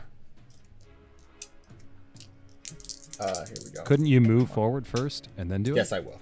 Yes. Yeah. I'm assuming you're moving forward first. Yes. I move the token. Yeah. That is 12 plus 2. 2 is 16. Here. 16 is you jump 1 square longer and higher than your baseline jumper allows, so you can 3. You jump 3, which is Can not I use enough. a hero token here? You can. Yeah, Okay. you would re-roll the test, and you have to use the new result. You Okay. need top tier to make it. I need it. I'm using it. We're doing Do this. Yeah, that's baseline 16. Plus. Okay. Plus 4 is 20. Whew. Okay. Yeah, you were able to jump and put yourself right there in the corner. Cool. That's me on the spot. And I will use.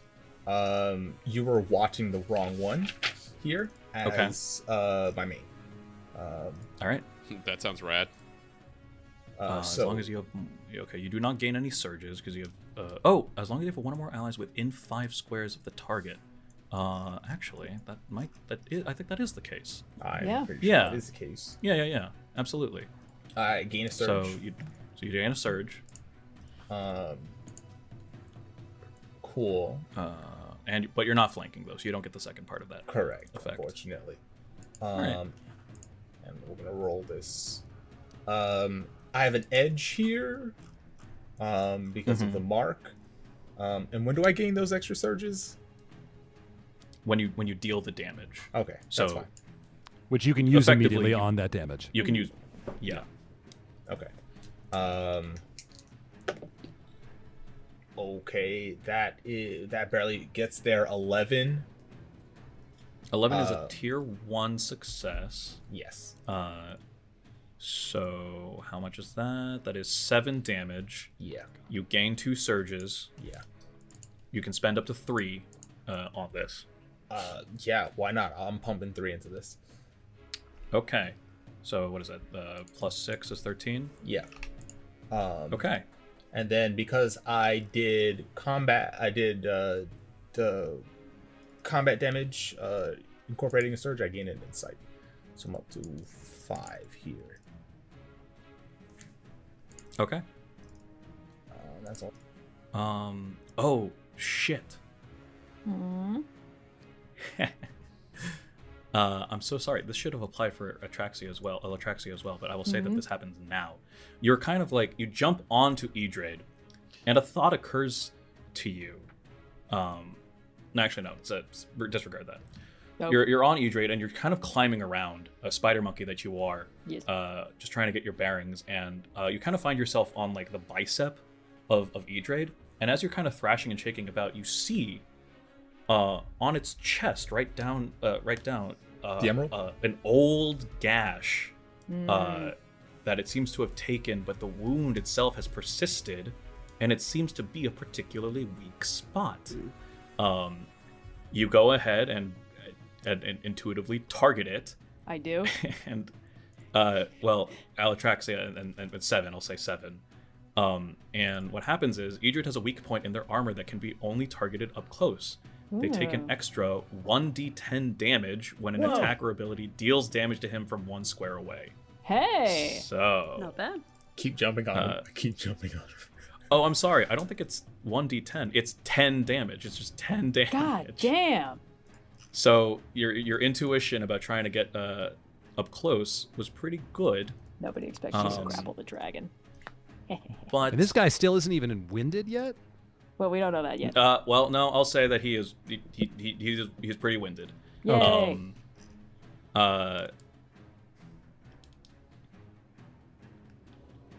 Okay. At the end of your turn, 7, Yes. Edrade will make his villain action. His second villain action, Thorned Armor. You can see that the thorns on Edrade's scales grow longer and sharper. Until the end of the encounter, any adjacent creature who targets Edrade with a melee strike gains 1d3 damage, or no, 3 damage. And then Edrade then uses their Provoking Nettles ability. This was the thing that I was talking about, shifting. Once per turn, Edrade shifts up to 5 squares and can move through enemy spaces at their usual speed. The first time Edrade moves through an enemy's space during their movement, the enemy takes 3 damage. I don't know if moves through enemy spaces the first time Edrade moves through an enemy space during their movement, the enemy takes 3 damage. I'll say that 7 is a part of this. Just kind of, yeah. So it's basically going to swoop down, get Benneditto and Alattraxa. Noir, I'll tell you straight out, he can't move through my square. I have a feature for it. Okay, I am would you like law. to describe that feature? My lawful nature and quick reflexes mean you give no quarter to creatures trying to get past you. Enemies can't move through your space unless you allow them to do so. He just can't. Okay. All Maybe right, I punch him in the weak point again, and he just goes. That's fucking rules. You hit him right in the physics, in the laws of physics and relativity. I think then what will Left himself happen, open. Edrade will. I'll say that Edrade still moves. He is not able to get Alattraxa, but he will still pass by Benneditto. Well, every time I take damage, So I let me get a just- surge. So Yeah, so I'll say that he is able to basically get here, and he is 1 square. Oops. He is only 1 square above. I'm gonna go ahead and move you as well, 7. Okay. Oops. There I go. There There we go. You're Merrily also sailing 1 square along. above. here we go. That's his villain action. And what's the damage What for is- moving through me? 3? 3. 3. 3. Okay. Yeah. I can take 3. Yeah, I take 3. And I gain a No, surge. not 30. Oh, okay. Shit. Okay. Sorry. Man, there's so many abilities to keep track of. But I will have him do a free triggered action, in response to 7 attacking him with you were watching the wrong one, or whatever it was called. Thorny Scales. This does cost 1 malice. Oh, I gain a discipline. Yep. Edrade makes a free strike against the target, 7. And if your might is less than 2, you are bleeding until the end of your next turn. So What? free strike for Edrade is 5, so you take 5 damage. Okay. And you are bleeding Yay. until the end of your next turn. Oh, no. Yes. Okay. You gained the 2 surges. You spent 3 on Idrid. He used his villain action to move and shift. Benneditto took some damage. He did the thorny scales. Okay. And then I think he will have. I think yeah. I mean I don't know. He's kind of got. He's just kind of got to go. You know.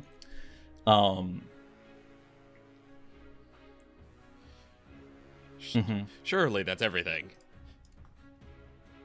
Well, that was all on the end of his turn. I'll say that it is. I'll say that Idrid will go again. This will be his second turn. What? It's not a hero's turn yet? I thought that was a turn of his. No. His villain action he does on the end of Seven's turn. Yeah. He did Then all he the has thorn triggered action. Yeah. Which includes him to use the provoking nettles. During Seven's turn, he used his triggered action. This was a bit out of order. I Oh, apologize. but that means he's starting his turn right now. Yeah, Yes. so he would In range of start my it null within field, your so he null can't field. shift. True. Yes. Good. Okay. But he can only do that once per turn anyway. So he's already gone for. That's he's fine. already That done means he for this can't turn. move out of range without me smacking him, and that's okay with me. Yeah, That's fine. If I don't okay. die between now and then, I'm pretty sure he's dead. Don't say such things, Seven. It's How fine. much stamina Alright. you got left, 7? 18. By the way, has anyone used a heroic ability this turn? This Did turn? you... If you spent discipline or any of your heroic No. resources, Okay. that would No, we haven't. I've been keeping track. Continue. Yeah, not yet. Okay. I may be able to heal you 7 at some point. Okay. I just want to Shadow Strike so badly. Okay. Okay. This is what's going to happen. I think first, Idrid will just use a maneuver to try and shake 7 off. Okay. Yes. What do I got to do Use a here? maneuver. Shake 7 off. You must make a might test. Oh, great. Might or agility, I think, actually. Agility. okay. Definitely go agility. Might or yeah, agility. We're going agility.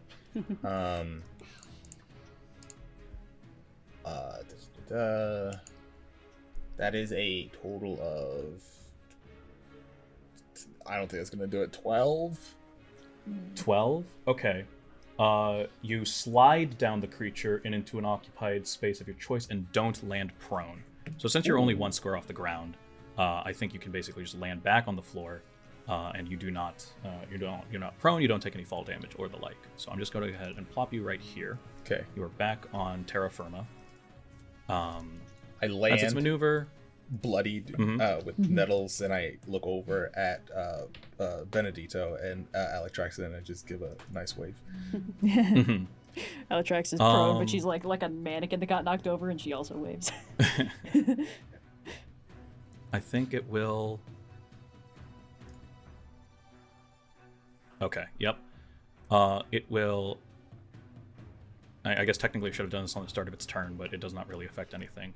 It will spend 3 malice to Cage of Thorns. Oh, A Cage great. of Thorns grows around 1 dragon-sealed enemy on the encounter map, making the enemy restrained until the end of their next turn. There is no save, nothing happens, and Alattraxa and Idrid will target the one jumping person that dealt that's been given it some trouble. So you are restrained until the end of your next turn. Okay. There's no damage involved or anything? There's no damage, no. But I can still hit him when he leaves. It's 1 square up, so he's not actually within. I have a melee range too. Oh, but not... yeah, I guess I can't use that as a free strike. Oh, well. Yeah.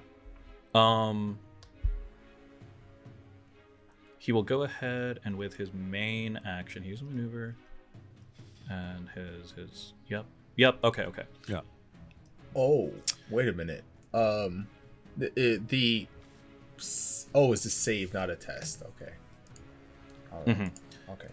He If will it was go a test, I would ahead. have taken damage from bleeding. Yeah, no. He will go ahead and target you, Alattraxa, with his spinous tail swing. Mm-hmm. Yep. He's making a power roll. The allow me to introduce tonight's players has ended, right? Yep. So Yeah. no double bane. So I think it's just a straight roll. Actually, no. What is restrained grant again? I have speed 0, Bane on a few things, I think. Bane on might and agility test, and abilities used against them gain an edge. There you go. Okay. So, 1 edge. That is a tier 3 success. I'm going to use my triggered action, my free triggered action, Keeper of Order, to remove an edge on that. If that would make a difference. I don't think it would have. Well, no. No. Yeah, 16 base. It has +3, so that's 19 without the edge. Oh well. So you take 12 well, I still said damage. I did it, so okay. I'm going to use my inertial shield to have that. And Okay. I forgot to do this in the first round, and by the time I remembered, I felt like it would have been disingenuous. When you use your inertial shield ability, you can then use the knockback maneuver as a free triggered action. Restrained does not say I can't use knockback. Grabbed says I can't use knockback, but restrained does not. It does not. Yeah. So I'm gonna knock back, and I have all these things stacked on the knockback maneuver. Let me Does see. knockback? Can you reach him to knock him back? He is one believe- above the ground. Don't you gotta push him? It just says I can do it as a free triggered action. Yeah, but it distance, probably target has itself. the knockback has the melee keyword. Yeah. So you have I to can be do it at a directly range 'cause I'm an below. elementalist. Well, no. I'm doing like a actually. psionic explosion of energy. Why would I have to be able to punch him to do it? I'm thinking. Well, I'm literally thinking about the 3D logistics of it. You are here on the ground. Yes. Edrade has you are touching the edge of the cube that he is Oh, you're occupying, still within even when range. he is one above the ground. So you are adjacent still. You are within melee. Amazing. Yep. Okay. Okay. So you can knock back. Because I have so much discipline accumulated. I forgot. I also got a surge because I had discipline 4 and I took damage. Let me just mark that down really quick. Because at 2 discipline, the force movement distance increases by 2, and at 6 discipline, I gain an edge on grab and knockback maneuvers. So this maneuver is going to be made with an edge, which might be canceled out by me being prone. So I think I might be rolling it straight. Well, let me see what prone gives. Any strike they make takes a bane. Any melee abilities used against them gain an edge, so that was actually a double edge, which doesn't matter. It was a tier 3 anyway. It's only while you were strikes prone, made by a prone creature. It doesn't say anything else. So I think melee abilities is what it. Any strike they make any strike that the person makes that is prone takes a bane, and then any melee abilities used against them gain an edge. I don't think it matters in this. I don't think it's mattered because he already gained a tier 3 edge, so we can't improve it anyway any further. Also, I think I can make this with insight instead, or intuition instead of might. I'm trying to find where that is on my character sheet. Sorry. Yeah. Yes, whenever you use the knockback or grab maneuver, you use intuition instead of might for the power roll. So it's going to be this +2 flat. So I'm just going to add a +3 because it's still doing it at automatically -1 for might. So let's see what this does. Okay. Ha-cha-cha. Why do I keep rolling like shit? I hate this. All right. I think I've rolled above a 10 twice in this session. So that was a tier 1 ability. He is pushed 1. He's pushed 3 because it increases by 2. Oh shit. Okay. How would you like to do this? You can do it like diagonally up so that he gains some elevation. You can just do it so that he's just straight and remains on elevation 1. I would love to leave him at elevation 1 and slam him into the far wall. I figured you would do as much. There So we go. he can only move 2. Actually, stability 4. Yes, stability 4. Hold which on, I means have a that, thing. Yeah. Just sorry, there's so many different things. Yeah. Inertial sync. You add your intuition score to your effective size for the purposes of interacting with creatures and objects, such as determining whether you can lift an object, blah, blah, blah. I guess if he has stability 4, it doesn't matter that I can affect a larger sized thing. No, the larger size thing would mean if you couldn't do that, you couldn't push him at all. because you can affect a larger size thing, you can push him, but his stability still cancels it out. How important is it you move him? Because I'm saving essence, but I can spend 1 to move him 4 here, which would cancel out the knockback. It would have been cancel out nice the to do stability. damage on him. It's not doing a ton. It's just I can do a lot of free knockback maneuvers, so I was excited to be able to do that. How are you and Wally doing stamina-wise? I'm down to a third. I'm at 11. He's been kind of wailing on me, and I'm going to miss my next turn, basically. But I can get temp stamina on my turn, and I can't really do anything else, so. All right, I'm not at going to 18, spend... still at a decent. Okay, I've got... If I don't spend my stamina, my essence, I'll be able to heal people. Mm-hmm. Yeah, don't waste it. Okay, I won't move him then. Okay. So you do not push him, as I understand, because of stability 4. Seems like it. Okay. That was all still his maneuver, his turn. That was his... He did a main action and a maneuver. He did a main action. He did a spinal tail swing. So, did we apply... Okay, we have the damage already, right? Yes. On Alattraxa. If your might is something. If you have potency weak.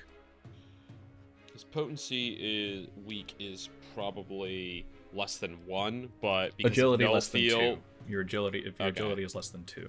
But because It of is null not. field, think it should be brought down by 1. Yes, Yeah, so it's actually exactly. agility less than 1. Agility less than 1. So you are okay. So you are not bleeding, but because he did spend 2 malice, you take an additional 1d3 damage. Okay. 3. Okay. So Ow. an additional 3 damage. Okay.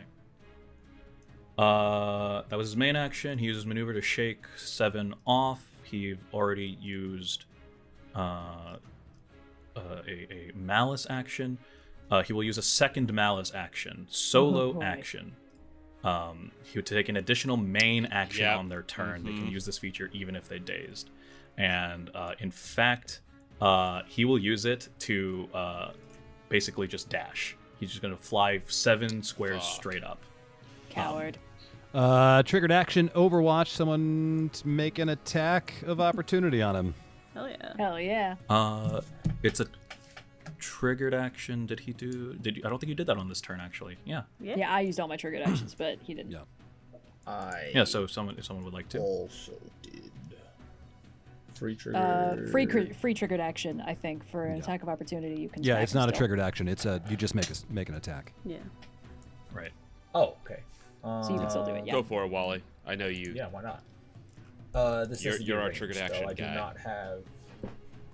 This has to be ranged, so I don't have anything crazy on this. Just a normal attack. And you can't add anything to it. Okay. No, that's not gonna happen. It's a 9. You still, still I mean, does you still damage. get Free 2 strike surges is- because of yeah. it. Oh, I still. You get searches. Yeah. You can spend them right now if you want, and it's your whatever anytime your you lowest damage it, tier you get on your 2 surges. melee free strike is. Okay. Okay. But I didn't even hit, right? I needed There's an no 11? missing. You hit him. There's no You just you do don't miss. minimal Okay. damage. Oh, Yeah. less than 4. So we'll use 1 surge here. To do Okay. 6 damage, which nets me another insight, which is great. That works. Okay. I think since we already established. I think since Oh, we I take also established. 1d6 plus 2 damage here. So that's 3. Ooh. I think we also established that Alattraxa and Benneditto would be within melee. So as he moves, you guys can also take a free triggered action. Sorry, remind me how much damage Idrid took from Wally's? 6. 6? Okay. I am currently down at 15. I am winded. Melee free strike. Okay, let's see what happened. Add a bane because I'm still prone and restrained. Mm-hmm. Yeah. Actually, that might make it a double bane. No, can't see 'cause how I you got rolled. an edge. So. Oh, okay, cool. Yeah. You did 6 Edge damage. because he's still marked. So high up. 6 damage and 2 surges. So you can make Oh it 10 wow, if you I want. rolled like shit again. What were the odds? Oh wow. Yeah. Oh man. man, these two surges. Oh, Claudius, you've positioned Oh, right, but yourself really I got well. 2 surges automatically, so I will apply those 2 Yeah. surges to it, which does what, an extra 4 damage? Yeah. Hell So yeah! 10 total. Yeah. For me, Okay. no, 8. I only rolled 4 damage. Oh, Oh, sorry. I got the rolls mixed up. It's okay. okay. And Benneditto, you as well can make a free triggered action. It's free, so I guess I'll do it. Yeah. Yeah. Yeah. Could I use my ranged one? I can use my ranged one, right? Yeah. It's just a free strike. Gotcha. Bad. Bottom tier. 5 damage. But still 2 free Plus surges. 2 surges. It's plus 2 surges. I will add Oh, that. right, yes. I'm at 4 9. focus. No, I'll spend 1 right now. Instead of 5, it's 7. Because now I have 4 surges. Can't spend them all in one place anyway. Nice. And how high So are how much? You so went how 7 much- squares straight up. 7. 7. Well, hold on, Benneditto. How much damage did 7. you deal? 7. Okay. Okay. Yeah, so He's it is got to 8 be squares close to above. dead. Just wear him down. Oh, we'll get him. We got him on It's the rope. eight That's He's why I'm squares definitely, running. he's definitely winded. He's 7 Yeah. up. Yeah. Yeah. Yeah, just range okay. strike him down. We got this. I'm not worried. I think I got this guy's ass if people... Okay. I don't know who Yeah. wants to go first. Yeah, just go next. Just take him out. Yeah, Sure. sure. And if that fails, I can If that's heal all right. and move people around a little bit after you. Oh, So yeah. you do what Yeah. you're gonna do. Well, I take 'em can- down. Yeah, I'm going to fucking alpha strike this dude. If you can Hell yeah. teleport me Go out for of it. the restrained condition so I can do stuff, That but I you don't can't feel do. I'm not obliged a to. void mage. I can teleport can- myself. Not you. I I was can talking get you to out of the the person who can restraint. teleport. Sorry. But I can go after Austin, no problem. Yeah. Priority's low. All right. Me Yeah. getting up there that high is going to be a pain in the ass anyway, so. Is it a hero's turn? Yes. I believe it is. I Okay. think at this point going forward, it is just heroes' turns. Gotcha. So Awesome. whoever's left. So let's see if I can bring this fucking dude down. First off, he's only 8, not 10 squares away, which means at the beginning of my turn, I gain 1 essence to deal, to continue doing the Flesh Crucible. Mm-hmm. I roll. Ugh, that's low tier. That's 5 plus 3 plus 2 is only 10. So it's gonna be 9. You gain fire 2 damage. surges. Yeah. Yeah. I did gain two surge, and I am gonna spend them. First off, You get what? Yeah. something and you takes gain 2 more fu- right now. Oh, I do. Okay. You gain 2 well, every time you every time you damage him. deal damage. Oh shit, man, you're right. I forgot about That's that. why Okay. I'm hiding in the Well, corner. Yeah. Okay. So on this ability, this is nothing, by the way. This is no actions, no nothing. I'm gonna spend all 3. First off, I had the 3 that I spent. Then I gained 2. I've still got 2. I gain an essence because something within 10 of me took fire damage. He takes, that's 9, but plus 6 is 15 fire damage. Okay, huge. Okay. Okay, yeah. Then we'll do this as a maneuver. This will be fun. I'm going to spend 5. So 15 fire damage to Edred. Yep, to Edred. Then as a maneuver, Okay. I'm going to spend all 5 of my essence. I don't know if that's going to matter. This guy might be dead, but I will really want to use it. I am going to use, I'm going to call upon the green that suffuses this temple, and upon my training with the other elements of earth as well. And I'm going to use, Flower Aid, Earth Defend. Yes. This fucking thing. It's like a This beloved shit. cameo. Ooh. One I of our know. players in the home game uses Let's this go. all the time. I'm going to drop it a cube right above where I am. That's going to get both Wally and Red, and I'll also Sick. move into that. I'll also move into that cube with one movement. Until the start of your next turn, and it's got a persist ability, so I can keep both of these going. Once as a free maneuver at the start of your turn, so I guess I can't use that now because it's not the start of my turn. But I will persist this as well. So that means I'm not going to be getting any essence going forward, but hopefully it won't matter. Once as a free mover at the start of your turn, you allow yourself and each ally in the area to spend any number of recoveries. It's difficult terrain for enemies. Each enemy who enters the area for the first time in a combat round or starts their turn there takes 2 damage. So if he does a flyby again, he'll take 2 damage. All right. 3 cube within 10. 3 cube within 10. So this goes up 3 as well. It's tall. Oh. It's a big block. Okay. So if he's he in it. swings Yeah, down. already. No, he's 7 up. No. But No, he's 7 up. Or But- 8. He's 8 I squares thought it was 10. total. from Oh, I above thought you were the saying ground. it was 10 high. Okay. oh, I have a Within range. 10 squares of Yeah. Benneditto. Got it. But Yeah. it's a tall cube, so if he swings down to get in, he has to graze through it. And the earth starts to crack, and vines, not thorny ones, but nice ones, start to twist up and surround our ankles. And so if you stay there until the start of my next turn, you can spend any number of recoveries. Then we will do one Jeez. vicious fire, Uh-huh. ranged 10. Uh-huh. And main action, vicious fire. Here it is. Public roll. It's got an edge. One edge. Edge because marked or edge because something else? Because of the mark, right? That's the only one Okay. I know of. Yeah. Gotcha. Roll. That is a tier 3. Oh, that's the toppest tier. There we go. That is That's the 11. toppest tier. I get 2 surges. Yeah. I will spend Pump 'em. 3 to make that 17 damage. 17. Yeah.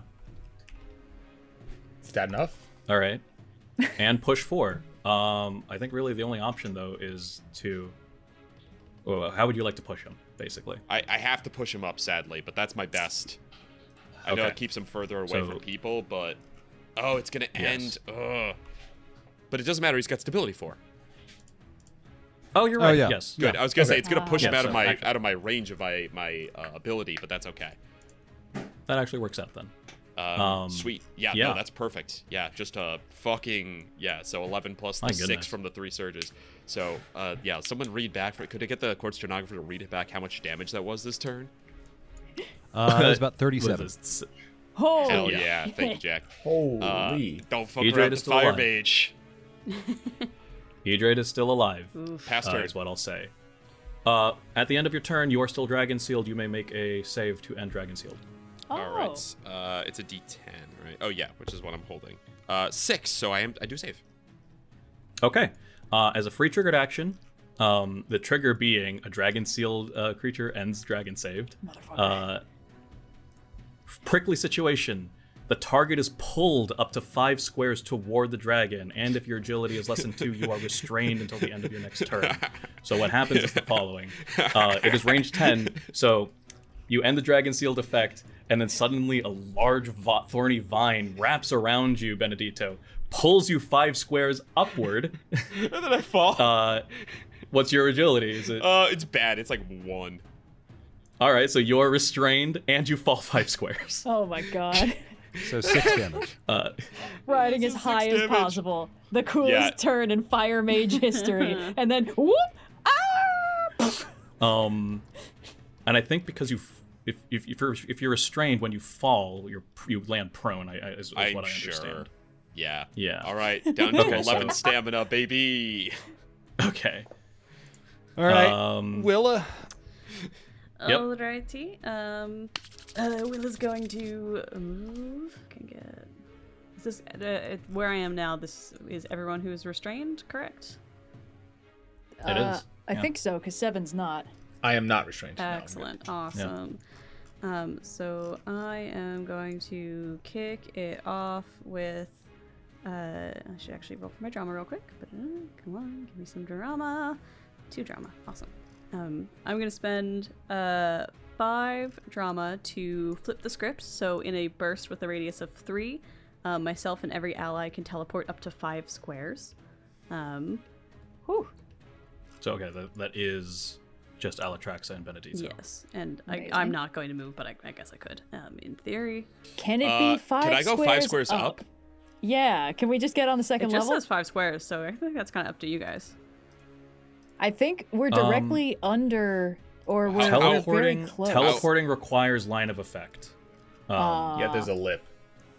Yeah. So yeah, you can't teleport through the floor up onto the next balcony. Unfortunately. Can we teleport to above the lip, to like the empty space in space that we could? It's okay if the answer is How no. high up is the lip? The balcony is 4 squares above, so I think actually that is possible. You can teleport 5 squares up and then fall 1 square down. You don't take any damage. Yeah, I'm not gonna But do you that won't shit. hear me complaining. I'm just gonna teleport over here. Okay, well, I will do that. So I'll teleport up to be next to this purple teleportation dealio on level 2, if that's okay with you.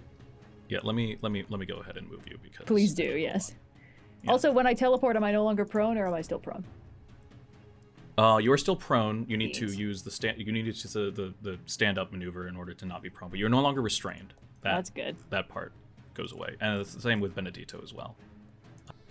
So I think here would be appropriate. Yeah. You are still prone. Mm-hmm. Okay. Yep. And then Austin is there. You are no longer restrained as well, Austin. Benneditto. Okay. That's Willa. Anything else? So that was my main, and then how high up is the dragon from where I am? 8 squares. Great. So within range 10, I'm going to dramatic monologue for my maneuver and insult them.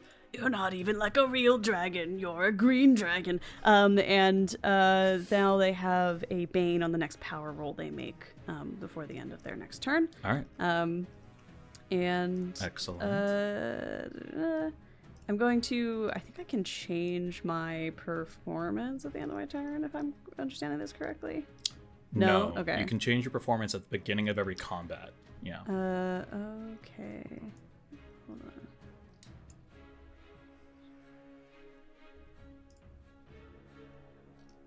Oh, it says at the start of each combat round. I guess I probably could have called that earlier. That's my bad. Okay. That's something to note. Oh, it says routines at the start of each combat round? At the start of each combat round, as long as you are not dazed, dead, or surprised, you can either choose a new performance or maintain your current performance. Oh my god, I've been fucking playing a troubadour wrong this whole time. Yeah, okay, so I will allow. You haven't used the blocking thing, so if you want to change it. Yeah, I'd love to change to Revitalizing Limerick, which I think it needs to expand the aura to range 5. Yeah. So I'll draw a new square. I'll just add it to your current square. And so myself and every ally within can spend a recovery. Hold on, range 5? Range aura 5. Wait, hold on. Aura 5? Aura 5. Oh my god, that's huge. Jesus Christ. Yeah, so Austin and Wally, if either of you would like to spend a recovery, just aura farming out here. Yeah, happily. Perfect. I teleported out of range, didn't I? Yeah. Okay.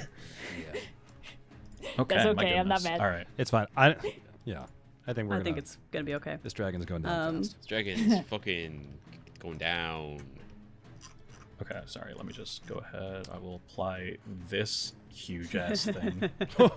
Yeah. You know what? That feels right.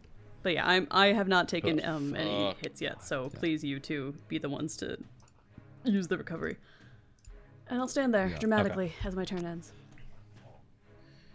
Okay. Then I'm gonna make my turn really quick. We determined you can do 2 maneuvers instead of a maneuver and a main action, right? I think so. At the very least, okay. I'm ruling it that way. Great. Then I'm going to stand up from prone, and then I am going to use my kinetic shield heroic ability at the cost of 5 discipline of my current total of 9. Jesus. So kinetic shield gives me temp stamina. So let's see how much I get.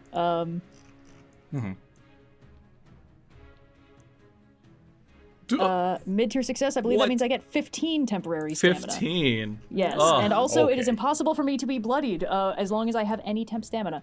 So I'll just mark that off, which is useful because that means I don't explode and fuck everybody up. Okay, so that was my that was my maneuver, my second maneuver, and I have movement, so I'm gonna step onto this teleportation pad, and then I would like to use the rest of my movement to there's not really a point, because I can't attack because I already used my maneuver and main action as maneuver. So possibly jumping on him is a bad idea. But I did really want to be up here so I can jump on him if I have to. But I think with that, I am going to end my turn. Okay, interesting. Even though you have the temp HP, you are still winded. I guess temporary stamina does not contribute to you being unwinded. Doesn't seem like it, yeah. Okay. I think now... you can make a dragon sealed save. Oh yeah. I'll just roll a d10 in Google. Hold on. It is a 7, so it's gonna do the thing with the damage. It's a free triggered action. Yeah. So yeah. Okay. A few things happen. You are pulled 5 squares toward the dragon. 1, 2, 3, 4. So, I guess this up is to convenient. He pulls me directly onto him. 4. Up to. So you can choose to not do the full 4. Okay. A few things happen. Withering worm scale aura. Edred's scales create a 2 aura of withering green magic around them. Any creature other than the dragon who regains stamina in the area only regains half the expected amount. Doesn't apply because you did that outside the aura. Any winded creature who enters the area for the first time in a round or starts their turn there takes 1d3 corruption damage. So as you enter Edred's aura, you will take 2 corruption damage. Okay. And then you will fall. Okay. And this is what, 8 squares? 8 squares. Okay. I reduce that by 7, and my agility is 2, so I take no damage. Okay, excellent. Hi, everybody. I'm back again. Welcome back. I'm back in the fucking building again. I think you are prone because you fall. I'm just gonna say you're prone. Okay. And then let me just get you. Does he have another turn? No, we are now at. Great. Cool. We were now at the start. Can I go and potentially Hell yeah, end this dude. combat? Yes, please Yes. do. Fuck him All up. right. I am gonna run up sorry. somewhere, Re-enter, which yeah, will there we teleport go. me up to the top. Yeah. So I can get myself to here. I checked before. I'm gonna shoot him with an exploding arrow. Woo. Okay.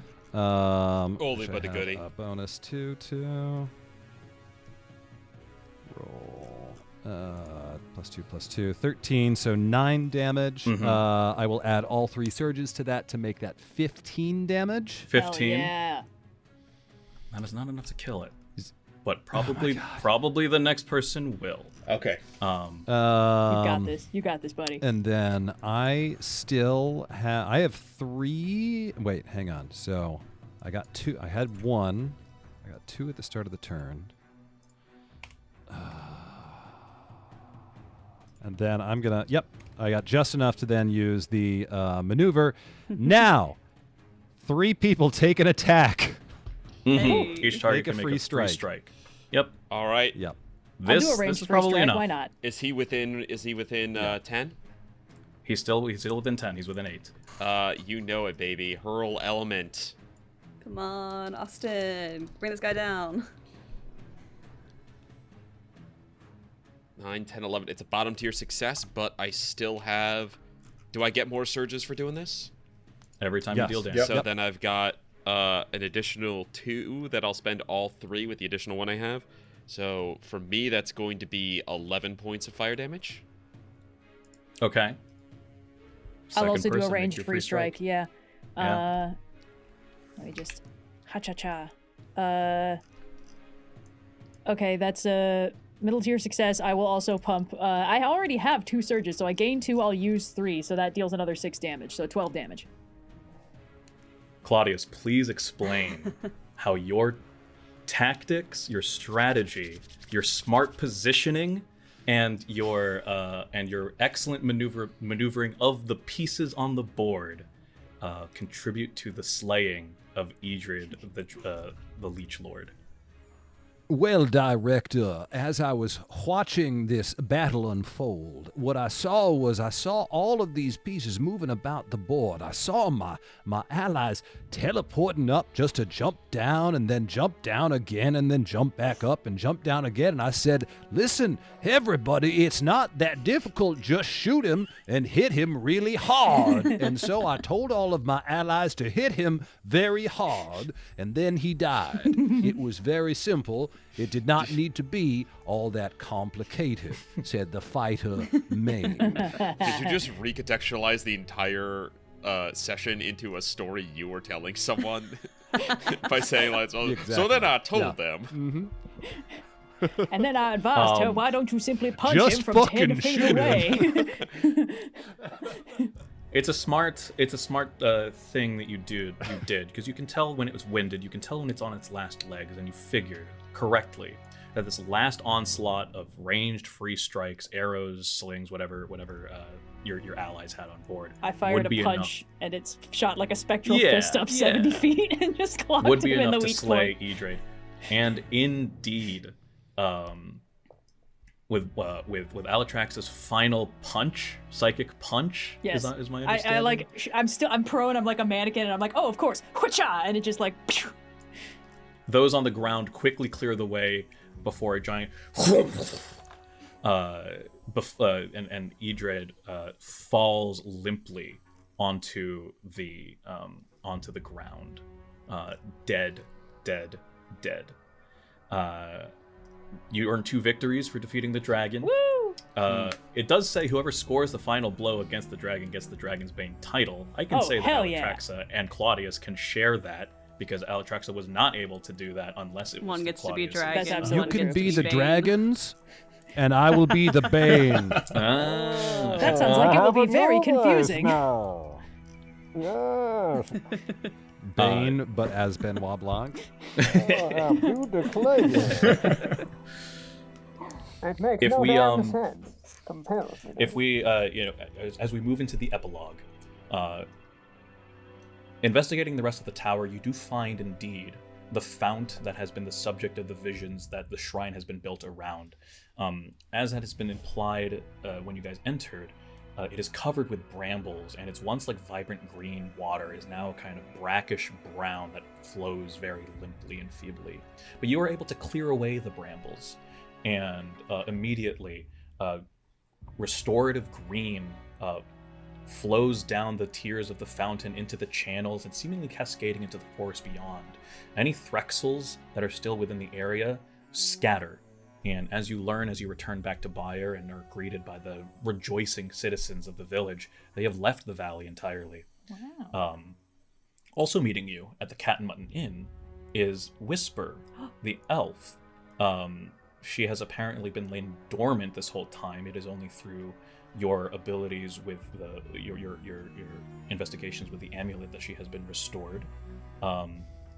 She goes and she explains. She tried to magically reach out and investigate the essence of the shrine, but fell into a torpor caused by the shrine's corruption. I'll say that for the narrative beyond, she offers counsel to this party and helps however they can. I give back the pendant. Okay. Character development for 7. In the weeks, That's growth right there. In the weeks and the months beyond,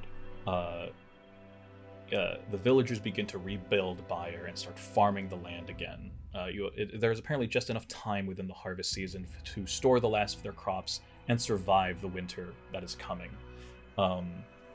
Additionally, as you bring the dragon's horde back to the village, word spreads, merchants return, the valley returns to its prosperous state once again. With the money made from the unclaimed goods, Byer eventually grows and becomes a major merchant hub within the county of Dalrath. Not county, but I think whatever the kingdom of Dalrath.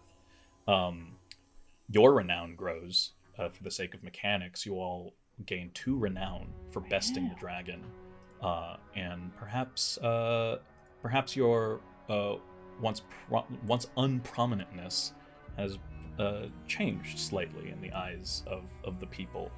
There are, of course, those who fight against Ajax and all against other tyrannies, but you have gained a reputation for the people of Byer and other small villages for being the ones that are the friendly neighborhood heroes, let's say. Being the ones that are there to deal with the threats that may go unnoticed by larger entities and authorities.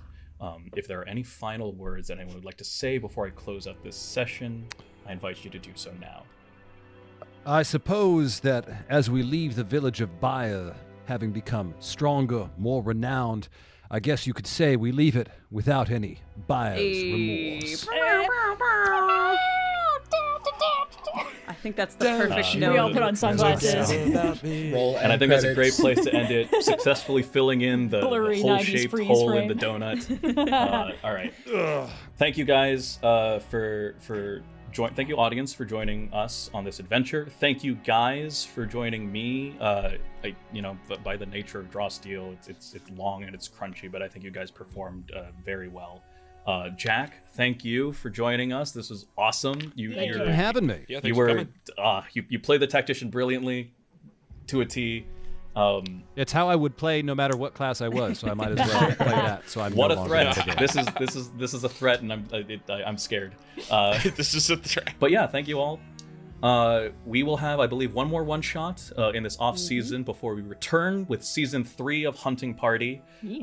Jack, you know what, to close us off, where can we find you? You know, please, plug yourself. I'm all over the place. I'm about to do my big old summer tour that'll take me to Jersey, Colorado, Seattle, Maryland, Ohio, Massachusetts, all over the place. Full schedule, jackthewhipper.com. I'm also doing the min-maxed D&D project. We've got a few more episodes of Season 1, and then we'll be filming Season 2 towards the end of June. Hell yeah. Hell yeah. Amazing. Looking Very forward to that immensely. But yeah, thank you all. I think if there's nothing else, we can close out the session, the episode here. So Good night, thank you fellow for organics. Thank you for coming with me to Draw Steel.